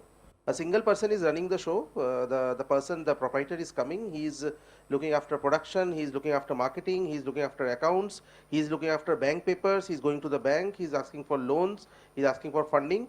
So the challenges what MSME sector feels that two things are there. First of all, proper guidance for availment of loan, and second thing is that his or his entity's balance sheet, because whenever the MSME is running after business, he's doing production and all those things he's doing, but generally it is seen that for the balance sheet part and financial part, he generally is dependent on some accounts person or some chartered accountant is there, and if as a banker you ask him something regarding finance and all, he will then say ki, let me ask my CSR because I'm not aware. So these challenges which we see, sometimes even he is not even properly aware how much profit he is making, because that everything is guided by his CA. So all those things are there which we see, the balance sheet part and all those things. And regarding the funding part, getting cheap funds, because as on date if you see, getting fund, because a lot of banks have come, financial institutions are there, NBFCs are there, so getting funds as on date is not that much a challenge, but getting cheap funds is a challenge, because if you get cheap funds, then whatever production and all those things you are doing, whatever industry you are running, if you get cheap funds, then you can run the unit more efficiently, more profitably, and that is the main purpose of a MSME, to get maximum profit, getting low cost funds so that he can grow. Suppose he wants to increase his business, he wants to go for capital expenditure. So all those things, if he wants to go, he must be wanting ki, sir, if I get a fund which is very cheap and I get it in a short time, I might not be, it might not be delayed for a long time. I get funds when it is required. That is the main main thing of a MSME, because in the MSME industry, sometimes banks every bank has a different credit policy and procedures are there. So getting the funds, getting the papers and all those things submitted to the bank and getting the loan sanction timely, that is a challenge which a MSME is facing. And second thing is that investing funds in the unit, that also we have seen ki promoters are generally, if the unit is good, it's okay, but if the unit is small, micro, then generally funds, whatever daily funds are getting generated from the balance sheet, cash accruals and all, only those funds are coming to the balance sheet. Equity contribution or the promoter's contribution generally is not there, because the promoter is not aware. We have to make them aware कि आपको भी अपना भी पैसा डालना है project में, आप आपके यूनिट में अपना पैसा डालेंगे तो आपका यूनिट और आगे जाएगा. बैंक तो फंडिंग करेगा ही, बैंक का तो काम ही है, but bank, whenever the bank funds, bank also expects that some portion of that total requirement should come from the promoter. So these things are there, challenges getting funds timely and easily and with minimum paperwork, those things are there. So regarding that, I just want to say that SIDBI, as on date, in the last 2 to 3 years, we have made everything digital. We have the platform of availing loan has been made online and it's fully digital. You can apply for the phone for the loan on the digital platform, and for papers and whatever balance sheet and IT returns and GST returns, all those things you can upload online, and within maybe 1.5 hours you can get the application submitted, and the application automatically flows to the branch where you have selected the application. If you are submitting the application in Noida, you can select Noida. Otherwise, Delhi, we have a branch at Faridabad. So whatever branch you select, the application goes online to that particular branch, and the process has been digitalized, and you need not submit any physical papers. So we have also acknowledged that MSMEs are facing challenges in submission of papers, hard copies and all. So we have made the entire process digital. And as on date, we definitely have very pro MSME schemes wherein the MSME can avail loan up to 1 crore, maybe in 24 or 48 hours. And the ROI of SIDBI is also very competitive and very low. So these things we are trying to, and we are going further also. We are also further looking for cheap funds from various international agencies. So these things we are looking, sir, and we are hopeful that in future also SIDBI, and one thing I must share, ki SIDBI as on date is giving machine loans at a rate below 8%. So I think in the market, I think as on date, I don't think there is a bank who is giving machine loans below 8%, 7.8, 7.9 we are giving. So that is also a very USP of SIDBI, and we are further going forward for looking to get cheap funds so that the MSMEs can be benefited. Okay, thank you. So in terms of your observation and your comments, some of the things which SIDBI has done in terms of making the processes digitized, so the disbursals are happening quickly, there's less paperwork involved, you know, tap into sources of funds which are cheaper, as a result of which you in turn are able to lend at a much more competitive rate to the customer. So all of that. Yes, sir. Actually, what we are doing is we are trying to source cheap funds from international agencies. Like there is a agency called JICA, so which is based at Japan. Then we have a agency at Germany which is called KFW. So all those agencies we are trying to get cheap funds from there, because the thing is that, see, whatever funds are coming, if we get cheap funds, then only we'll be able to lend it cheap. So, and second thing is that we are as of now the need of the hour, as everybody is aware. If you see the outside weather and atmosphere, everybody is almost down and out with the pollution. So we are focusing on green financing. Carbon neutralization is our main, we are focusing on that. And green financing means solar and EVs, electric vehicles. We are giving lot of focus on that. And solar loans up to 7.5 crore we are giving at a rate of interest of below 8%. So if anybody wants to install, basically it's a commercial, not residential, commercial MSME unit, if they want to get solar installed at their roofs. So up to 7.5 crore loan we are giving at a rate below 8%. And EV, electric vehicles, we are giving loans up to 20 crores. If any aggregator or fleet operator like Ola, Uber, or any EV manufacturer is there who wants to get loan for the setting up a manufacturing setup for EVs, or they want to purchase EVs and give it and deploy it for lease or lease basis or fleet basis. For that also we are giving loans, and we have a goal wherein we have set a target in 31st March 2024. We have to make 50,000 EVs running on the roads of India. So that is we are giving a lot of focus on that. So 50,000 vehicles should be funded by SIDBI, and they should be up and running on the roads. So that this pollution and all these things can be reduced to a large extent. And of late we are also trying to have tie up with the state road transport corporations also for most probably funding of the electric buses. So some talks and all those things are also going on. So EV and electric go green and carbon emission, all those things are on our priority focus as of now. And this thing we have picked up in the last 2 years. Prior to that, we were generally doing machine finance and project finance. But after, in the last 2 years, just post-COVID, we have started giving the EV finance and solar rooftop finance. So these are the things which we are doing, sir, just so that at least we can contribute something to the environment. Sure. And I was just about to let go of you, but you've kind of touched upon something which is so close to my heart that I'm forced to come back to you, which is on sustainable financing. Sustainable financing is something which is really talked about quite a bit. Everyone's talking about ESG and sustainable financing. So does SIDBI has a kind of a framework which you follow when you assess various projects which are eligible for this kind of green financing or sustainable financing? So generally we do have a green policy. And sorry, and how well is that framework publicized? See, sir, the green policy which we are having, we do have a framework, and it's not that only EVs we are doing. We are also doing energy efficiency finance, wherein green finance was one of the parts. We also give finance for the purchase of machines, which is called 4E finance, end-to-end energy efficiency finance, which is called 4E finance. In that scheme also, the rate of interest is very competitive, and the ROI is below 8. So if a entrepreneur or a MSME is purchasing machine, which will be saving him power, and which will reduce manpower and which will be reducing the carbon emission.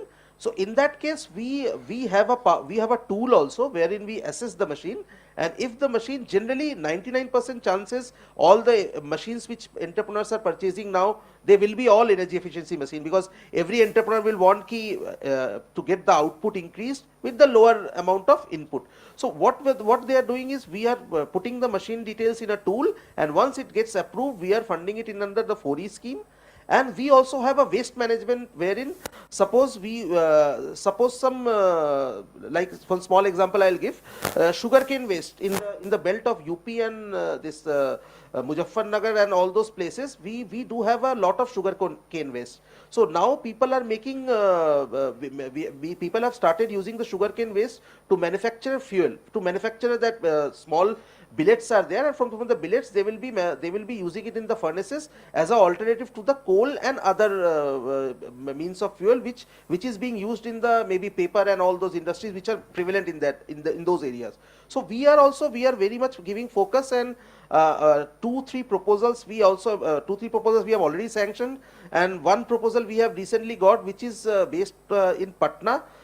It's basically part of Patna Municipal Corporation, wherein solid concrete waste will be converted into cement blocks and it will be reused. So that also we are doing, and we do have a expert team based at Delhi, which is a green vertical, which we say, and whenever such proposals are coming, sir, there is a framework, and they will study the proposal, and they generally give a in principle approval. We generally take a in principle from them, ki these are the modalities, this is the project, and this is how the environment will be clean, and this is how the waste will be converted to non-waste. So we generally take a in principle, and we are doing, and lot of focus is there on that. And other than that, we do have focus on the EV also, EV part, as well as green financing and any sort of financing which will be saving energy, any energy saving project wherein, and one small example I will give, we have funded a ESCO. I think ESCO, some people might be aware or might not be aware. ESCO is basically an organization which is hand-holding institutions, and they generally help in getting the institution some sort of power saving. So the name of the ESCO which we have funded is Smart Joules Private Limited, and they have undertaken a project in Apollo Delhi, wherein they have revamped the entire lighting and AC, HVAC, the entire structure they have revamped, and every year they are almost getting lakhs of rupees saved for Apollo. And the model which they are following is ki if they save this much electricity, then Apollo gives them some incentive, and that is basically a cash flow based funding. So which we have done, we have already given 2 loans of 4 crores and 5 crores, and further also we are in the process of giving them a loan for a Hyderabad based hospital. So these are the fundings which we are doing for ESCO, green, EV, waste management, all those things we are doing, sir. Thanks, Abhishek. That was pretty much a fairly intensive coverage in terms of what SIDBI is doing in this particular area to support this sector. Moving on to Mr. Chandas, you've been dealing with a lot of these startups, and so in addition to what Abhishek mentioned about not getting financed or not getting finance in a timely manner, or cheap finance, are there any other challenges which have been voiced to you when you've been dealing with some of these startups and ventures? Okay, so I want to talk about, so I'm actually representing the interest of early stage startups. These are startups where the founders have brought in their own resources from family, friends, which is called bootstrapping, right? And now they are looking for some kind of external funding to help them prove their product, market, go to the market, and so on, right? So imagine an entrepreneur, and there could be several potential entrepreneurs sitting in this room. They bring in their own money up to a point, and then they look for external funding, right? So there are a host of challenges because the external funding at that stage is given on the strength of the idea, the passion and the commitment of the entrepreneur, and there's very little to show by way of market traction. So it certainly won't sort of fit into the SIDBI kind of customer and maybe we can debate that a little bit. So typically, what are the options of such early stage startups? One is they look for grants. Every ministry in Delhi has a scheme of grant funding. So whether if it's DST, there is Technology Business Incubation Fund. If it is METI, you know, I can name half a dozen ministries. Each of them have their own funds. And these funds are channelized through incubators. Now, what is an incubator? Some of you may know, but incubators are basically entities housed in academic institutes generally, where these young entrepreneurs come in and the incubator helps them to sharpen the idea, hopefully with the access to grants that the incubator has. They win some grants, and that's how they're able to at least build a product market fit. So one challenge straight away is that startups must know that there is something called incubation, and there are about 900 incubators in the country today. Of course, they have their own pecking order. The top incubators are generally housed in the IITs, the IIMs, maybe BITS Pilani. You're a BITS Pilani alum, right? So I said BITS Pilani. Okay. Okay. So yeah. So that is the grant piece. The other piece is the equity piece. So when they need equity funding, who do they go to? So they come to angel investors. I'm an angel investor myself, right? So imagine if 20, 30 youngsters with great ideas came to me asking for, 5 lakhs or 10 lakh rupees. It is quite unnerving, actually. So what do? We become members of an angel network, right? I'm part of an angel network myself. So in the network, it is much easier to be able to, synthesize divergent views. The network team does a screening of the startups and all of that. So, and finally, we are presented with what I call more scalable startups, because an angel investor is also interested in getting an exit down the line and to make some money. He's not in it for any charitable purpose. So that's the equity piece, access to angel investors. The third piece is the debt. The debt part is really going to banks and NBFCs, because the biggest challenge that almost all startups face is access to working capital. Imagine if someone has to buy raw material, process it, sell it, collect the money, that whole cycle could take anything from 60 to 180 days. And banks are very hesitant to begin with, so they offer very low CC limits or working capital limits, and then so it's a tough cycle to go through. Banks and NBFCs, NBFC interest rates are northwards of 16% and so on. So all in all, I would say that chasing grants, equity, and bank or NBFC working capital funding takes the mickey out of the startup entrepreneur, right? And we need to look at simplifying that process, and we will come to that in subsequent conversations. I'll stop here. There's actually a question which has come from the audience. It's essentially relying on your experience of having to deal with a lot of these startups and these companies. So what is, when you're evaluating or talking to them, what is the most important thing which you see for the entrepreneur? Dedication, service, is it the product viability, financial knowledge, and consequently the lack of which makes the business fail in early stages, in your opinion? Because So, I guess statistics no, show that so 98% of that's true. startups don't So the top 3 reasons why startups fail are, the first one is that there is no market for their product or service. There are several entrepreneurs who are so consumed in their own innovation or invention And when they take it to the market, they find, oh hell, I mean, there's no one willing to buy and pay. So no market is the top reason. The second reason is they run out of cash. And they run out of cash for the reasons I just spoke about earlier, because when they're knocking at 3 different doors, it's a tough call, right? So they run out of cash. They get into what is called the valley of death. And it's very hard to come out of that valley of death. Yeah? So that's the second reason. The third reason is because of co-founder chemistry or the lack of it, and differences within the leadership team. These are the top 3 reasons why startups fail.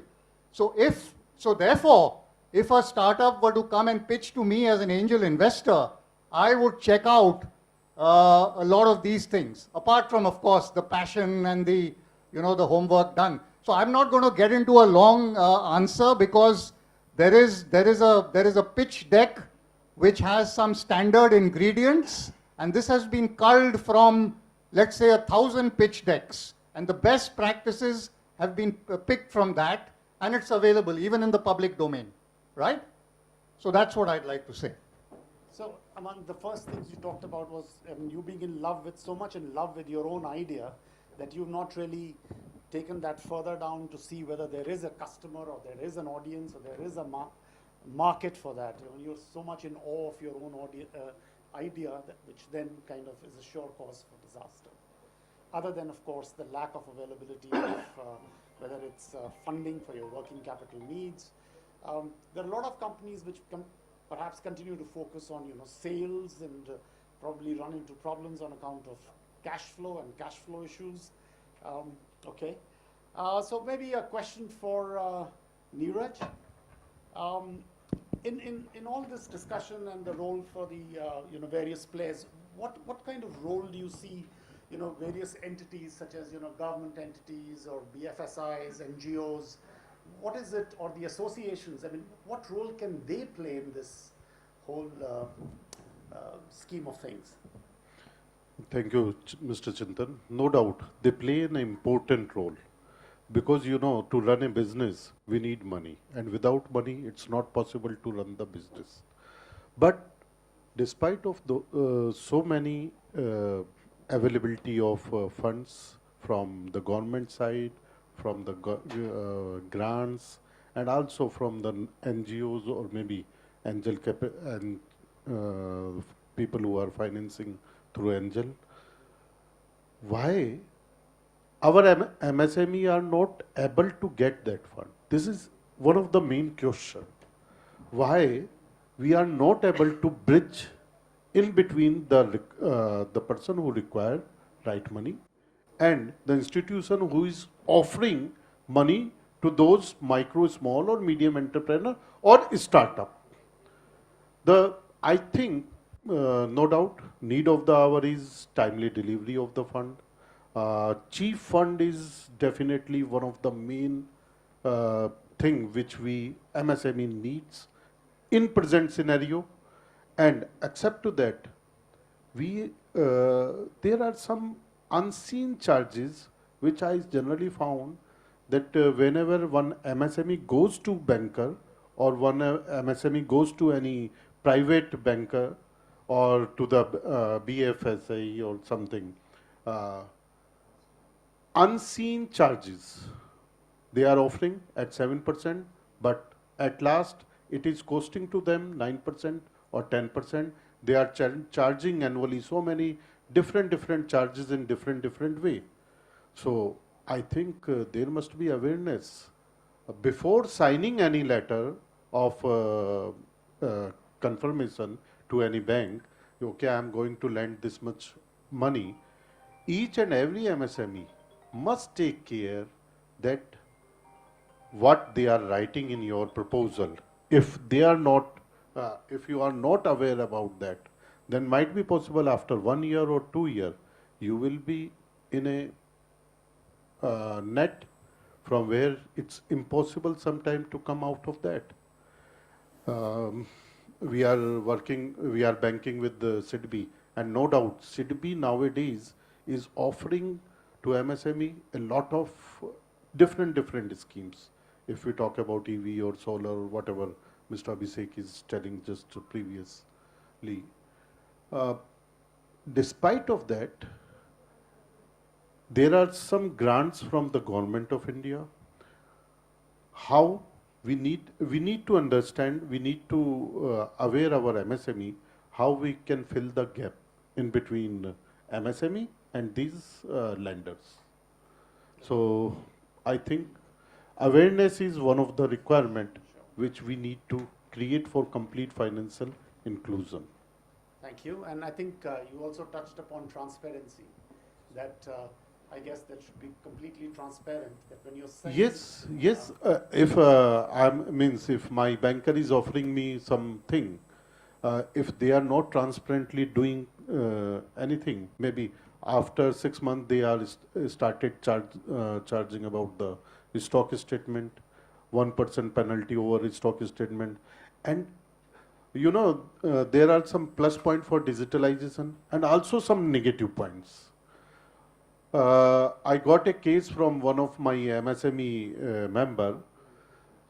Their banker charged 2.5% something amount, and it's around 10 or 15 lakhs rupees just for because they have not submitted their stock statement in during the corona period.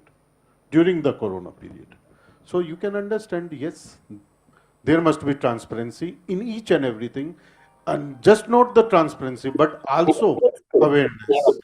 They must give awareness to the मतलब जिसको वो loan देने जा रहे हैं उसको awareness जरूर create करें. No, absolutely. I think a valid point made regarding transparency. But I mean, just coming from a banking background and therefore being the devil's advocate, I would also say that there has got to be a certain amount of onus on the party which is taking a loan as well, right? Because not necessarily every disbursal from these financial institutions can be treated as a grant. You know, there is equity, there is debt, debt needs to be serviced. And let's face it, those entities which are granting loans are also commercial entities. So I think while I think the point relating to transparency is fully acceptable and there can't be a debate around that, I think it's also important for the entity which is borrowing to recognize their responsibilities and the onus which sits with them. Definitely, I am 100% agreed with you, Mr. Chintan. You know, grants doesn't mean we must look beyond grant. If any banker is financing you, then you must start focusing on your business, how to run that business, so that we can be in profit. And after profit, I think we must think for the payback to that banker, or maybe nowadays, I think in European community, they are taking care for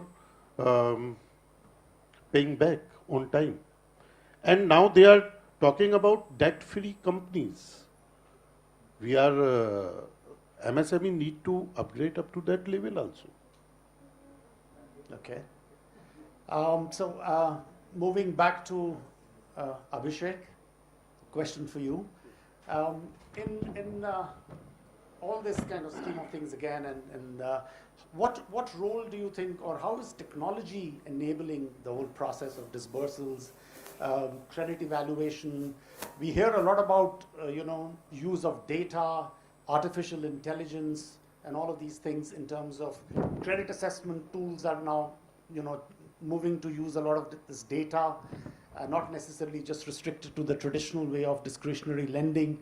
So how is technology and AI helping SIDBI in this entire process? Yeah, actually, I was telling, we have digitized our operations to a considerable, maybe 90-95% we have done digitalization. And regarding the tools which we are using, as of now, we have 2 or 3 schemes which gives loans for capital expenditure up to 1 crore, wherein only 4 things we are generally looking into. The first thing is that financial statement. The second thing is GST returns. The third thing is the income IT returns, and the fourth thing, which takes a collaboration of all this. And after all these 3 data is being populated on the online platform, you can straight away submit the application, and the application is automatically getting eligible and inverted on the same day. Inverted means it is going to the inbox of the processing officer. The person who is doing the appraisal is going to his inbox. So in case a customer, we generally guide the customer ki this is the, we generally send them the link ki this is the link, you need to upload these documents, and once he does the satisfactorily, if generally 70-80% cases are getting eligible, because if the financials are good, customer is paying on time, his past track record is good, then generally that case gets eligible and it is automatically getting inverted. And once it is inverted in the inbox of the relationship manager or the appraisee officer, then the turnaround time starts from that day. So we are doing active monitoring of that. Earlier what used to happen is, when the manual things were there, papers used to come, unless and until the papers are fully coming, the cases are not getting inverted. So there is a lot of time gap from the getting the papers and getting the case inverted.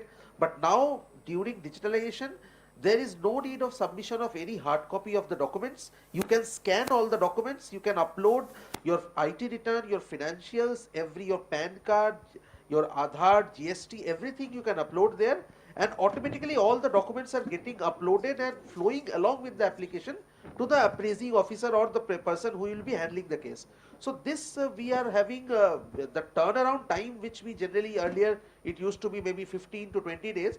Nowadays, if the case is, if everything is okay, it is getting eligible, then generally 4 to 5 days, maybe 72 to 96 hours, the case is getting disbursed. So and even once the application is filled, there is a option of the particular invoice of the pro forma invoice of the machine getting an alert is sent to the machinery supplier, wherein confirmation is needed from their side whether they have issued that PI or not. So the confirmation is also going digitally, and if the supplier says yes, I have issued the PI, then that particular response is getting merged with the online application, and a forward thrust is getting done ki yes, the machine is eligible, the supplier has sent a confirmation, so you have to appraise and you have to do the whatever is required. So digitalization we have done, and our chairman Raman sir, as of now, he's a very technically knowledgeable person, and whenever he comes to branches or takes our sessions and he addresses our officer gathering, he always says ki everything, he says ki it has to be 100% digitalized, because sometimes as on date it's almost 90-95% is done. Some working capital things, some 2-3 things are yet to be digitalized, but other than that, everything is as on date digitalized. So you can sit at your home, open your laptop, you can collect the documents, upload it there, and the application will flow to the concerned branch from where you want the loan. So it's a full digital journey, and no need of submission of any hard copies and papers, and it's very transparent. Let me just focus on this, because earlier what used to happen, sometimes sometimes the customer and branch manager, sometimes, or the relationship manager, they will say you submit this, they will say submit something, then they will say no, this is not the paper. But now everything is transparent. Once you submit the paper, there is no question of any denial ki you have not submitted, you are not eligible, this document is not eligible. Once you submit the papers, it flows to the RM, and a copy of that also goes to the branch manager. So branch manager is also having a focus, and he is also monitoring the case. So due to this digitalization, lending has become very fast, and MSMEs, more or less, whoever applied, they have generally getting loans in a timely manner, and they are all more or less they are very happy with the digitalization. Thanks, Abhishek. Jyoti, we haven't ignored you. We're not ignoring you. We're just sharing these great story. So over to you, in case you want to add to the deliberations in terms of your own experience or the challenges. Chintan, just to absolutely a fabulous discussion which is going on. Just to add some of the questions that you have asked and some of my viewpoints to that. Before that, I just like to mention that the bank nationalization happened in 1969-70, and what was the purpose behind that was the MSME should be banked into a large scale banking, that MSME should get the banking assets, sir. But unfortunately, what has happened till now, any MSME which walked into a bank, in case if he walks into a bank, MSME entrepreneur is not aware of three questions right now also. He is not aware ki whether I will get a loan or not. Whenever he walks into the loan. If he is getting into a loan, he doesn't know ki how much amount of loan he will get. If he will get a loan amount, that what is the ROI that he is going to get. These three questions till now the entrepreneur doesn't get whenever he is walking into the bank after the bank nationalization has happened till date. He has to go through the rigorous process of 3-4 months, then only he will find out the answer to these three questions, sir. How can we make the system so efficient enough so that the entrepreneur gets to know this answer beforehand, so that he can just plan his business planning better, and he can definitely take it up from there. This was my one humble submission. Second point on the digitization point that Abhishek ji was answering, and I think so it is a fabulous thing that the Indian government, banking sector, everybody has taken that initiative together. Sir, we also run a fintech company called ScoreMe, where all the bank's backend digitization process is being handled by us. So in case if you look at the DLP, which is the digital lending platform journey, where the customer comes on board digitally, and the sanction letter and the disbursement is also happening on the platform itself. So it is an end-to-end journey. It is called DLP journey. In the DLP journey, the customer start by putting in the KYC, which is know your customer document, sir. In KYC, sir, what happens? The customer is required to put in 2-3 documents, maybe Aadhaar card, passport, and the address verification and other things, Chintan. Sir, in India, unfortunately, what happens, sir, all my KYC documents, some sort of whether the address and my date of birth, there will be 3 KYC documents, and every document will be inconsistent to each other in some way or the other. So my date of birth might be little changed, or it might be one day here and there. My address might be here and there. Maybe in one of the document, you might have mentioned a Delhi address or whatever address that you have mentioned right now, or the address might be mentioned into the another KYC. So in our software program that has been written, where we at the backend, we are required to verify all the facts together in terms of whether the consistency of the data is there or not. So at the KYC stage itself, approximately around 28% of the applications either gets rejected, or definitely we ask for some more time and other things. So this KYC document itself, sir, in India, when it is not so much streamlined, how can this entire digitization process, we can make it so very smooth? And needless to mention, sir, we all can understand in case if we want to change our date of birth or address in any of our KYC document, what sort of hassle process we have to go into that way, sir. Third point, sir, which I wanted to point it out was the rating, sir. Everybody has talked about that the rating for the MSME is also becoming important for the loan raising and everything, sir. For rating also, what is the rating agency they are doing? All the top-notch rating agency, 3-4 rating agency, what they are doing is that they are comparing the financials of MSME, and they are also comparing with their peer group comparison. Peer group comparisons are all the large corporate into the into the same segment which is there. So in that peer group comparison, any of the MSME, he might be doing excellently well. The ROI, the ROEs of the world, it will be excellent. The net worth, profitability, and everything, sir. It is impossible for an MSME to get a rating beyond A at any point of time. And maximum of the MSME rating, it has been told, and the research is there, that all the rating for the MSME, maximum rating, if it is an investable grade rating for 98% of the MSME, sir, it is approximately hovering around BBB plus and minus, sir. Only 2% of the MSME gets A rating, sir. So this is in case if that is an investable grade rating, sir.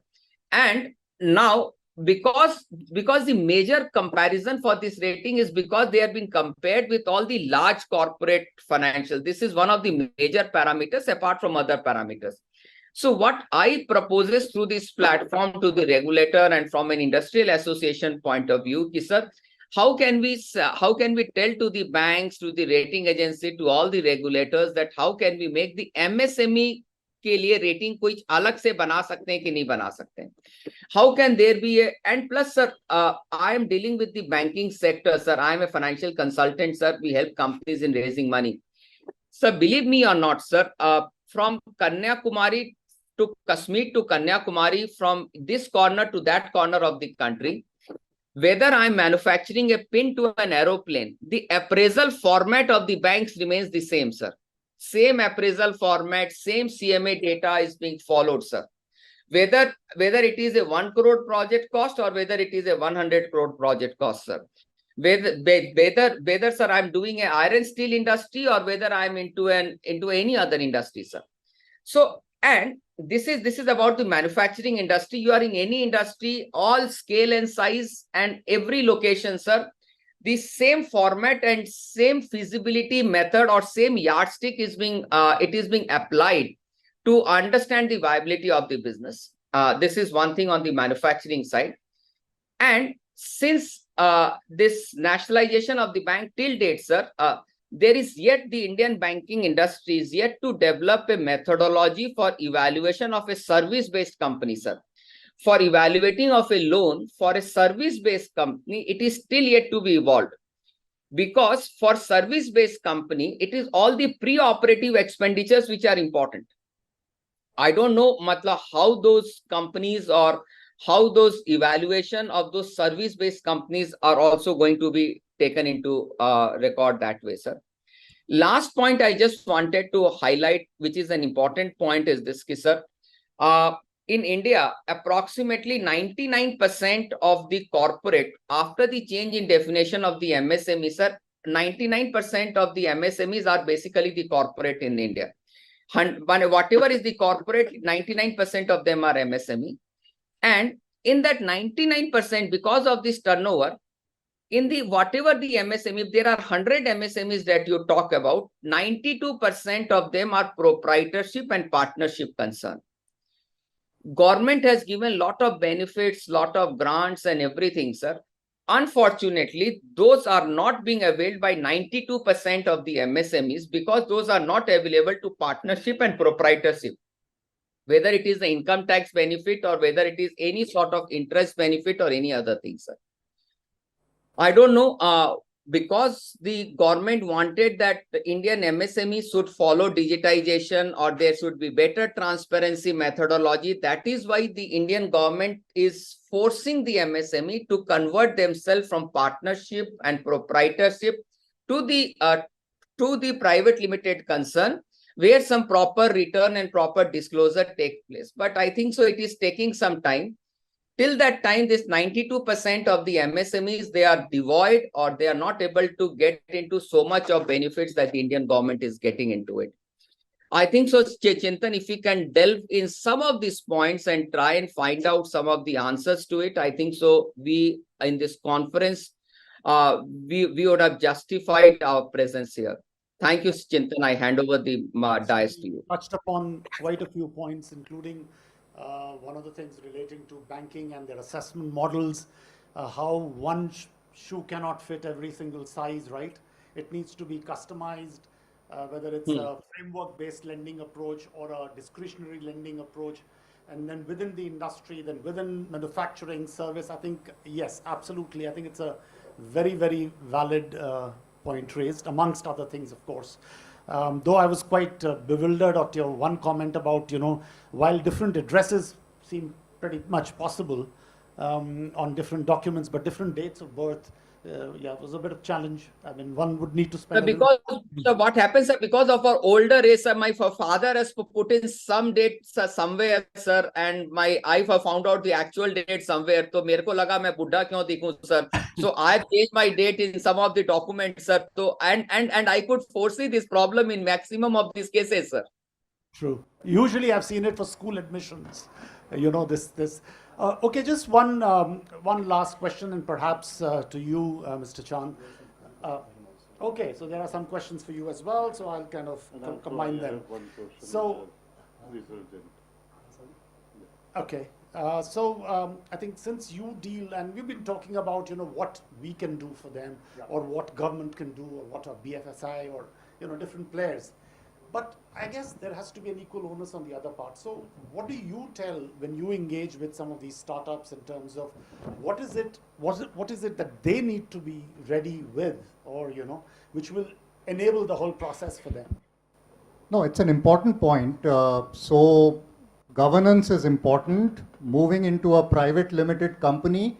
In fact, any startup that goes through an incubator, the incubator helps that startup form a private limited company so that it becomes eligible for a host of grants, angel investment, VC investments, everything. So there is nothing wrong in quickly converting proprietorships or partnerships into private limited companies. It can be very easily done. That's point number one. But the larger point, and I think Jyoti touched on it, was that the measures used to appraise early stage startups perhaps need to be more innovative. For example, instead of looking at the traditional balance sheet and P&L, which in the case of an early startup is a disaster, right, or it doesn't exist, we look at other forms of funding like cash flow based or revenue based funding, maybe through an escrow account where all the sales proceeds come into an escrow account, part of the money goes to repay the loan and the rest goes back. So all I'm saying is I'm not trying to prescribe solutions here, but I'm trying to make a point about the lender looking at more creative and innovative ways of supporting an early stage startup. Because at the end of the day, when we say India has 100,000 startups, and if they are left in the current state, 95,000 of them will die. So the point is, how are we priming the pump to keep that whole energy going? And we have to look at solutions that work. I think in the earlier session, Sai, who's sitting here, talked about a marketplace which connects investors to angel investors, ventures to VCs, and so on. We can add incubators, we can add government grants. So if I can visualize a mega kind of marketplace which provides a young entrepreneur complete visibility on, you know, what I can get and from whom, right? So that would be my final point. Connecting the various islands. Absolutely. Okay, just on that, and before I let you go, just one quick question which has come for you. That's $1 million question. As an angel investor, when to join and when to exit from the startup? Well, haven't you written a book and patented it? And No. There is no secret sauce. I'm still waiting for exits. It's a long tunnel. Yeah. So an angel investor has to actually forget about the money he's put into startups, right? Because that money is something that he doesn't need for his, running his household, or even in the foreseeable future. To me, it's something that if a couple of your investee companies make it good, you can double or triple the amount invested. So speaking personally, I have a portfolio of 30 startups right now, and already 5 have failed. So the ones that go down first, which is great actually. Yeah. I'm still waiting for those top 5 or 6, which I think I can see today, who can become what is called multi-baggers, and maybe I'll get an exit in 8 to 10 years. But that's how long it is. 20x, 30x. Yes. Jyoti, there's a question for you which has come from the audience. Yes, sir. Should startup or MSME rely on institutional loans? If yes, why? If no, why not? Sir, in case if you can get a loan from anywhere, you should start taking the loan, sir. In my short career span, whatever, sir, we are taking that, sir. Money, sir, पैसा जब जहाँ से मिलता है ले लेना चाहिए, sir. So we should not depend upon whether this timing is correct or not, whether I should take this money or not. You should take the money, make that investor feel better, and try to ensure that this investor money that you have taken, you have returned back that money in time. That will also bring discipline into the company's operation, and plus also it will also enthuse, or it will also bring creditability into your credit history. of the lending market also that way, sir. So in my personal opinion, I've seen there are a lot of companies which might think that ki mere ko aaj paisa nahi chahiye, I will require the money later on, sir. But it is not always like that. Whenever you require the money, or sir, you can time the market better, sir. You don't depend on timing the market. In case if you little bit require, or if you think that in foreseeable future, if you can require the money, you're getting the money now, please take the money now. Reminds me of that panel, panel, the first panel discussion, right? Loan le lo. Huh? Okay. Okay. Yeah. I just want to ask, yeah. First of all, thank you to Mr. Parveen and Deepthi for inviting me on this session. I just want to throw one thought among all of you, because all of you who are sitting here are intellectuals from different fraternity. A small challenge, or I can say biggest challenge, is transforming MSME. Transforming MSME towards financial inclusion. Definitely, association have to play an important role, and for that we are doing what we are doing nowadays is we are working on transforming MSME towards Industry 4.0 and 48. I think everybody knows about the Industry 4.0, but I think anybody who can speak about 48? Know about the 48 terminology? Nobody. You know, आज़ादी के अमृत काल में हम सब ने एक संकल्प लिया है कि हमें अपने भारत को विकसित भारत बनाना है. पंच प्रण 15 अगस्त को हम सब ने मिलकर लिए थे. उसमें पहला प्रण है विकसित भारत बनाना है, दूसरा गुलामी के अंश को मिटाना है, तीसरा है उसमें हमें अपनी जिम्मेदारी को निभाते हुए एकता के साथ अपनी विरासत पर गर्व करना है. ये पांचों प्रण में जो पहला प्रण है विकसित भारत बनाना है, उसके लिए अगर हम बात करें तो if we talk about the developed nations, what is the contribution of the MSME in their GDP? Starting from 44% and 60%. If we talk about Germany, might be possible around 55%. If we talk about then 60%. If you do the average of all these GDP, especially the MSME contribution, that it comes around 48%. So, अगर हमें अपने भारत को विकसित भारत बनाना है तो 48% GDP को हमें achieve करना है, और for that we have to transform MSME. उसमें 5 पार्ट्स में से सबसे ज़्यादा इंपॉर्टेंट पार्ट है फाइनेंस.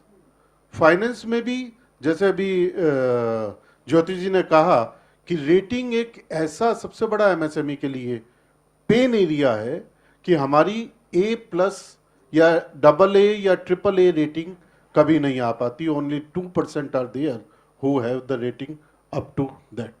मैं ज़्यादा समय न लेते हुए सिर्फ यही कहना चाहूँगा, इंडियन इंडस्ट्रीज एसोसिएशन के प्लेटफॉर्म पे we need intellectuals who support us in bridging the gap between MSME and the institutions.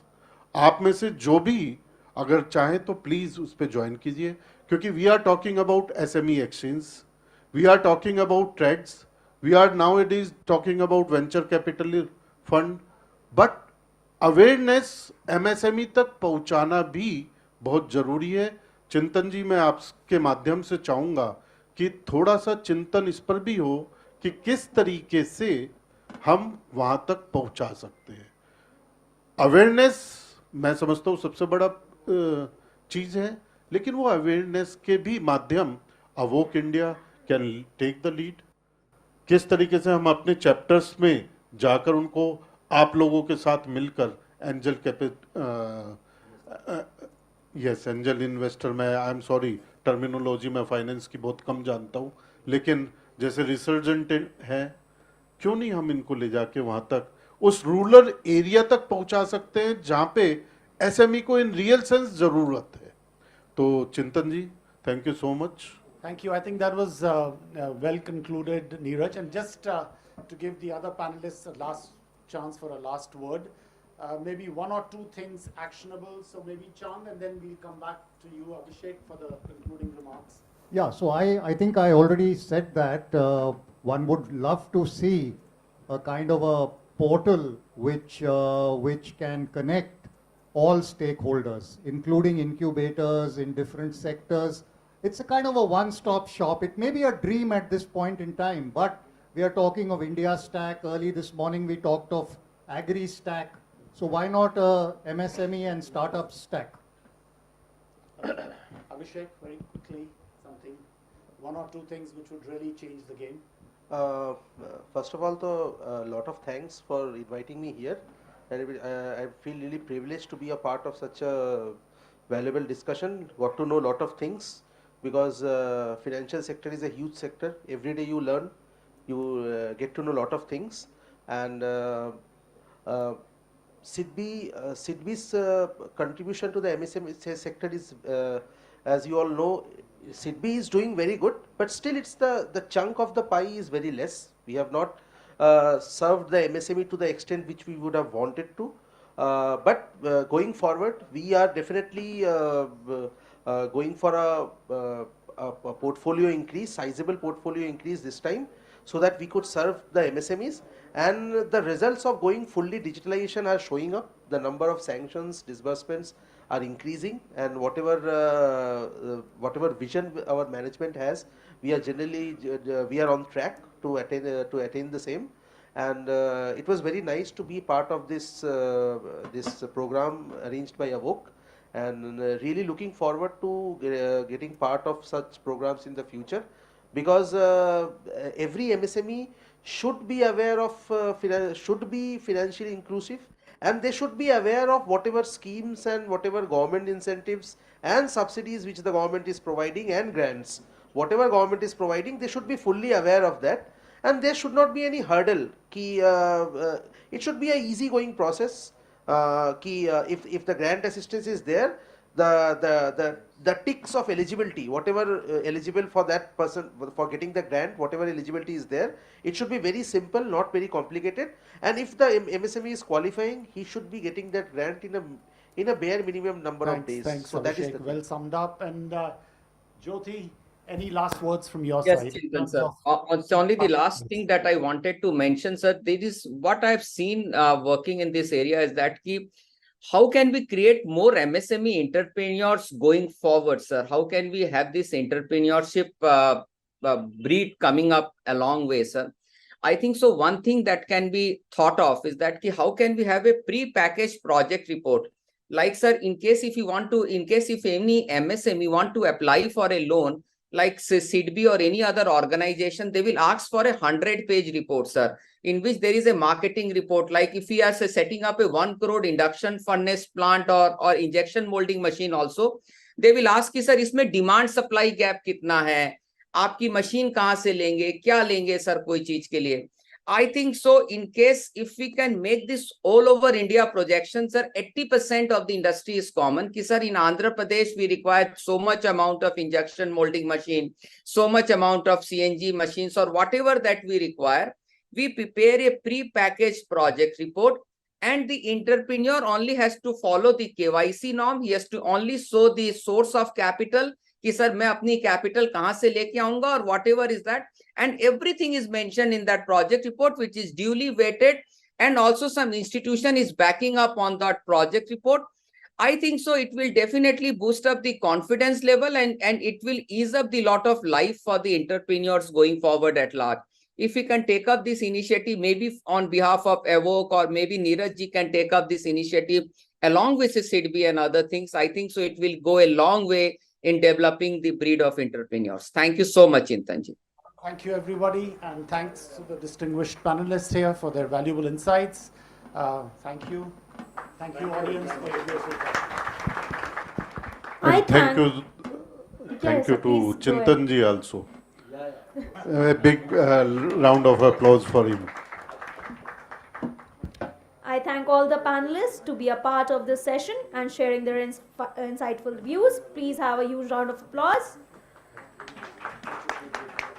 I thank Mr. Jyoti Prakash Gadia, sir, who joined us virtually and actively participated in this panel discussion. Now I request Mr. Sanjay Goyal sir, Deputy GM Finance from NHPC, to present the memento to Mr. Chand Das sir. Sir, can we please have you on stage?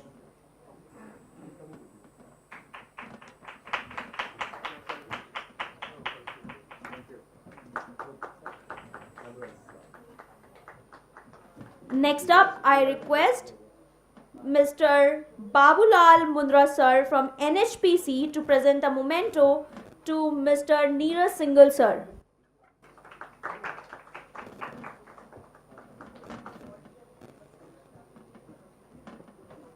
Thank you so much. Thank you.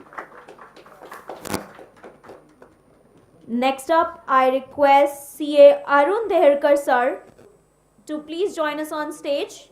Sir, are you there? Please.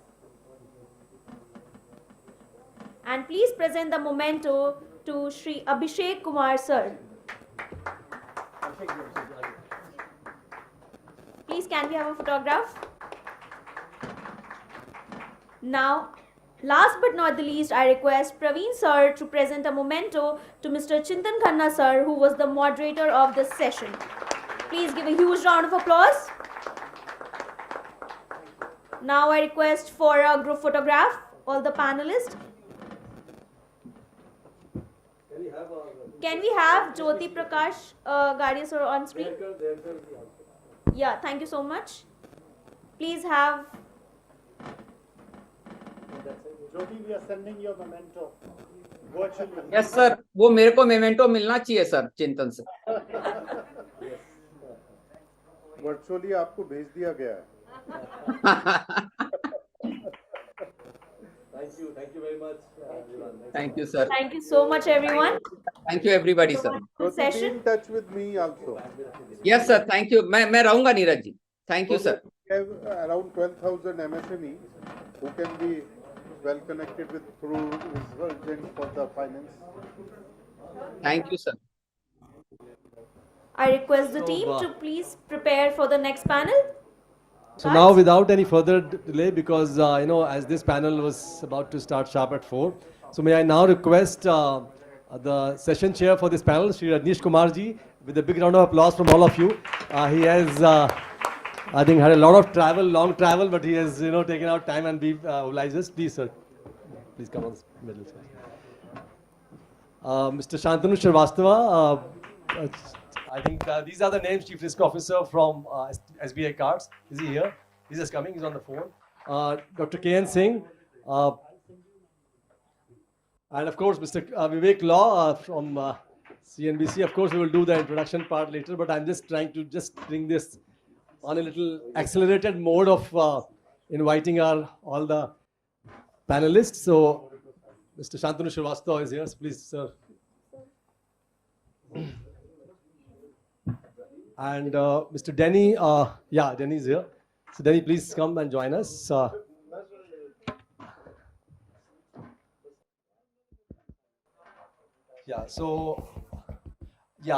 last but not the least, we have Mr. Devesh Mathur, who is joining online from Bangladesh, Chief Operating Officer, HSBC, Bangladesh. So welcome to you, sir. We are audible? Thank you, sir. Can you hear me? Over to the panelists now. So over to Mr. Vivek Law. I will not take much time because, as you all know, that there is a running behind the schedule of 15 minutes. So I'm sure with the concise and such a powerful panel here, we will be getting for a lot of insights. So over to you, Mr. Vivek. Thank you.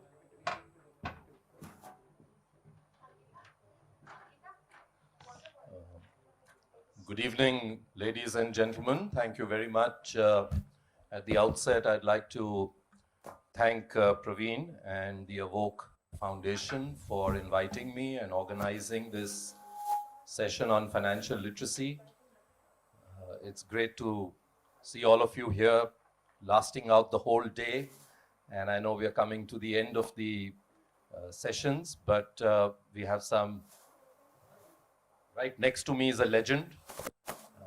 What else and how else do I describe him? Known him for, I think when I started my career about 30 years ago. He wouldn't remember, but I do. and someone who led SBI very, very successfully. And despite retirement, I think he's more busier now than he was probably when he was the chairman of SBI. And other than that, there are extraordinary people here on this panel. And I think the introductions Praveen already gave. There is Denny here from Rupe. There is Saurabh, there is Shantanu, and then there is, of course, K.N. Singh, and Dinesh is joining us from Bangladesh. So I think if we were to actually sum up how BFSI can actually create financial inclusion. Look, I mean, I think, and I'm sure this has been discussed through the day, the fact that financial literacy is important is, I don't think, a subject that needs a yes or a no. We all know that it's important. The question comes, who's going to lead it? Who's going to lead the charge? Are we, like always, going to depend on the government, which has done its bit, if you ask me, whether it is digital payments, whether it is creating digital infrastructure, whether it is onboarding of customers, Jandhan, which I will talk to Mr. Kumar about. So all of that has been done. Now the question is, are we still going to depend on the government to come and educate people? I was listening to the previous session, the same points came up there as well. Even from businesses, the question of making businesses aware. It was a very important point made, that if I can understand an individual not being aware, but if there is financial illiteracy, even at the level of an SME, then you can imagine that what is the challenge ahead of us. And if we don't fix this challenge, and to put the burden of this on one company, one institution, I don't think is the correct approach. 140 crore people. Let me start now immediately with someone who has seen more than half of this population. And, as you saw around his time, the mutual fund side also, the bank also started, pushing the mutual fund side. And we've seen the kind of growth that has resulted in there. So, lots of questions I have for this panel. I'll go one by one. And if we have time, we'll be happy to let you ask some questions of this, of the panelists. But let me start with Mr. Rajneesh Kumar. Almost close to 5 decades, sir. You look young. I'm not trying to say that you're, but how do you feel India can bridge this gap that we are talking about? Your overview, then I'll ask you a few specific questions. No, one is that we have to acknowledge that India has made tremendous progress, and particularly in the last 10 years. When Honorable Prime Minister announced the Jan Dhan program, that was on 15th August 2014. It is not that financial inclusion initiatives were not existing, were not there. But in the project mode, the way it was done, there was a paradigm shift. And in this 1 year, almost 32 or 33 crore Jan Dhan accounts were open.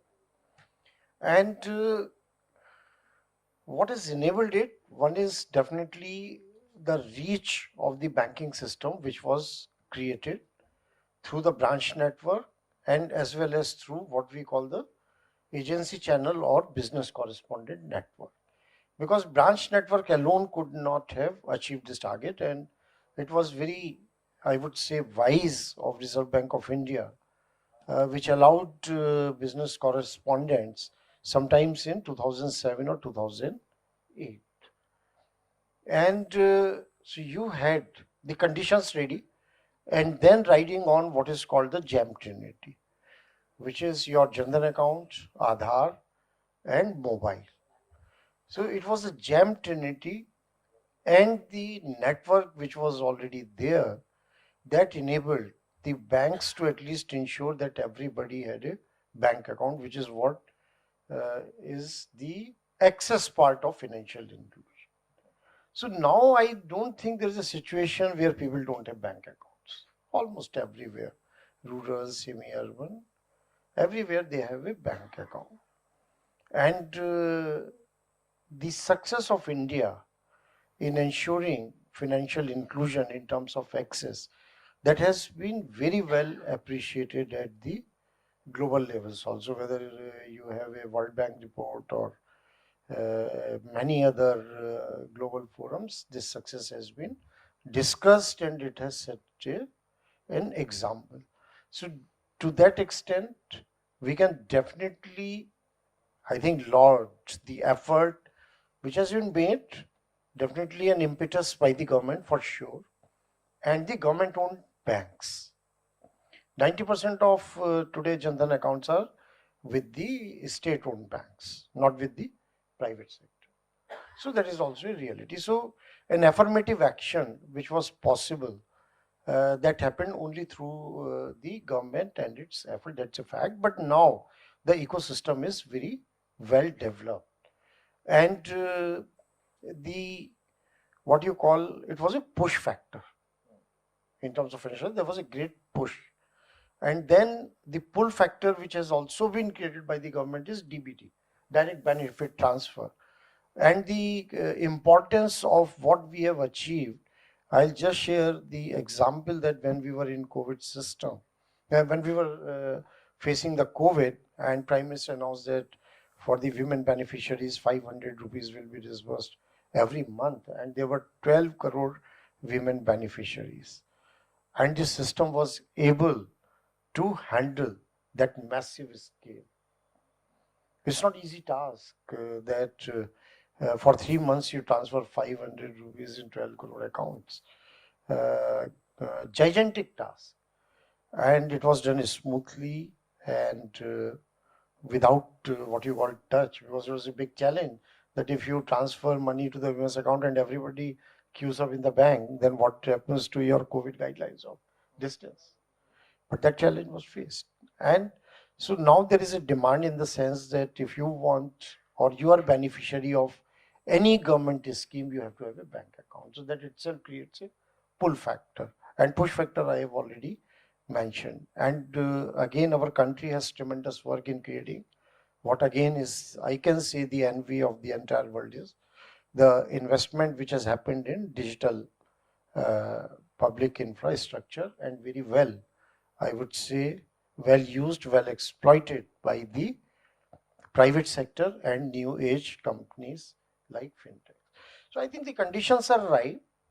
And even on not only the bank side, if I look at the credit side, and I was listening to the discussions on MSME also, there are issues, I know. And there have been at least 10 reports of Reserve Bank of India how to improve access of credit to MSMEs. But there is a huge paradigm shift which you can see in terms of what I call microcredit. There are several institutions. There are regional rural banks, there are small finance banks, there are microfinance institutions. But our country is so large and so complex that whatever you do, you still feel that we have not done enough. And there is a scope to do more. And then we have the companies which are making use of technology and helping, like I chair the board of Bharat Pay. So we are providing access to credit to millions of merchants. And the system is working quite efficiently, I would say. In terms of achievement, I would say that in last we have achieved a certain level of maturity as far as ecosystem is concerned, and now it is a question of building it. There are several products, banking, credit, micro insurance, example of even insurance. I think there are in force now almost 50 crore micro insurance under 3 schemes of government of India. This is my initial take, but if there are any specific questions, of course, I will answer. We'll dwell on your initial comments. Mr. Singh, you know, you worked very, very silently, I must say, during your tenure at NCFE. So much so that probably very few people even know what NCFE has been doing The point that Mr. Kumar made about the fact that the push, was created. So whether it was opening accounts, whether it was creating the infrastructure, but I feel personally that if you take out the mutual fund industry and the way they, thanks to the regulatory push, thanks to the leaders of that industry, the way they went about the financial literacy side, perhaps the same has not been seen collectively, and I'm not talking specifically, from other sectors or institutions, including the new age ones. So, there is transaction efficiency, there is, as Mr. Kumar rightly said, crores of Indians have been brought into some product or the other. But what is it that you sought to do at NCFE, and what is the vision, if you could first share with the audience? Because many people, as I said, it works so silently that one doesn't even know what the effort is that is going in. Thank you, Mr. Law. A very warm welcome to everyone. And thank you, Praveenji, for inviting me to this audience. I would give you a quick background about what I have done so that we put the things in perspective. As Vivek ji indicated, I took up the role of first CEO of National Center for Financial Education. It's an institution promoted by the 4 financial sector regulators of India, that is RBI, SEBI, IRDAI, and PFRDA. So the mandate was, and this comes through TGFIFL and FSDC under Ministry of Finance. The requirement was that there should be one national organization which actually coordinates the activity of financial education, financial literacy. You would be aware that each of the financial sector regulators and then banking sector, then other members of the industry of finance like mutual fund industry and other players, they have their own schemes of financial education, financial literacy. As you rightly indicated, specifically for mutual fund, they conduct these programs with targeted audience, and then the idea is that a part of those participants would be converted to their customers. So that is a different kind of financial literacy, financial education. So NCFE was conceptualized with the concept that you need to be providing and propagating the message of financial education to all segments of society, one, to all geographical corners of India, so that no one is left out, and then take the message to not only general public but also to different segments like MSMEs and other. I had joined SIDBI about 30 years ago. So I have seen how even SIDBI has evolved over a period. The kind of service that it has been providing in the earlier phase and how it has evolved through the recent thing which you might be aware, the PSB loans, 59 minutes loan. So I recall that this is how the system evolves. Also on the financial education. Financial inclusion is one part, that is the supply side of financial services. How things like savings, credit, insurance, these are provided to the gentry, to the public. It is as significant to work on the demand side, which is actually the financial literacy side. One should be aware when making a choice what kind of credit is actually required, what kind of institutions should one be going to, or a very simple thing, if you are going to take insurance, is it a good idea to go through agent or to go for it directly? And there are so many other things, even for mutual fund, because there are implications for making decision. So what are the things at the basic level which an individual should be aware? That was the mandate with which NCFE was started in 2018. And I'm happy to inform that it's on a different pedestal all out. If you go to the website of NCFE, you would see the quantum jump that it has made in its operation, in the kind of delivery of the programs, and in the way it has integrated IT and new age methodology of providing financial education to all the corners of society and to the country. So it's a big development, but challenges still remain. And bigger challenges come, specifically when you look at what is happening in India, as indicated by Mr. Kumar, you see that it's okay, we have developed so much, but we have still not reached that stage that, or we could have done much better.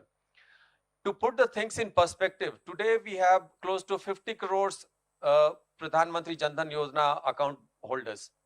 that is more than the population of other, if you leave out India and China, that is more than the population of any other country.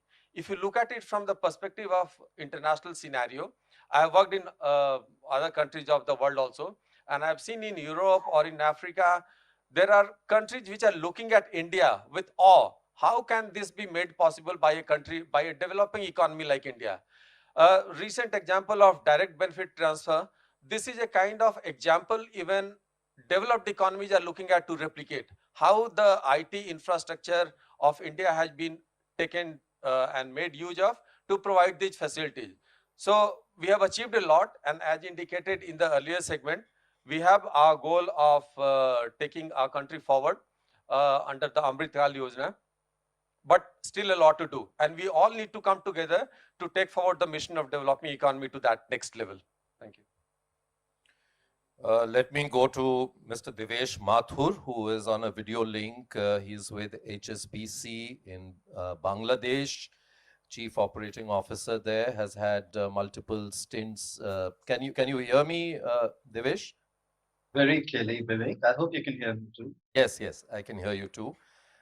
So Devesh, there is no doubt about the strides that India has made when it comes to whether it is, we've heard from the panel multiple data points, and these are hard facts.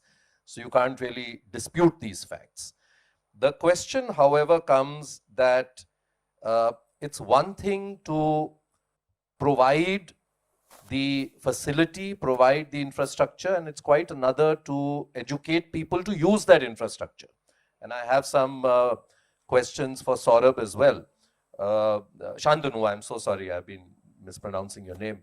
Around, because the fact is there is acute lack of knowledge, and I'll come to you, Mr. Kumar, about the Jan Dhan accounts as well. But Devesh, from your global perspective, what are the key learnings, according to you, that can be implemented to make a consumer who has sought to make herself financially empowered? What is it that that consumer can benefit from if we need to really see the results of all the efforts that everyone is making? Thanks, Vivek. I think Mr. Kumar and Mr. Singh touched upon that, right? I mean, the scale of the problem is huge, and clearly it would be inappropriate to say that the right steps have not been taken. But when I look across the spectrum of some of the geographies where I've had the privilege of working, particularly let me take the Bangladesh example, because that's quite interesting. I think the term financial inclusion, which traditionally has been used to denote bringing people into the bankable population itself, is to some extent only halfway there. I think Mr. Singh and Mr. Kumar touched upon that. Right? The biggest challenge that needs to be effectively tackled is how do you then really understand the core needs of the individuals? And how do you then develop and present and really bring the products to their door in a way that they can really grow beyond just the fact that they now have a bank account, right? So I think the important thing that we've learned, and I've spent half a day yesterday with an organization here called BRAC. They're doing some pretty phenomenal work. And we were trying to understand what their model is. And it's holistic development, right? So basically, if you were to take just a microcosm of something that they're doing, getting past the opening of the bank account, the first thing that they try to achieve is to really understand how to make the beneficiary truly self-reliant, right?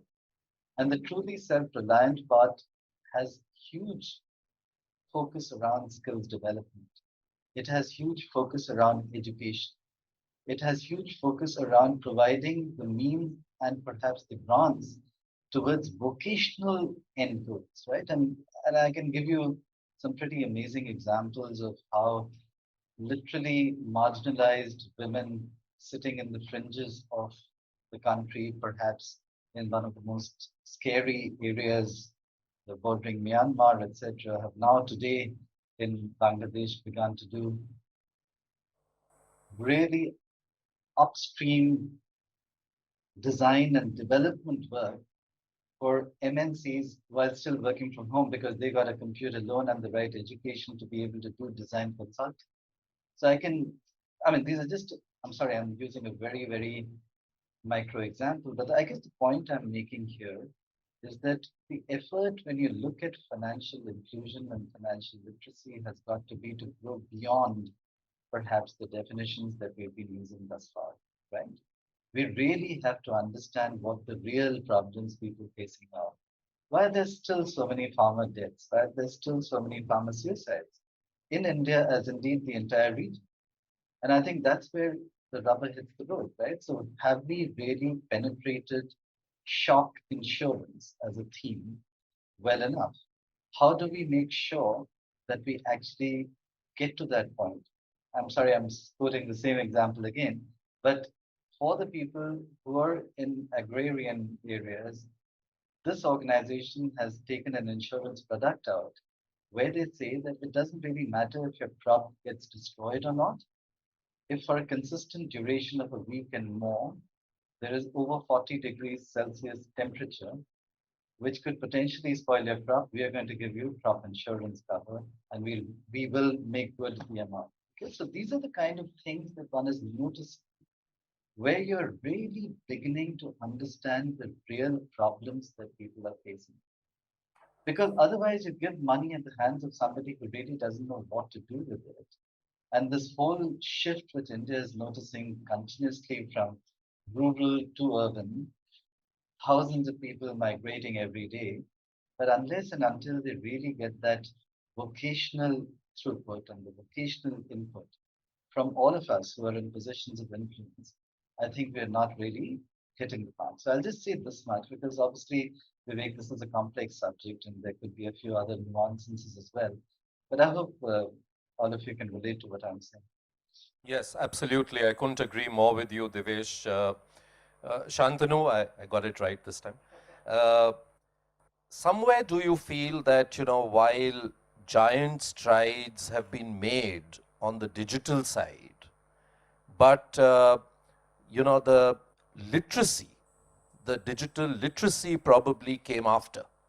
And which is why not a day passes that you pick up the newspaper or you look at a WhatsApp group and you see somebody has been defrauded. Devesh talked about farmer suicides. I mean, we still see, while again, thanks to the intervention of RBI and the banks like yours, to bring in a more clean system of debt recovery. But there's not a day which goes when you don't figure out. I mean, Jamtara became like one of the biggest, but I remember almost 18 years ago, we did shows around recovery agents and how people didn't understand cyber fraud, Nigerian letter fraud and all of that. So as the chief risk officer, is that something that worries you the most, that how do I prevent this? Because, there are ads. You'll pick up a paper, you'll find there'll be a campaign by the RBI, SBI and others to say, sachet rahiye, is link pe mat press kariye. But do you think somewhere it has happened after, when we've already had so many people using the digital infrastructure? Sure. I'm not sure whether I'm audible. Is this clear? Yeah. A few disclaimers. So while I work at SBI Card, I joined there recently 6 months ago as Chief Risk Officer. I'll be speaking on my yes, no problem. individual behalf. Yeah, sure. Prior to joining this organization, I worked for about 30 years with HSBC and ANZ Rindlays and Standard Chartered. So I bring those perspectives into my answer. And I've also worked in the area of risk management from a professional industry body perspective. I used to run something called the Professional Risk Managers International Association, which has members from across the industry, multiple sectors. So through those interactions, I've gathered some insights that I'd like to share here. Before I get into cyber fraud and those elements, the reason for talking about the subject here is that the impediments to the spread of financial inclusion come from the negative experiences also that individuals have. Fraud is just one of them. The other is, of course, mis-selling. And there is a role for industry to play, regulators to play, but equally there's a role for individuals to also play in making themselves aware about the environment in which they work and the intrinsic nature of the products that they are consuming. So for example, people stay away from certain products where they've had bad experiences either on the service side or for example on the recovery side as you mentioned. But behind all of that is a certain lack of awareness about very basic things that people in this audience take for granted. So for example, what exactly is interest? What is the rate of interest? How is it calculated? On what is it calculated? From when is it calculated? Till when is it calculated? These are things that are so basic that they don't even cross our mind. It's like riding a bicycle for us. But for many people, something as basic as this is lacking. And where this information is lacking is where you have the negative outcomes that I just spoke about. The other bit is that this is only one half of the equation. The other half of the equation is what role do organizations have to play? And it is not just about issuing ads. It is about the DNA and the culture of the organization, about how they train their staff, how they measure their staff, how they define the roles of their staff in terms of what they do when they interact with customers, how they educate them, how they make them aware of the features of the products, the do's and the don'ts, the opportunities and the pitfalls both. And that is where I think our country has to learn a little bit more from certain other markets. Mr. Mathur spoke about Bangladesh, there are several others, where the industry has evolved in a way that performance of staff is measured based on the types of outcomes they create for their customers, not just the types of outcomes they create for the organization they work for. Ultimately, they are linked because if you have consistent series of negative outcomes for customers as a whole, the organization or the sector also doesn't prosper. So therefore, it is imperative that both get intertwined and staff are measured also for outcomes they create for customers, not just for the organization they work for. So in that regard, there is, I think, a bunch of do's and don'ts that we can talk about here. But something as basic as reading the fine print in any document is important. And from the perspective of the industry and the organization, creating documentation not just for the median customer, but your processes, your advertising, your communication, your awareness initiatives targeted at the ones who need it most, which is the most vulnerable sections of our society, the bottom of the pyramid, so to speak, the bottom quartile, so to speak, of our population. They're the ones who need it most. For most other customers, they don't even see what they're signing. They don't need to read it because they already are aware of it. But how a particular product category works is something that they take for granted when they initiate their communication and their awareness drives and their documentation and their forms and their processes. But for the bottom quartile, that is not a given. They need to be educated about how the product category itself works.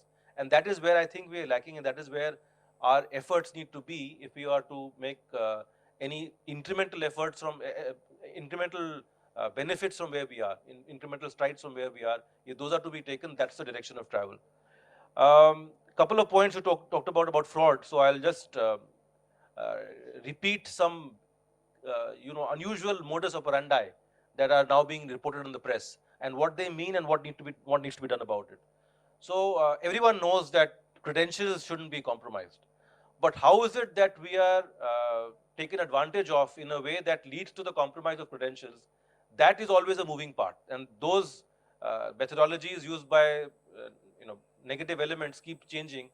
And that is what we need to keep educating our population about, especially the most vulnerable sections. So, for example, we are all consumers of digital media and we are all on some sort of social media like Instagram, Facebook, WhatsApp, even SMS. The single most important thing that we can all do and educate the audience about is the fact that you shouldn't be pressing on links that you don't know. In fact, don't press on links in messages that have come even from known sources. The latest round of frauds are taking place because phones are getting compromised, not just people giving OTPs on the phone. That used to be the case until 6 months ago, 1 year ago. Now most frauds are happening in cases where customers claim that they haven't even spoken to anyone on the phone, but yet the data is compromised. And that's happening because we are clicking on links as a matter of habit. In the morning you get up, you read good morning messages, you see something from your uncle, you see something from your nephew, nice song, nice video. You don't know what you're punching. It's much more than a video, much more than a song that you're consuming. So that awareness also needs to start coming in people. It's a very new development, and there will be newer ones coming every day. And we have to have a mechanism for communicating this content, the do's and don'ts on a dynamic basis to 140 crore people. And for that, that's a very big subject, and I hope we'll have conversations around that the later part of this discussion. Yes, I hope so too, Shantanu. Thank you very much for putting it so candidly. Yes, Mr. Singh. In my last role as the IEPFA researcher with Ministry of Corporate Affairs, this is precisely what we had carried a research on. How have the Ponzi schemes evolved over time? So we need to be mindful that we are learning, but so are the scamsters learning. They're always going to be a step ahead. Yes, absolutely. So we need to be mindful that things are taking place in the ecosystem, and from the financial education or financial literacy perspective, we means all the stakeholders need to be working continuously in the evolutionary mode and coming up with newer methods of guiding, educating, and providing the literacy to the consumers and to the masses at large, that this is what is happening. So this is one needs to be aware of. Denny, let me come to you. You've been waiting patiently, but you know, RuPay has been a very, very big success story. And congratulations to you and your teams. How have you achieved that? What does it seek to do? Because again, unlike the, you know, credit cards issued by, you know, banks and other institutions, this is something that has chosen to go beyond, you know, and allow people to access credit or use this card for payments where otherwise they would not have had that. So can you tell us a little about what RuPay achieved and what are the challenges according to you? Because again, this is one way of giving the ability to a consumer to transact. But from whatever the previous speakers have spoken, are you facing challenges as well of people not knowing how to use it? It's one thing to get the card, but it's quite another to, you know, be able to effectively use it. Right. So before I get onto that, I will just kind of briefly give the history of RuPay, right? And what was the need why RuPay had to kind of be launched in the country. So while everyone is very familiar with a MasterCard or a Visa card, right? Because that's the first thing that anyone in India would have seen. Obviously, there's a lot of cost which is involved for all the issuer banks and the acquirer banks when they use a international card scheme, right? So there was a inherent need for creating a domestic scheme network, primarily to kind of take the advantages of the cost benefits and the value. And most importantly, and the example that we have seen recently because of the Russia-Ukraine war, if any adverse thing happens, right, from a country perspective, we need to have something of our own which can kind of be there always 24/7, irrespective of what is happening in the global scale, right? So the genesis of RuPay was at the time hardly 30 odd banks in the country were actually issuing a debit card. Okay, RuPay came in, we worked very closely with all our banks, and today I'll be like so happy to share this. We are covering 1,200 banks across the country, right, who are issuing a RuPay card. Now these are very small banks also, rural banks also. For them, the entire process of kind of issuance itself is a big challenge. We have created that ecosystem in terms of the TSPs, ASPs, who can kind of give those cost benefits and give the systems which is totally, completely secure, right? So that's the power of RuPay, and for a long time we kind of struggled with the brand, primarily because when Jan Dhan was launched, it was again launched on RuPay. And we supported the banks in terms of the issuance of debit cards. The brand kind of started getting associated with the Jan Dhan segment, and that's something which kind of we really took the hit. Because when we launched credit card, the acceptance purely because of the brand was something which kind of created a lot of negative impact for us. But we have worked on that also. And in fact, I'm happy to share that right now we are the second in terms of the payment network from a brand recognition perspective. There's immense work which is done. But we were very clear that we cannot just kind of win this war on brand and the cost value. We have to bring innovation also. And the biggest innovation, obviously, now it is bearing results, was NCMC, National Common Mobility Card. So we have created a specification for MoHUA because MoHUA wanted one single card that can kind of work across all the transit operators across the country. And that's something that we have been trying to do for last 3-4 years. But it is only this year which we kind of launched it in a big way, because now we have Delhi Metro, we have Mumbai Metro. Mumbai Metro SBI has done a phenomenal job. We started off in January this year. As on today, 35% of the rides in Mumbai Metro happens on SBI card. And that's the power of this thing. And you can take that same card. So I kind of bring that card every time when I come to Delhi, and I tap it in Delhi Metro. In fact, today on the innovation side, we have not restricted ourselves to the card form factor. We are moving to wearables. Today, Panda sir was also along with me, and we kind of went to the Nirman Bhavan. He was wearing a Goki watch, and he just tapped it, and the gate opened, and everyone was like, wow, what is happening? So that's the kind of innovation that we are trying to bring in the country, bring in value, ease, convenience, and it goes without saying that with complete security, right? And that's the success factor of RuPay. And I'm proud to share this also. Now we have a separate subsidiary, NIPL, which is basically taking all the NPCI products to the globe, right? So UPI, obviously everyone knows UPI, but there are so many countries who have kind of reached out to us to replicate the FASTag system, Aadhaar-enabled system, RuPay card networks, because every country want to now also have their own domestic card network. So people are reaching out to us to replicate this success story world over. Mr. Kumar, let me now come back to the earlier points that you made. 200 lakh crore, if I'm not mistaken, is the amount lying in banks today as a savings account or a fixed deposit. 200 lakh crore in total banks. Yeah. Isn't it 200 lakh crore? Yeah.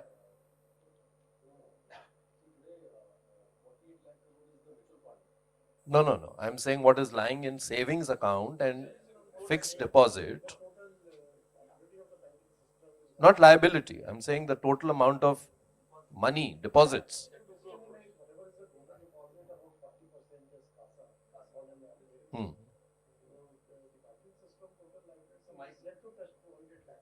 Okay. That's a big number. Whatever. But the point is... So let us forget the number, because sometimes they are so mind-boggling that you can get confused between 2 lakh crore and 200 lakh crore.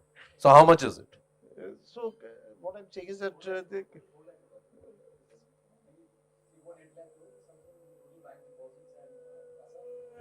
no. Is that correct? How can that be? 48 lakh crore is mutual funds.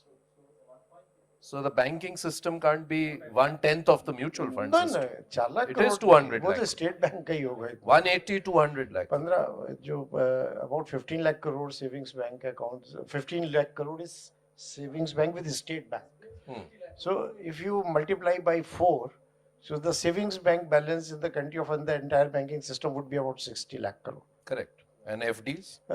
FD, yes, just multiply by 2. So 120 lakh crore. Okay. So we've reached 120 lakh crore. Okay, fine. Whatever that is.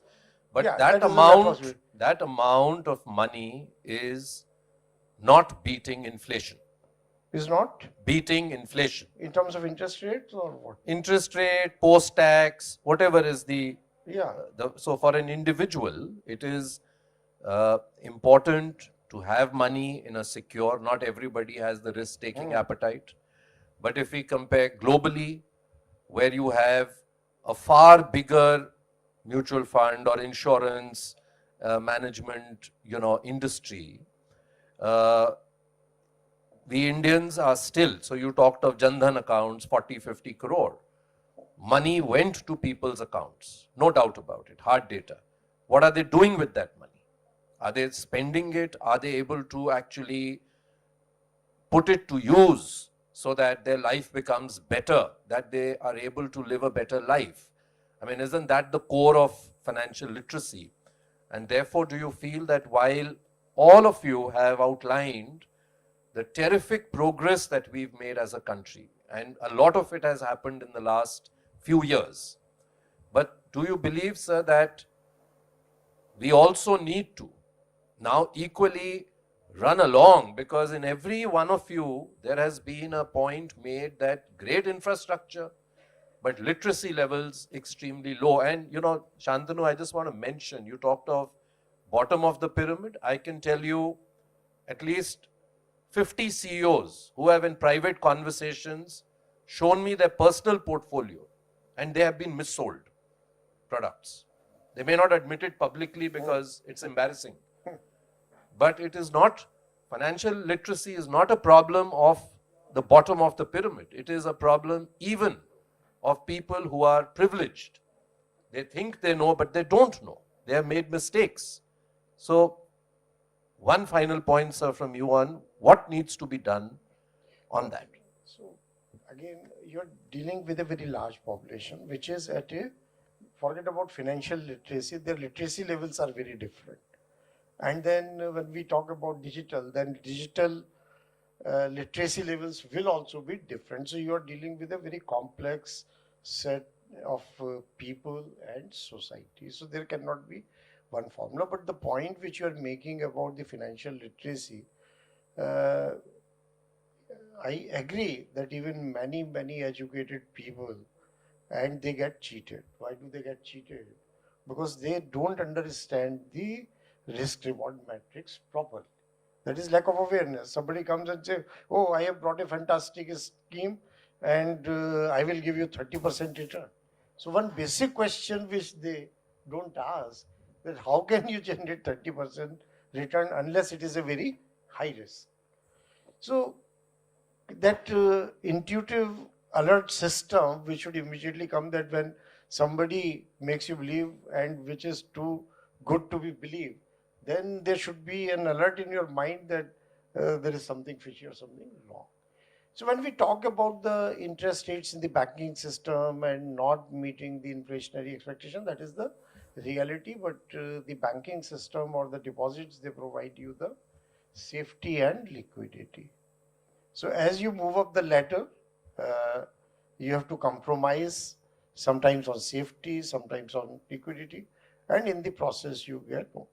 But yes, the mutual fund, development of mutual fund industry, which is very nascent, in the sense that I think SBI established its first mutual fund sometimes in 85 or 86. And at that time, there was within the organization also a lot of resistance about mutual fund. We were the bankers, we understood financial products, but there was lack of understanding about mutual fund industries. But through the very innovative campaigns, and as the income level also developed, the literacy level also developed, so mutual fund industry has shown a very decent growth. And now, as we are talking about, 48 trillion rupees is with the mutual fund, and it is bound to grow as the financial savings move. For Indians, traditionally, it was always non-financial products. So gold was always sought to be a very soft product. But in terms of inflation, you see, so even gold returns might have met that expectation, although gold is always considered to be the biggest lever against inflation. So I think it's a very complex subject, but I do agree that a huge campaign, and where all channels, and including when you are in a school, I don't think the books have any chapter on financial literacy or what is a banking product, what is an insurance product, what is a mutual product, at least the basics. And now when we are into a digital era, the basics about like what can happen or what safety precautions are required when you are using digital mode. So some basics, not the complex knowledge of very complex product at a high level, but that is very much required. And I fully agree with this statement that when we talk about financial literacy, it is not limited to underprivileged or rural or semi-urban area. Many of the people who are highly educated, they may also be sometimes not so literate when it comes to managing their financial affairs or financial products. Would love to keep this going. Unfortunately, we've completely run out of time. But Mr. Singh, I have just one suggestion. I know you're no longer with NCFE, but I'm sure that your team members are still there. You know, the point that Shantanu made about fine print. I think if you can simply increase the font size of that fine print by 10 times and put every product's fine print on the NCFE website. That itself, I think, will solve a lot of the financial literacy problem, because I think just increase the font, put every product on NCFE. I think a lot of some effort will be made. But I know that all of you are trying. This is just my humble suggestion to you. If you can convey that, it will be great, because I think it's about time that this issue is tackled on both sides. One is, as Mr. Kumar said, we have to bring it to schools, we have to bring it to colleges, and I know that a lot of effort there is happening. I think NCFE, NISM, they are all conducting exchanges, BSc, NSC. On the other hand, the whole mis-selling of, I mean, just today I think I was reading in the paper the RBI Deputy Governor saying that they are concerned about the fact that you're getting messages saying, get this loan, digitally, and, people are not aware, that how much interest do I have to pay? I mean, so this is a way of life. So I think we'll have to have a very coordinated effort. But thank you very much, all of you. I know that I had lined up myself many questions, but we've run out of time. So, and I've already got two chits from Praveen. I don't want to upset him. He's a good friend. Take a couple of minutes. Go ahead. Thank you. Sorry, Vivek, I had to intervene. Just 1 minute of, last round with everyone, kind of a buzzer round, if you can have, for us to action and accelerate our work, which we are doing at Evoke India Foundation. So if I can break the order and start from that corner, from Shantanu, to just say one-liner about what we, as a stakeholder in the entire work area, which we are doing aggressively, what you think one thing which we can do, or any other stakeholder can do. Yes, please. I'll just take 30 seconds. There's a great opportunity for organizations like Evoke India to bring together various stakeholders in the ecosystem to partner in building financial literacy, just the point we were talking about. So companies like myself and others have a lot of content around what people need to be aware of, about the latest modus operandi, for example, about frauds. There are media organizations that are very happy to carry the message to the stakeholders on the ground. We need someone to bridge the gap and bring us all together so that content can be delivered effectively. Equally, there's a great opportunity for someone to play the role, could be Evoke India, or could be regulators, or could be the government, or could be law enforcement agencies, to bring together not only organizations in the financial area, financial sector, but also in technology and in e-commerce. So these are the people who generate data, through whom data is transmitted, and through whom data is delivered. If we can all get together, we can control and prevent fraud, because frauds take place when data is compromised and when modus operandi are not shared. So when you have real-time access to data, which the government does across multiple stakeholders, and we can pull the data together, you can take real-time decisions around how to prevent fraud. Yes, thanks. Ken, so one line, please. Thank you. Just to add to what he indicated, I think Evoke is already doing a fantastic work in the sense of bringing us all together and taking this message of financial literacy, financial education to those who actually need it. Added to that is also what we need to, because as you are working on the ground, so the knowledge and resources that are already there, maybe the message can be delivered in a more efficient way through your channel and through your network, so that it makes better impact on the ground. So all the best for that. Thank you, sir. Anish, sir, please. You have a vision and you're doing a great job here. And it's all about the simplicity of the content and then what medium to use. And in today's age of technology, you will have to do it more through digital or other channels. Physical will not, you will not be able to reach the number of people you want to. I know, understood. if you do it Absolutely, like that. absolutely. So, Devesh, sir, you are there. Then after that, I go to Denny to close it. No, I think my guidance to you, Praveen, would be that you're touching thousands of lives already, right? So why don't you set a target for yourself that 50% of those whom you've made financially literate, can you try and make them financially reliant or self-reliant? I think that would be a noble cause to espouse. Data will be your friend. You'll have to really work at ensuring that you work across all of that, and any help that any of us here who are sitting or others can provide, I think that'd be great. Thank you. I'm actually getting a lot of calls from IIC here. This venue is booked for a book launch. Mr. Amitabh Kant is coming 5:30. So my phone is buzzing. So I'll just ask Denny to quick closing.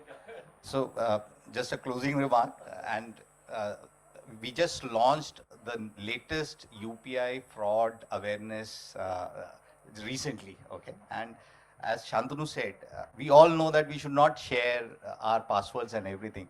It is that vulnerable moment where all these things happens, and I think with this campaign we want to kind of bring out those particular moments where customers can be aware and the various modus operandi. The campaign tagline is "Gyan se dhyan se." So I think that's something that I wanted to, yeah. Just 1 minute. No, I don't have any guidance for someone like you who's doing so much of work, but I also want to, mention here that there is Mr. Rao, K.S. Rao, who's present here. He's come from Bangalore, and I can tell you that this person has, I think, done, if I'm not mistaken, maybe he's not counted himself, but I keep track of him, maybe more than 5,000 investor camps, physical, and maybe millions of webinars and people that he's reached out personally. So I just thought a big hand of So a big hand for Mr. Rao. I think it's wonderful. The amount of work which is happening. I'll just take a couple of minutes. I think the mementos are ready, and I would be doing that. I'll be honored to give that mementos. And then we run every year. We run Financial Inclusion and Literacy Leadership Awards. Nominations are sought from Pan India. So here we have some awardees who are here. So while we have actually tradition of reading out the citation, but in the paucity of time, we will have to give it a pass, but only awards can be given.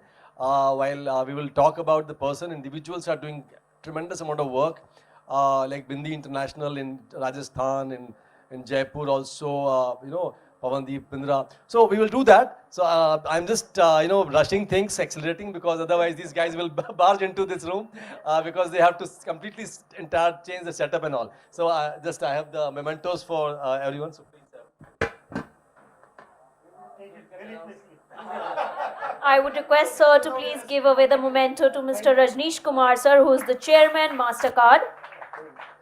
Please, can we have a photograph? Next up, I request sir to please give away the memento to Mr. Shantanu Srivastav sir. Okay, Denny sir. Then lead transit BU at the NPCI. Okay.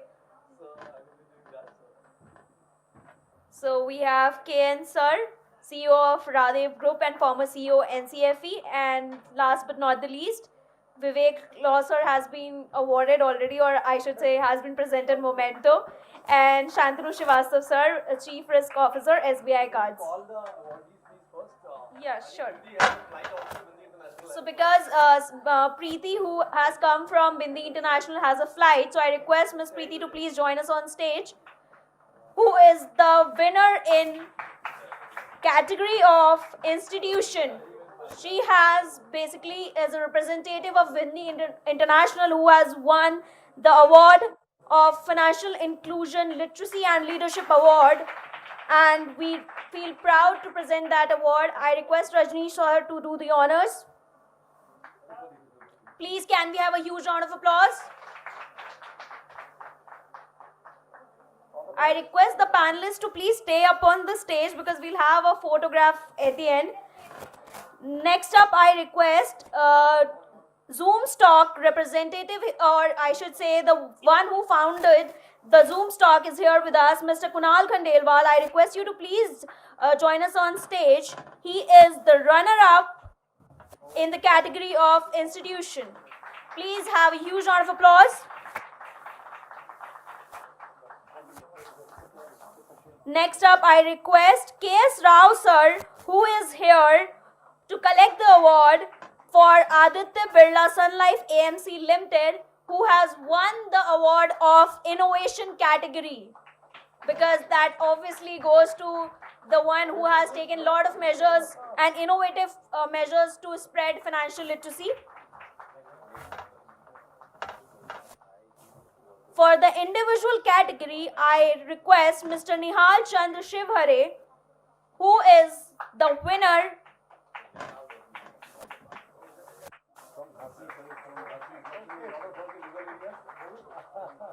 in individual category.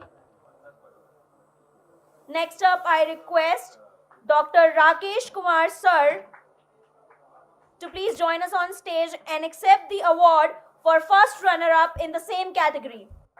Please, can we have a huge round of applause?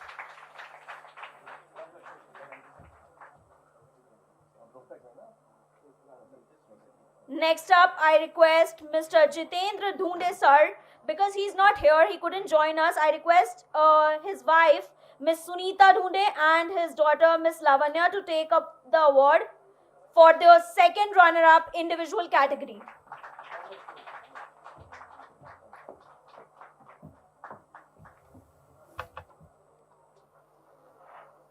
And last but not the least, in the same category, I request Dr. Pavandeep Kaur Bindra to please join us on stage and accept the award for the third runner-up for the same category. Ma'am is also a trainer with Evoke India, a senior trainer at Evoke India. Next up, I request for felicitation of trainers. So first up, because Pavandeep ma'am is already on the stage, I request sir to please felicitate her as she is a senior trainer at Evoke India.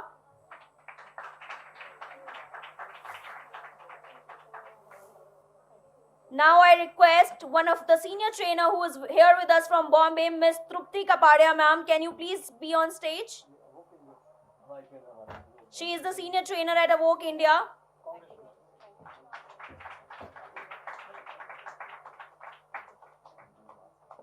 And last but not the least, we have Miss Himani Lath, who is from Delhi itself, who is also a senior trainer at Evoke India.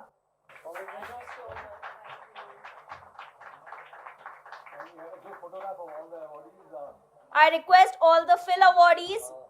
First, I request all the awardees to join us on stage. Phil awardees as well as the trainers. And the panelist of BFSI sector, please. Panelists can have a seat and the awardees can stand just behind them for the group photograph.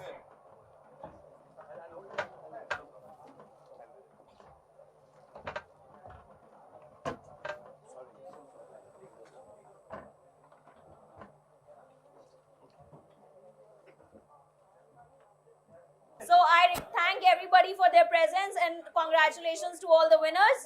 Thank you so much. And I also appreciate all the partners, all our partners who were partnered with us, White Oak, ABSL MF, IDBI, BSC, NHPC, Mirai Asset, SBI MF, SIDBI and NABARD. Thank you so much.